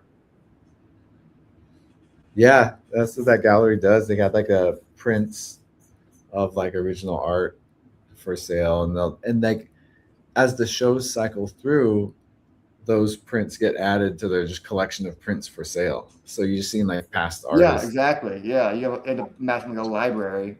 Sections of past artist shows, and they have like a section where like previous shows and all these huge prints. But it's all like, yeah, it's a lot of like illustration art. So stuff that goes well with like print stuff. And they'll do like group shows where they'll invite artists to do like a theme, like Miyazaki or like Power Rangers. The first time I went there was a Power Rangers themed art show. And like all these artists made like just Power Ranger themed, this huge show with all that stuff. But yeah, it's pretty cool. Gallery. It's something I've like been actually looking into. It's funny. It's like one of the things that gave me the idea was I watched this is a guy we talked about it before, Dan Quintana. He's a little bit of a grifter. He sold a sketch cover, like this comic book covers where you could sketch on it's like a blank cover, you could sketch on it. He sold one for $11,000. Damn. And he sold it to a guy who's the same guy who buys all of his stuff. I kind of stirred some controversy when I said the only reason why these guys stuff's so much money is because the same guys are buying it up to corner of the market. So it's of course one of the same three guys who buys all of this stuff. It's this high-powered lawyer dude who just like has like New York lawyer money, who just buys all this guy's original art. He buys up all the stock for his comics on his whatnot. Like he'll do a whatnot stream. He'll sell 200 comics, and this guy will buy like 60 of them. We call them whales. Yeah, he's a whale. And I was watching this happen. I was like, everyone was like talking about like, oh wow, original art's so unattainable. I'm like, no, it's fucking not. This guy's just fucking scamming people. Like, I know artists who will do a sketch cover who were at that level for $200. He's controlling the market. He's maintaining the rarity. That's what he's doing. Well, he's one of those guys that like it's so fucked up because he's from the fine art world, and then he's like, oh, he decided to go into comics, but wanted to make the same amount of money as he made in the fine art world. So he tried to bring that kind of status over. And he's the guy that told people like, no, guys, my comics should sell for thousands. His single issue Batman covers should sell for thousands of dollars because trust me, bro, I'm different. My art's better than other people's. Not everyone has a personal collector. Like, yeah, this gives people bullshit. Like an artist makes me right so now. mad. Yeah. What makes you so mad about it is someone said to me, it's like, you're mad because you can't afford it. It's like, oh, I can afford it. I can afford all of his shit. I just have so much common sense that I don't do that. That's some bullshit. I like broke down to one guy, like my spending habits. I was like, do you realize how uncontrolled my spending habits are? I spent $120 on fucking X-Men books just stopping by a store on fucking Friday. When I sent you Saturday, I sent you guys that whole pile of books. So I just fucking just on a random Saturday, I'll drop $120 Because I fucking feel like it. I don't give a shit. What the fucking problems, man? Yeah, like someone's like, you're just mad because you can't afford it. It's like, oh, I could totally make a fucking crazy purchase right now, but I have like too much rationality to fall into that FOMO trap. Yeah, I'm dumb enough So to spend as soon as I saw like, him doing that, though, on yours, dude. yeah.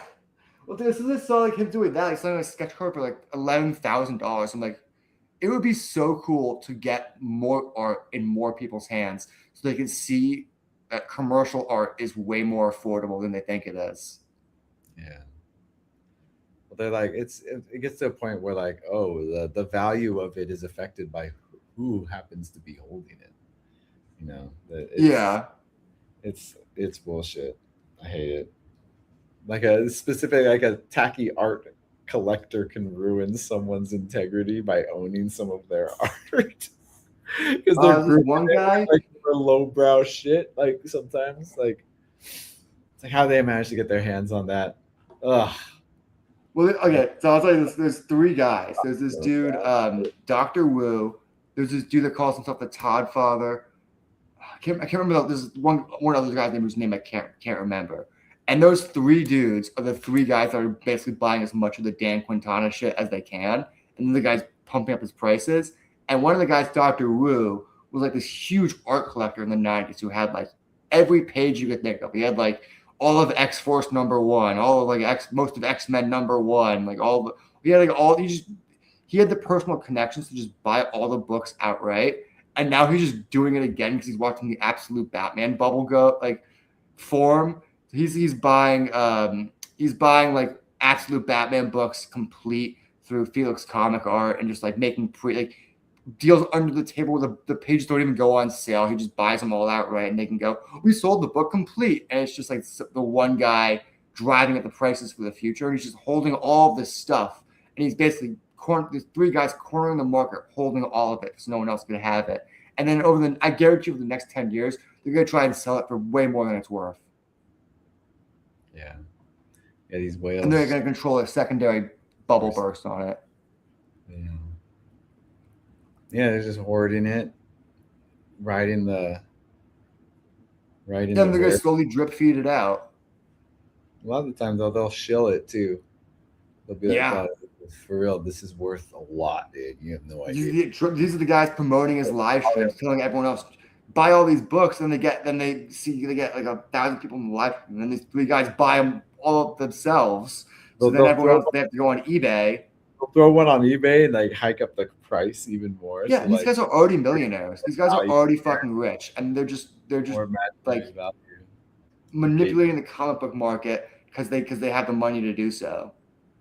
We're like gatekeeping for like, in a sense of just like you're just withholding it just to create more value for it, dude.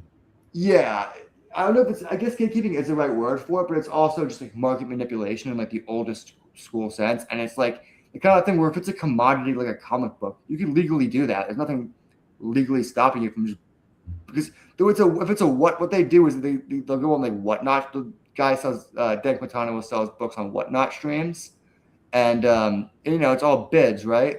And the same three people will just outbid everyone. So then it's like a book that should be worth maybe $100 tops is now worth $3,000 because now there's only, besides the 150 copies that these guys own, only 50 other people have managed to get copies or whatever. Yeah. More rare if you just say, I just want to like, you could manipulate the market by just and all of it. So that's all this really is, market manipulation. I did cause a little bit of controversy in the Absolute Batman group chat when I pointed out that you shouldn't buy at their prices because they're completely I called them out by name. I was like, these guys are manipulating the market. And everyone was like, yeah, they are buying every book in the live streams. And like, they just have more money than us, I guess. I'm like, yeah, that's how they're manipulating the market, dipshit. Like, yeah, they bet on the books. The books keep going higher. Happens in real life, dude. Yeah. And everything I said to someone else privately, I was like, the only reason they're doing this is because they're too fucking stupid and lame to be able to do this with actual stocks. They just find some random hobby to ruin other people's fucking time with it. You go, I have the most of this because they have excess amount of money. It's just all they need for this to work is some sort of scarcity. And it's anything that is worth of value. And they just happen to find it in this. Is like one of the perfect examples of that. Limited edition. Dan Quintana makes it worse because DC does most of his stuff is Absolute Batman. DC had minimum order limits of like 1,000 books, like basically saying like you can't short the market by ordering less than 1,000 books and then saying, well, we only have 100 of these, so only buy our books. But what Dan Quintana does is he'll order 2,000 or order 1,000, but he'll pulp 800 of them, and he'll video him doing it. He'll show he's just burning books or whatever, just throwing them into a fire. He only has 200 to sell. Damn. Man, he has the power to do the funniest thing. It's just like kill the market all of a sudden. You know what? But I think he has this huge fan base, but it's so niche still. I'm gonna get more. Look at his art too. It's so basic. It's like it's not bad. Like, I'll say he's a very talented painter. His name is Dan Quintana. Look up just Dan Quintana, Absolute Batman. It's like you'll look at this and be like, wonder why people are paying $1,000 for printed comics, not original art, printed comics. His colors are cool, but it's all very muted and. Vampire Hunter D. Oh yeah, I can see the appeal for these. Yeah, it's he's a good artist. Yeah, I won't say he's a bad artist. He's clearly very, very talented. But he's from the fine art world, so he's just taking the fine art world stuff and putting it in Batman. But what makes me laugh is he'll do like. It's like when James Jean did like the Fable covers. You know, it's like. But what he doesn't do, that guy like Bill Sienkiewicz and Alex Ross and other guys who are fine artists. Oh shit, I was wrong about the. So let me correct something. That Absolute sketch cover sold for nearly 20,000 actually. 18.5. But what he never does in his covers, he doesn't draw fucking backgrounds. I couldn't imagine paying $1,000 for a printed comic book cover. There's some character pose with no fucking background. I think any artist doesn't draw a background on their cover. It just makes them think the fans are fucking stupid. Well, yeah, he doesn't see it that way. He's an artist in the comic book world, so he's just giving his thing to it. Well, I mean, there was a little bit of no reaction. I will say there were some good covers without backgrounds, but you know what I mean. If you are going to talk about how you're better than everyone else, like at least draw backgrounds. There's a background in that. It's got like a. They're all just standing in front of voids all the time. I'm so sick of I drew Batman and Wonder Woman standing in front of a void. There's a marble head behind him. Whose marble head is that? Yeah, so occasionally they'll put stuff in the background. That one has a background, Max. The Absolute Batman. Which one? He has a few Absolute Batmans. Oh yeah, the one with his motorcycle. Oh yeah, the number 10. Yeah, that one does. Yeah, that one has like a little bit of like gates and all that. But most of his stuff doesn't have backgrounds. You look at his Two-Face cover, Absolute 16, Absolute 18. Some guy needs to keep his worth and his integrity. Well, the reason why he knows how to do it. The reason why he doesn't have backgrounds is because he's pumping out one cover per month for these fine art just to keep up the pace with Absolute Batman. He doesn't want to miss an issue, so he has to have an exclusive issue for each one. So he pumps one out each month, and it just ends up being like a character pose. This was done. Yeah, take it. I'm still working on these other ones. Yeah, it's like it's the kind of thing where I'm gonna Photoshop something back there. I don't know. They are full-on paintings, though. He's like painting it. Yes, yeah. I'm not taking away. That's why I've never, as much as I talk shit about his business practices, I'll never talk shit about his artistic ability. It's not like a Rob Liefeld. Value on art, dude, would be here all night, dude. It's like even, it's just the worst. The more you like fine art, it's all fabricated. It's all made up. No, for sure. numbers, made up value. It's all pumped for something. Like people control who becomes worth anything. Yeah, and then there's a certain amount of people will buy up all the paintings of that one guy and then hold it. It's Like people will buy them up, or like that's just the whole business is based on that. It's the racket. It's just interesting to see that coming to comics because of how big actually Batman's gotten. Sell is a sell at the end of the day for them. I just think what he's doing is wrong. I think he's charging too much for his books and convincing people it's an investment. And then when he gets fired back about it, he tells people he's better than everyone else, and then treats his fans treats everyone else like shit because of it. And then it's like you're selling a sketch cover for $20,000, and he's still getting clout.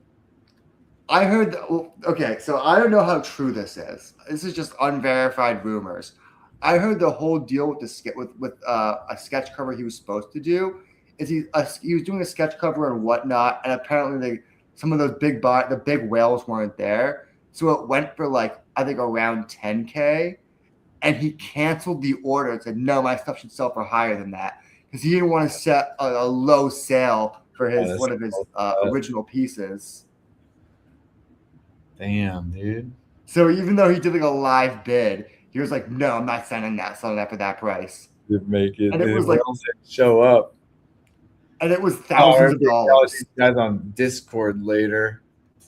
And supposedly the fallout of that was the guy was this really rich dude who was collecting this guy's books for a while. He was one of those guys that was trying to be one of those guys that hoards all this guy's stuff and buys up all of his stock. And this was going to be his first original piece from him. And he thought oh great, I got it for $10,000. And it's still a lot of money, but he was happy to pay it and didn't complain. And then when Dan Quintana said no, it's selling for too little, he apparently turned around and was I'm going to flood the market, and just started selling all of his Quintana stuff. Oh, shit. He was someone else made a Facebook post about it, and then I got taken down because the guy was like, hey, man, I don't want to post this publicly. I'm not trying to diss the artist or whatever. But he was actively selling all of his shit. It was I guess he was well, he's going to tell me fuck me. I got money. Fuck him. I'm not begging people for fucking cash. That's funny, dude. Just kind of drop his stock. But he gets compared to Rob Liefeld a lot for business tactic wise, which is trying to pump as much money from your fans as possible. But I think he's different than Liefeld because he does have the talent to back it up, and he could be doing some great things in the industry. But he chooses to take the worst aspects of the fine art world and bring that to comics, and have all those fine art defenders go, no, it's just how it is, guys. You're just all broke. It's I could spend fucking $20,000 on one of his pieces right now. It'd be dumb, but I could fucking do it. Yeah, that's fucking lame, dude. Fuck that guy. Talented but doing evil with it. Just use it for good, man. Well, I think people wouldn't talk shit about him if he get late, man. I call it a night. Yeah. But yeah. He was actually the last thing. He was the guy that made DC put out a statement about limiting the prices of exclusive covers. Because everyone else was selling this for people getting a little crazy, going $100 for this, and he was $1,000, $2,000, just crazy made up numbers. All right. For a single issue comic. We need a cap on this. This is crazy. You can't. We got to change this. All right, yeah, he's changing things, I guess. He was the guy that made me want to open the comic book store. That'd be I'm gonna say be the guy that's just bashes FOMO over their heads. No, I'm gonna get art into people's hands and not the breaking the bank. Just a spite store. Yeah. Bizarro world. All right, man. They're called a night, guys. Colby, Incremental. Oh shit! It's fucking midnight. I was supposed to go to bed hours ago. Yeah, I know. All right, later, y'all.